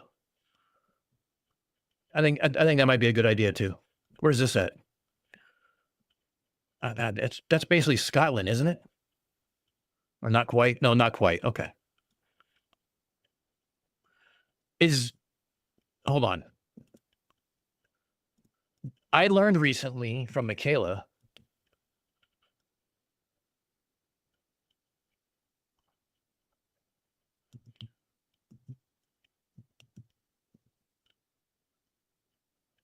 that there's a town called California that's on the coast. It's a 5-hour drive, but there's a place called California where I'm from on the coast. And we were talking about the advantages between California and like LA and California and Yarmouth. But apartment building works great. Fly me over from the UK and I'll ask for you. You know what? I mean, look, I'm all for doing meetups, and we're going to do meetups that do like science. Hell yeah. Let's fucking start going this. This is fun. I like it. I do like the apartment building over water because as long as there's balconies and stuff like that, like you could really, depending how high, I know there's some like in the city. But part of the problem is where they're located in the city. So like there's some that are like in Brighton Beach. There's some that are like on the East River, which you can't really do it on the East River. Or they're on the Upper East Side or Upper West Side, and it's a river, not the ocean. So it makes it kind of difficult to kind of work. But even Statue of Liberty, I mean, here's the thing. Statue of Liberty might work, but here's our problem. We have to go straight south for 20 kilometers. We have the Verrazano Narrows Bridge right here. That could be problematic. I don't think it'd be problematic for the experiment, but it'd be problematic for the evidence, meaning if you got in the way, that created loss of sight, blah, blah, fucking blah. Not to mention, there's a lot of traffic right through here. But yeah, find me an apartment building. Find me any building that sits right on the water or close enough to the water, let's say within 50 yards of the water, 50 meters of the water, right? That I can go from beach level to a mid-height to an upper level.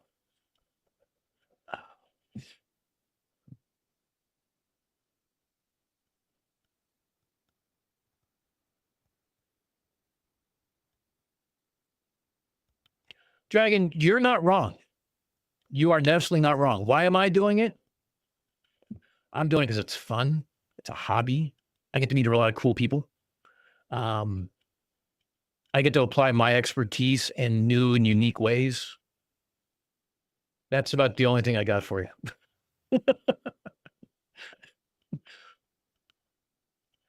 Oh, look, Andy found one in England. And it's still got tours. Let's see. Okay, let's take a look. What we got? Ooh, we got cliffs. Okay. It's only 4 stories. It's getting a little dicey. Okay, we can be on the beach at low tide without getting killed. I like it. And 4 stories up here. Well, you know what? Here's the thing. Take all 3 measurements as a whole, works wonders. The second to the third won't be as dramatic, but it still works. I like it. I like it. That's a good idea. Where's that one at? Oh, that's halfway to California. So we can do Whitley Bay, then we can do Flamborough Head, and then we can go down to California for beers. How's that sound?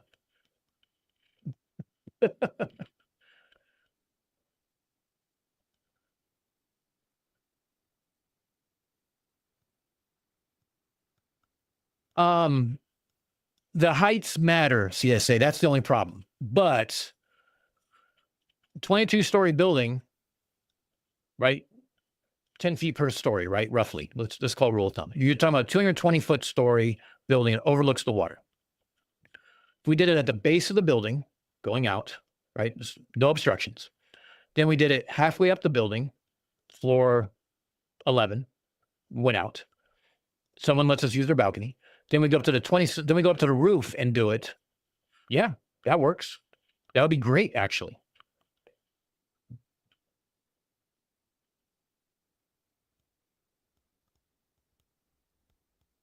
Yeah, beachfront hotels in the wintertime in Florida are definitely on my list. I just need them to be tall enough. I'm trying to get my boss, if you're watching my stream, we'll talk about this Monday. I'm trying to get my boss to sit there and have a team meeting in Miami in December or January for team building events.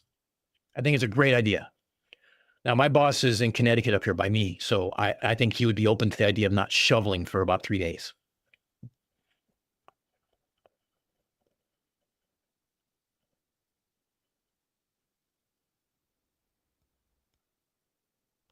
All right, so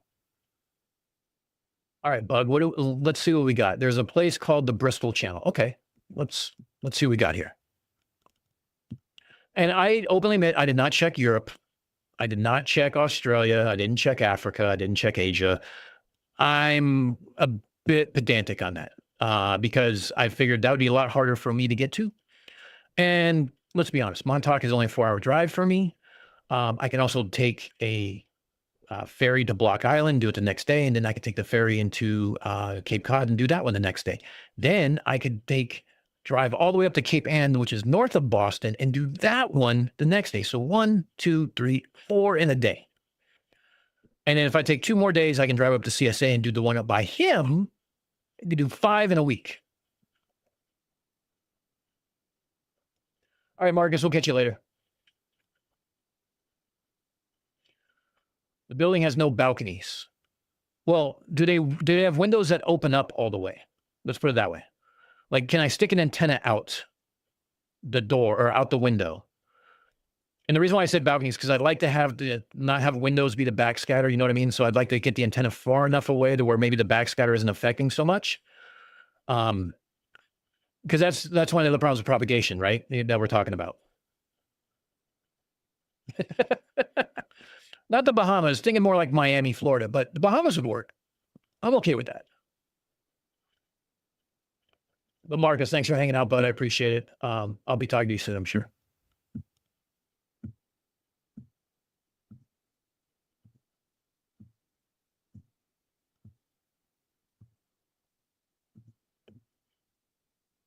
So and bug shooter, like you were talking about, like that's the main reason why when I talked about my thing is I wanted to have somebody up on the lighthouse when we did the first 2 runs at the shorter distances, because you'll still be able to see the boat. So you can't just sit there and say, well, they went over it was obstruction, it died or whatever. No, it didn't. And we can even do it 1 hour. We can even do it one thing. If we had 2, let's say we had 2, right? Someone's on the beach doing the first signal, 10 feet. Someone's on the second level with a P900, whatever, telescope or whatever, with a camera, right? They're looking out. They'll be able to see the boat also. Then the guy up on top of the lighthouse, he has a P900. He's looking at the boat too. The boat didn't sink. They didn't throw the receiver. They didn't throw the radio over the boat, over the side.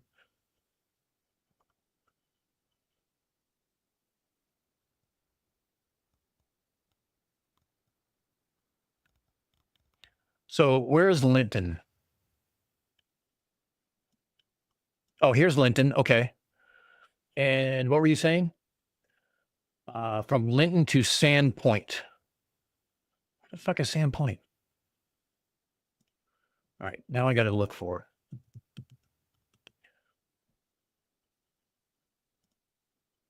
Oh, okay. Hold up. Okay.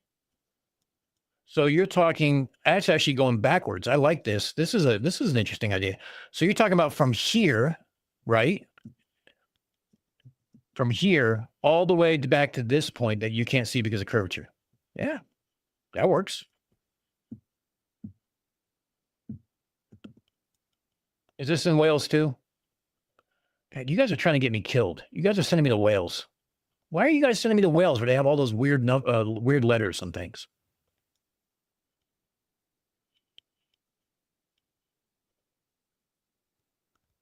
Yeah, but that actually, you know, that could work. I mean, the thing of it is that's more of an optical thing. So it has, you know, mirage, scintillation and stuff like that. That's why I was proposing the radio, because we get rid of that variable to begin with, regardless of what fucking Kevin said. And the other thing is that we very easily, with 3 specific heights, can prove curvature. It's not just one off. It's not just 2 off. You have to have an explanation that marries all 3. What makes the math work for not just one, but for all 3? Is it signal attenuation? Is it an obstruction? Point to the obstruction. Is it signal attenuation? Give me your math. Show me your link budget and your free space loss. Is it the boat sank? Is it the dome of vision or some stupid shit like that? Show me your math. Show me your model. Yes, Sarah, exactly. It's like almost like another country's language. For being part of the UK, the Welsh language baffles me to no end, but I love it because it's like, I equate it to like reading J.R. Tolkien and trying to read Elvish. I've heard great things about Wales. I haven't been there. I've never been to the UK. Unfortunately, I tried to get stationed there. Didn't work. Oh, look, it's my favorite city. Here we go. We had an antenna right about here, and it went all the way over here to Derby, and then we had one over here that went all the way to Derby. Oh wait, this is Battle of the Beams. All right, so is Finnish and Welsh close enough to where they can talk? I don't know. I'm just throwing shit against the wall now. Steel City's still catching up and giving commentaries, like, hilarious to me. It's fucking funny. So the funny thing is CMS gave me a couple of Finnish lessons. Like there was 20 words for like dog. And I'm like, dude, why can't you just have dog? Why do you have 20 words for it? And he goes, well, it depends on how you're going to use it. I'm like, oh my God.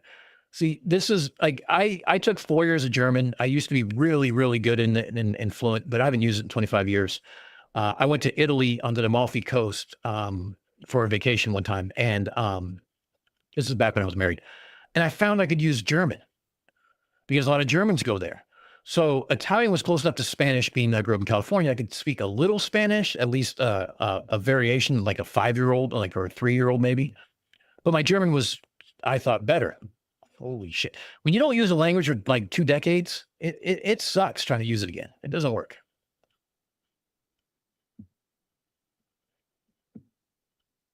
All right, it's 3:20.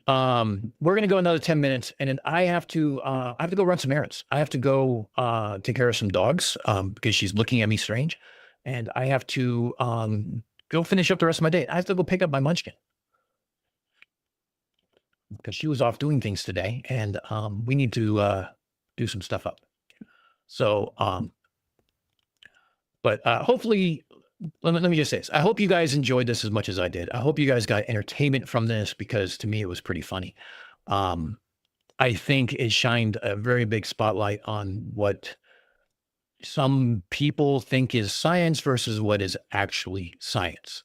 I think we all knew that, but I think that the general public didn't know that. And I think showing it to a few thousand people of, this is why you don't follow conspiracies without some kind of evidence is a good thing. Now, is this going to be the final experiment 2.0 and put the rest of everything? No, of course not.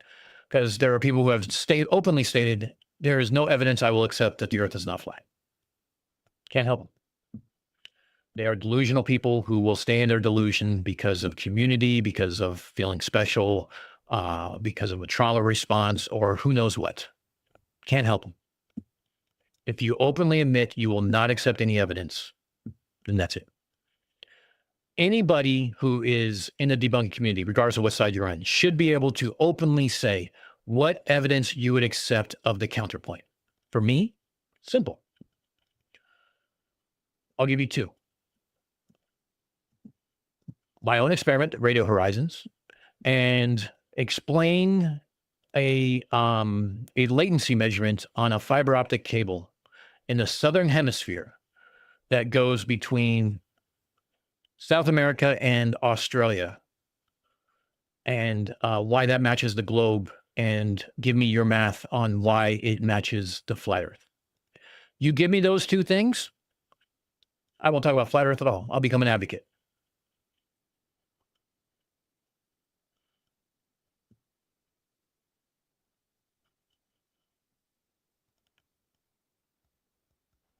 You're actually right. He wanted to.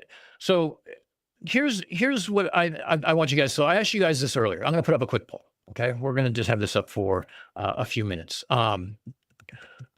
What was the basis of the Flurf ILS experiments? Okay, you're going to have two choices. Intentionally vague. For inconclusive. Oof. I might have to put on my glasses soon. Or doesn't understand RF. There you go. There's a poll. So I want you guys to vote. What do you think was the motivation behind the ILS experiment? Is it, did they not understand it? They don't understand the premise? Or do you think it was intentionally vague because they want inconclusive? That way they can say that it is a win. Because we all know that for flat Earth, inconclusive is a win, right? You have an inconclusive result, and that falsifies the radius of the Earth, guaranteed. Just ask any of them. Both could be an option. You know, I didn't put both in, but I mean, both could be an option. But there has to be a sort of thing that either you understand the technology or you don't, or maybe for both, you understand it just enough to be dishonest, I guess. All right, so there's a few C's. So the only way I think that C is possible is that you understand RF just enough to know that you can, how to be ambiguous with it. And therefore you're intentionally being ambiguous to get an inconclusive result. I'll buy that.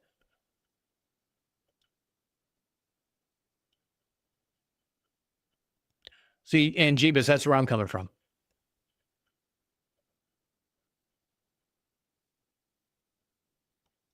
Yeah, Nick, people have been spending weeks already talking about this Shiva experiment and that it's going to be false and it's going to present a false dichotomy and you can't trust the Globers and blah, blah, fucking blah. Just insert whatever TFE excuse you want to know for this one, right?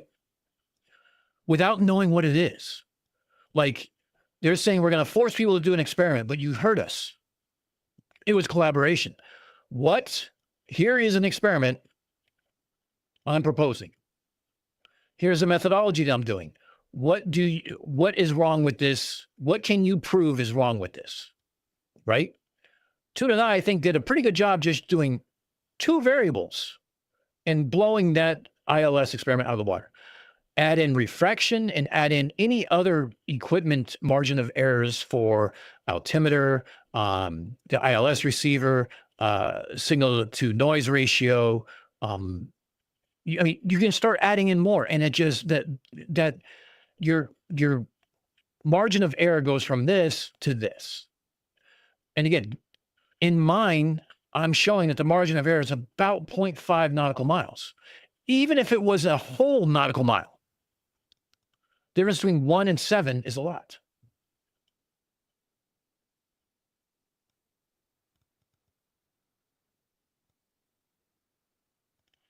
So, I was saying this, both as fuck, damn it. And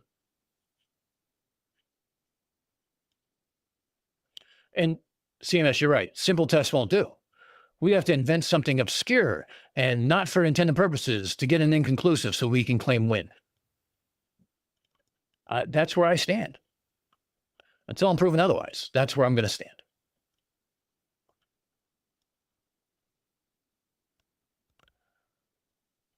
All right, so we'll go ahead and close this. It looks like